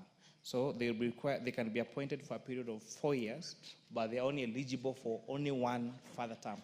This is to avoid the issue where some officers now stay as heads of institutions almost in perpetuity. Honourable Chair, I beg to move. I propose the question that new clause 17A be now read a second time. I see interest. We begin with the leader. Just a concern, leader. You know, the Mwongozo Code says 3 years, and I don't know why we are doing something very different from what we are actually amending a lot of laws to align them to the 3 years Mwongozo and one term renewable. But I can hear 4 years, Honourable Speaker, which I think is not what the Mwongozo says. Chair, you have some cake to bite. Yes, Honourable Yakundi. Yes. It is also a concern to me that most institutions, the term limit is almost 3 years renewable. How comes the Mwongozo one is a 4-year term? Mwongozo is 3. Or Mwongozo is 3 years. Then I want to support it. Chair, thank you. Very well. Yes, Thuku Kwenya. Why? You are a member of that committee? No, I'm not a member of that committee, Proceed. but I have interest in this matter. Chairman, one thing that perturbs me is that we keep on referring to Mongozo guidelines. Yet Mongozo guidelines is not an act of parliament. It's a creation and a policy document by the ministries or the hopes. And Chair, there's a lot of contradiction and inconsistencies in as far as state corporations are concerned. And it worries me every time we are legislating that either we are quoting Mongozo guidelines, in other areas we are not quoting the same. And the reason as to why we are not quoting Mongozo in some areas is because it has no basis in law, and therefore keeps us, always beats us off balance, because we are quoting a document or a policy that is not anchored anywhere in the statutes. Yes, let's first hear from CPA. Both of them are CPAs. But that's the Thank you, Vice Chair. I I want to bring to the attention of my good friend that under the principles of good governance, the aspect of limiting that time, and that's what guided Mongozo. It is pecking on the good best practices that supports all the other laws all around, especially on issues of management. So it's something that we need to adopt, maybe on areas that you would want to propose. Honorable amendment. Ruto, order. The main matter in the House is what yes, I was ask. trying to bring out the issue you raised on Mongozo, because this is what we are discussing as a matter that in line or aligning with Mongozo. That's why this particular proposal is coming in. Why would you quote aligning with Mongozo and do something different from Mongozo? Thank you. Let's hear just Thuku 1 second, and then we come to the chair. Chair, you see, if we allow ourselves to continue quoting these Mongozo guidelines and we are legislating, then we are relegating ourselves to the point of whereby now we have to follow a document that has no legal basis whatsoever, save for what CP Ruto is trying to imply, that these are best practices that are not anchored here in law. And I think the best thing that would happen, Mr. Chairman, is that we statutalize Mongozo guidelines so that then any state corporation... You have given the answer. Yeah, we do not need need I was it. going to tell you, you bring this business as a substantive matter to the House. Proceed, Chair. So, Honorable Chair, I have consulted widely, including with my leader here. So the leader is going to move the next bill, an amendment to the Kenya Roads Board. That's going to limit the time of the board members to 3 years. And I think as a House, it's important that become consistent, not just in the way we legislate, but also in how we treat our different entities. And therefore, Honorable Chair, I beg to move that I further amend the new clause 17A to read the following, that the Director General shall be appointed for a term of 3 years and shall be eligible for reappointment for a further 1 term. I beg to move, Honorable Chair.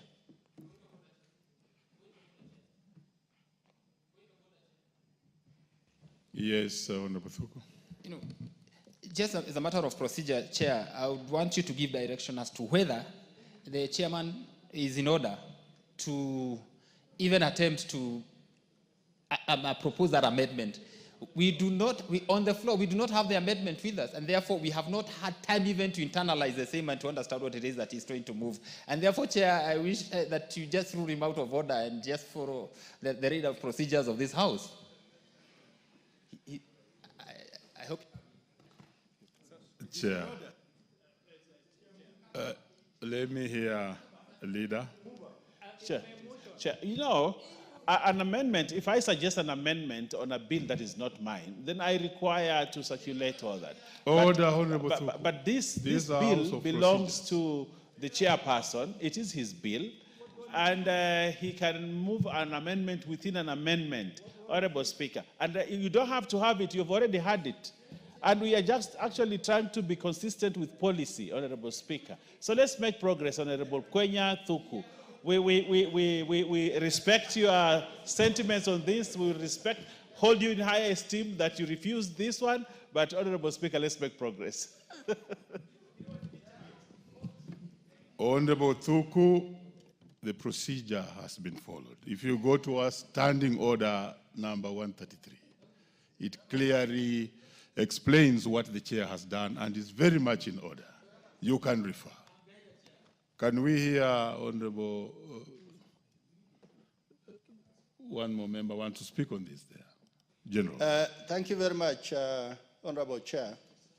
I think we are a house of tradition, customs, and when the chair is going to move an amendment, that does not substantively have effect on the body of that law being debated, then I think it's in order. It's not the first time we are doing it.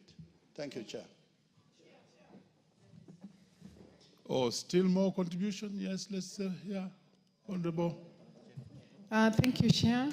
Personally, I rise to support the share, the amendment of the share. Members, let me proceed now to propose the question that a new clause 17A be further amended as proposed by the chair. Honorable members, I proceed to put the question that a new clause 17A be further amended as proposed by the chair. Will as many as of that opinion say aye? Will as many as of contrary opinion say nay? The ayes have it.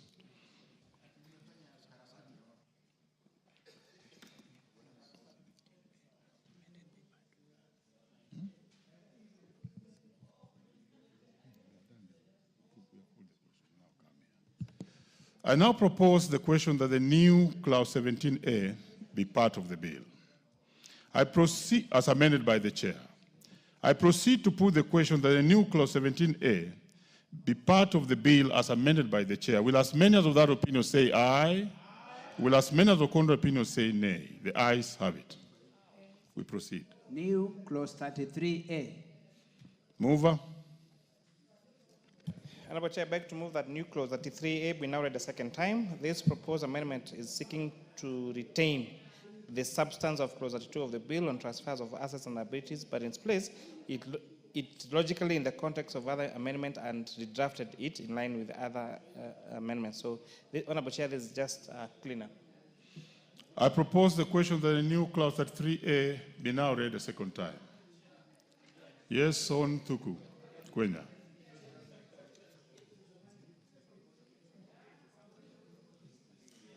Use the mic. Chair, this is a very useful amendment because of perpetuity, whatever was in the defunct now NCPD, and now all the assets, liabilities, and obligations now be transferred to the new found Kenya National Population Council. I support. So you support. Yeah. Honorable members, I put the question that the new clause 33A be now read a second time. Will as many as of that opinion say aye? Will as many of contrary opinion say nay? The ayes have it.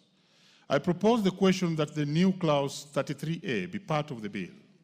Honorable members, I proceed to put the question that the new clause 33A be part of the bill. Will as many as of that opinion say aye? Will as many of contrary opinion say nay? The ayes have it. New clause 33B. Mover. Honorable Chair, I beg to move that new clause 33B be now read a second time. This proposed amendment is seeking to retain what we amended in clause 33 so that we make it on a transitional basis for the employees of the council so that we also arrange it in a logical flow and also provide clarity in this in a new drafting. I propose the question that the new clause 33B be now read a second time. Let's hear Honorable Mayaka. Thank you, Honorable Chair. Chair, I do support this particular amendment by the committee because what it seeks to do is also just protect those who are already in office, ensure that there's continuity, and just make sure that this is actually engraved in law so that nobody ever comes to them and tries to interfere with what is going on. So I support this amendment. Tuku. Thank you, Chair. As my colleague has just stated, for purposes of continuity and security of tenure of the workers that we are working with now, the defunct NCPD, this amendment now assures them that there's not going to be any disruption in as far as the services to the newfound Kenya National Population Council is concerned. I support, Chair. I put the question that the new clause 33B be now read a second time. Will as many as that opinion say aye? Will as many of contrary opinion say nay? The ayes have it. I propose the question that the new clause 33B be part of the bill. I proceed to put the question that the new clause 33B be part of the bill. Will as many of that opinion say aye? Will as many of contrary opinion say nay? The ayes have it. New clause 33C. Mover. Honorable Chair, I beg to move that the new clause 33C be now read a second time. This proposed amendment is seeking to provide for transition mechanism for legal proceedings by or against the National Council for Corporation Development established under the state corporations, the order of 2004. Honorable Chair, again, if there may exist some legal proceedings on or against the council, now currently registered under that order. Now, once we move them into an act of parliament, then we're saying now there will be that transitional process. And I think, Honorable Chair, I think one of the issues, if I remember correctly, has been the contestation on some of the population data for some of populations in the country. And therefore, where that contestation exists, now they'll move now to proceed with them even now when they are registered under an act of parliament. Honourable members, I propose the question that the new clause 33C be now read a second time. Yes, Dido Raso. Thank you very much, Chair. I think looking at this particular amendment, it is to ensure the rights of Kenyans is safeguarded. Although it will just talk about something to do with legal proceeding, imagine you have a pending bill before that institution, and by dint of this law, somebody says you cannot claim it. So for that reason, this is a very important amendment, and I support. Honourable members, I put the question that the new clause 33C be now read a second time. Will as many of that opinion say aye? Aye. Will as many of contrary opinion say nay? The ayes have it. I propose the question that the new clause 33C be part of the bill. I proceed to put the question that the new clause 33C be part of the bill. Will as many of that opinion say aye? Aye. Will as many of the contrary opinion say nay? The ayes have it. New clause 33D. Mover. Honourable Chair, I beg to move that new clause 33D be now read a second time. And I want to thank Honourable Raso for that contribution. And maybe to speak to the matter that he raised, this 33D even speaks more to the rights of those that may have had contractual engagement with the council before the enactment of this law, because it reads that the bill is amended by inserting the following new subsection, 33D, in reference to the former council in any written law or in any contract, document or instrument of whatever nature, shall on the appointed day be read and constructed as reference to the successor council. So this takes care of all the contracts, including contractual obligations or pending bills, whatever it is, that have existed with the council registered under the current order when they transition now into being now registered under an act of parliament when this house approves this particular bill. I propose the question that the new clause 33D be now read a second time. Put the question. I now put the question that the new clause 33D be now read a second time. Will as many as that opinion say aye? Aye. Will as many as the contrary opinion say nay? The ayes have it. I propose the question that the new clause 33D be part of the bill.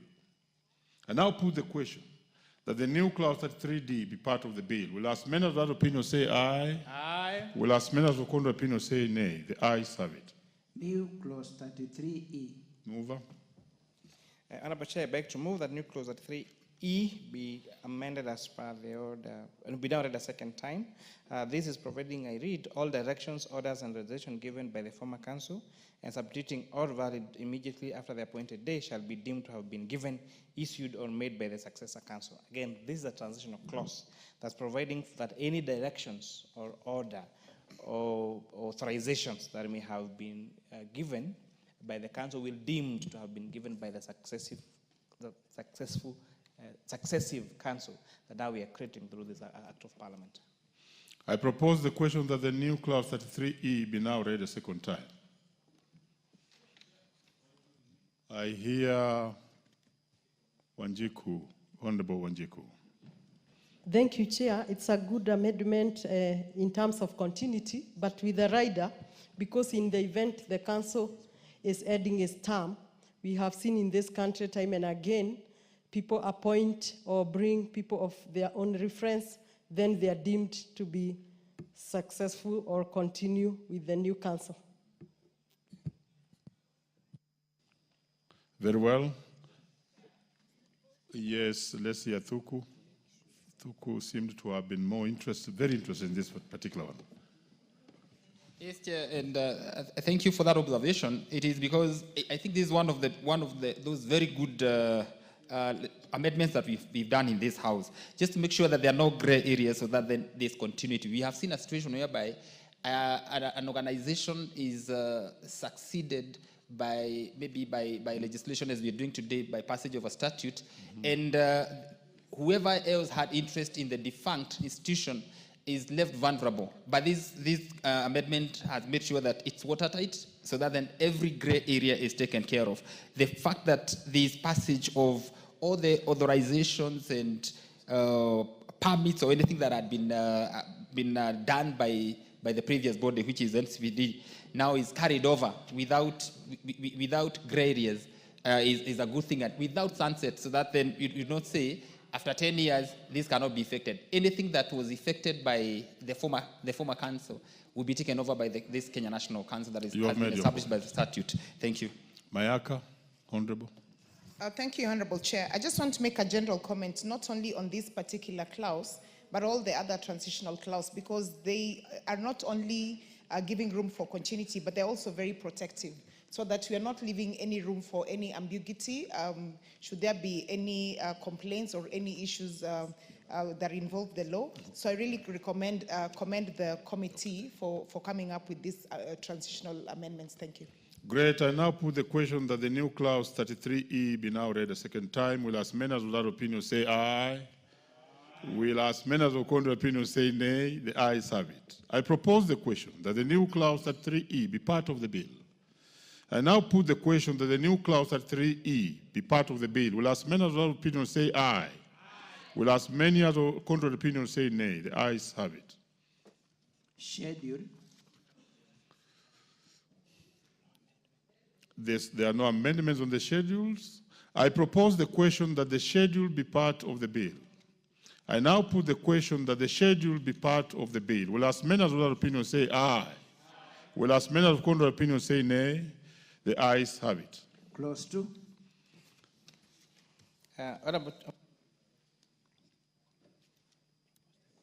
I propose the question that there's an amendment. I propose the question that clause 2 be part of the bill. Chair.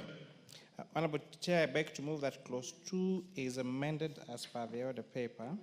Honorable Chair, in the bill, this clause 2 is on definitions. Clause 2 is defining population to mean the total number of persons inhabiting in a defined geographical area. So we are changing that to bring more clarity to the meaning of population to mean the following. Population means the total number of persons inhabiting within the border of a country, region, or in a defined geographical area. So we are providing more clarity to what population is, so that it does not mean just a number of people inhabiting a defined geographical area. I beg to move, Honorable Chair. Very well. I propose the question that clause 2 be amended as proposed by the chair.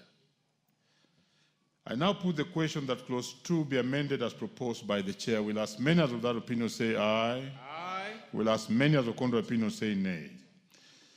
I now put the question that clause 2 as amended be part of the bill. Will as many as of that opinion say aye? Aye. Will as many as of contrary opinion say nay? The ayes have it. Title. I propose the question that the title be part of the bill. I now put the question that the title be part of the bill. Will as many as of that opinion say aye? Aye. Will as many of contrary opinion say nay? The ayes have it. Clause 1. I propose the question that clause 1 be part of the bill. I proceed to put the question that clause 1 be part of the bill. Will as many as of that opinion say aye? Will as many of contrary opinion say nay? The ayes have it. We've come to the end, and therefore, is there something? Proceed, Honorable Millie, on your point of order. Thank you, Chair. Chair, sometimes we multitask, so we might be lost on things, but we also have the power of recommittal. And because of that, I just wanted to find out whether the Evangelical Alliance is actually a legal entity. Is it a legal entity?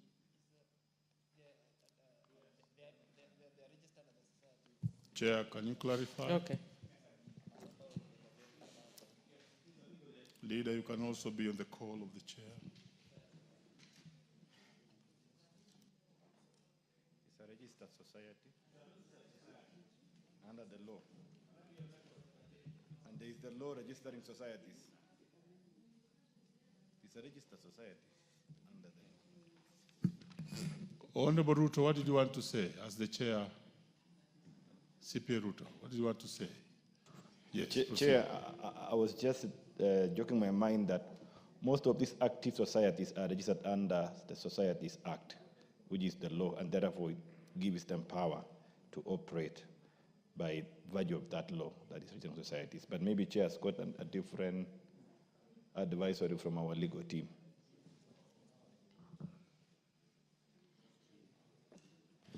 Chair, are you ready? Yes, I am. Yes.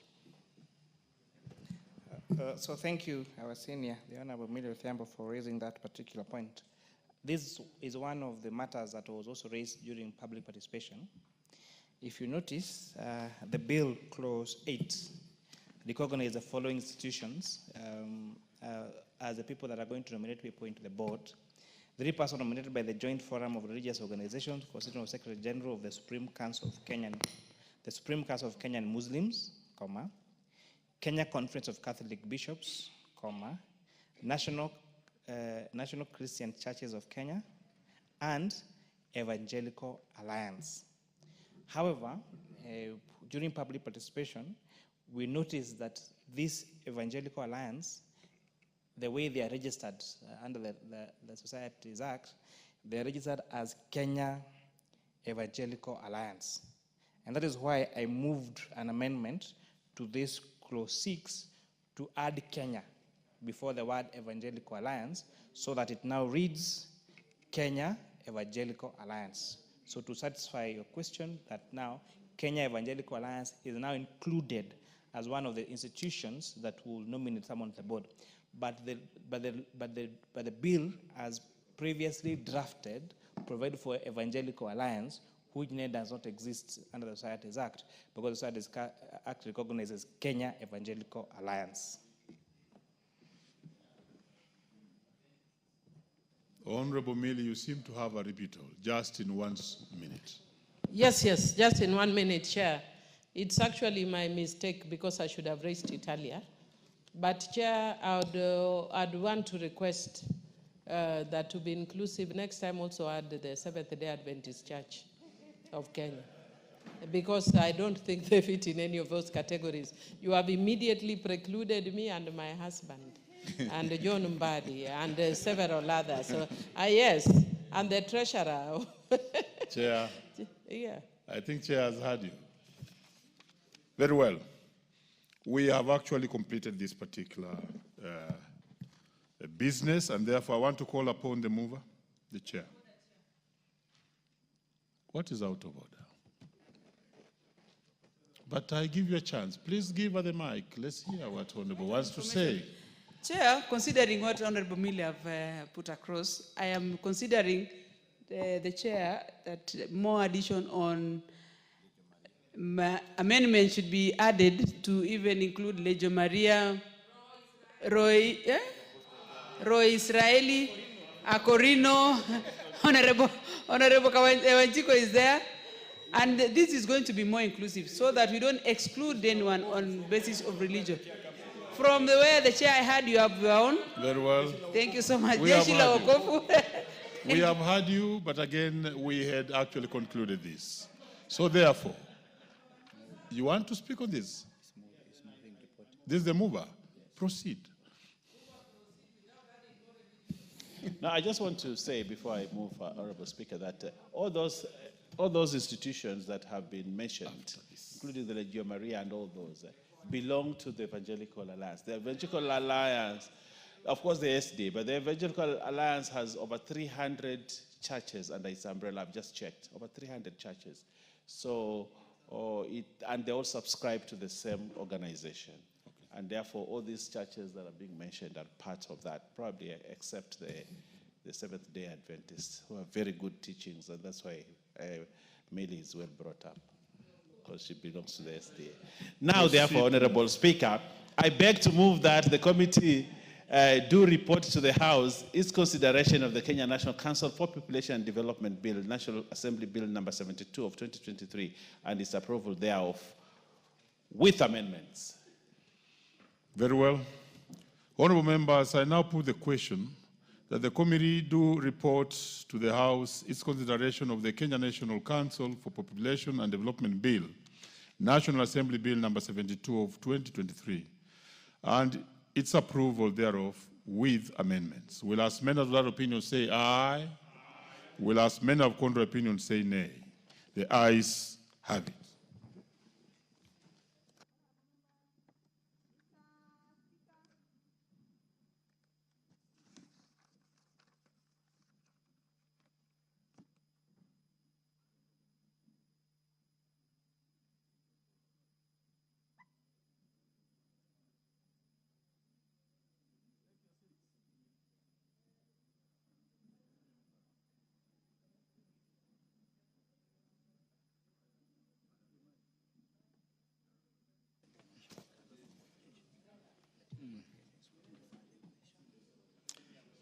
The chairperson on the finance bill to report to the House.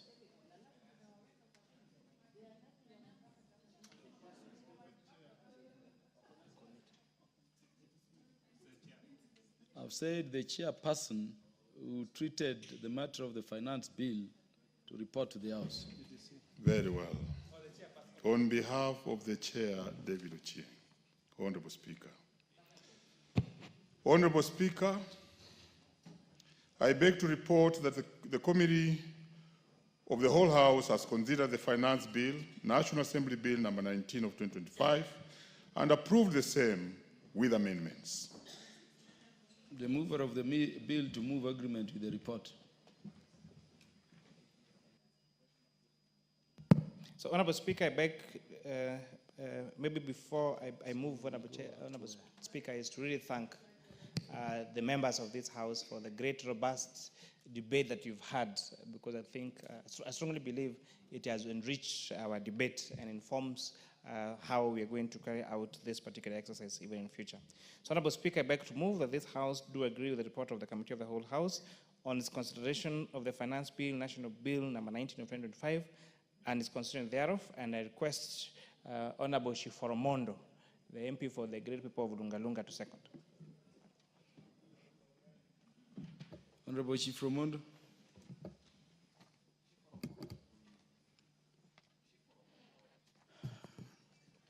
Chair, I second.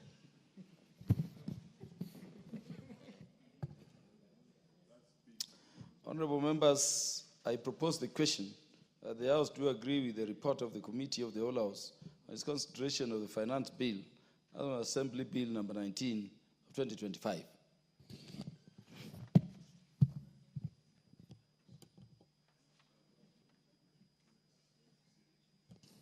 Who wants to speak to this? Yeah. Yes, Honorable Omboko Mlembe. And I'm a member of Parliament for Muhaya. Honorable Speaker, let me thank the members who sat through since yesterday. The debate was, yes, very, very good, and the members participated well, and that's why some of the clauses, especially, for instance, the clause on limiting the space, private space of members, did not require more debate this afternoon because the members had exhausted the debate yesterday. And again, today, the members have sat through, and consistently so, including the chair of budget, who has been in the House throughout just to follow the proceedings, plus many other members. And the contributions were across the aisle, and this has been very good, meaning that this is a finance bill that is actually acceptable by the entire House.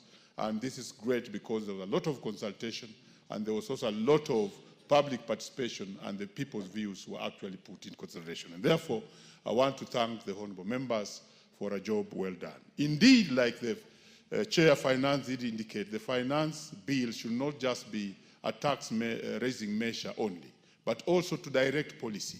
And I think our economy needs now to create the stem and resilience so that then, therefore, we can go for the vertical expansion of the tax space. But for now, we deal with the horizontal bit so that we can build resilience for our economy. Thank you, Honorable Speaker, and I support.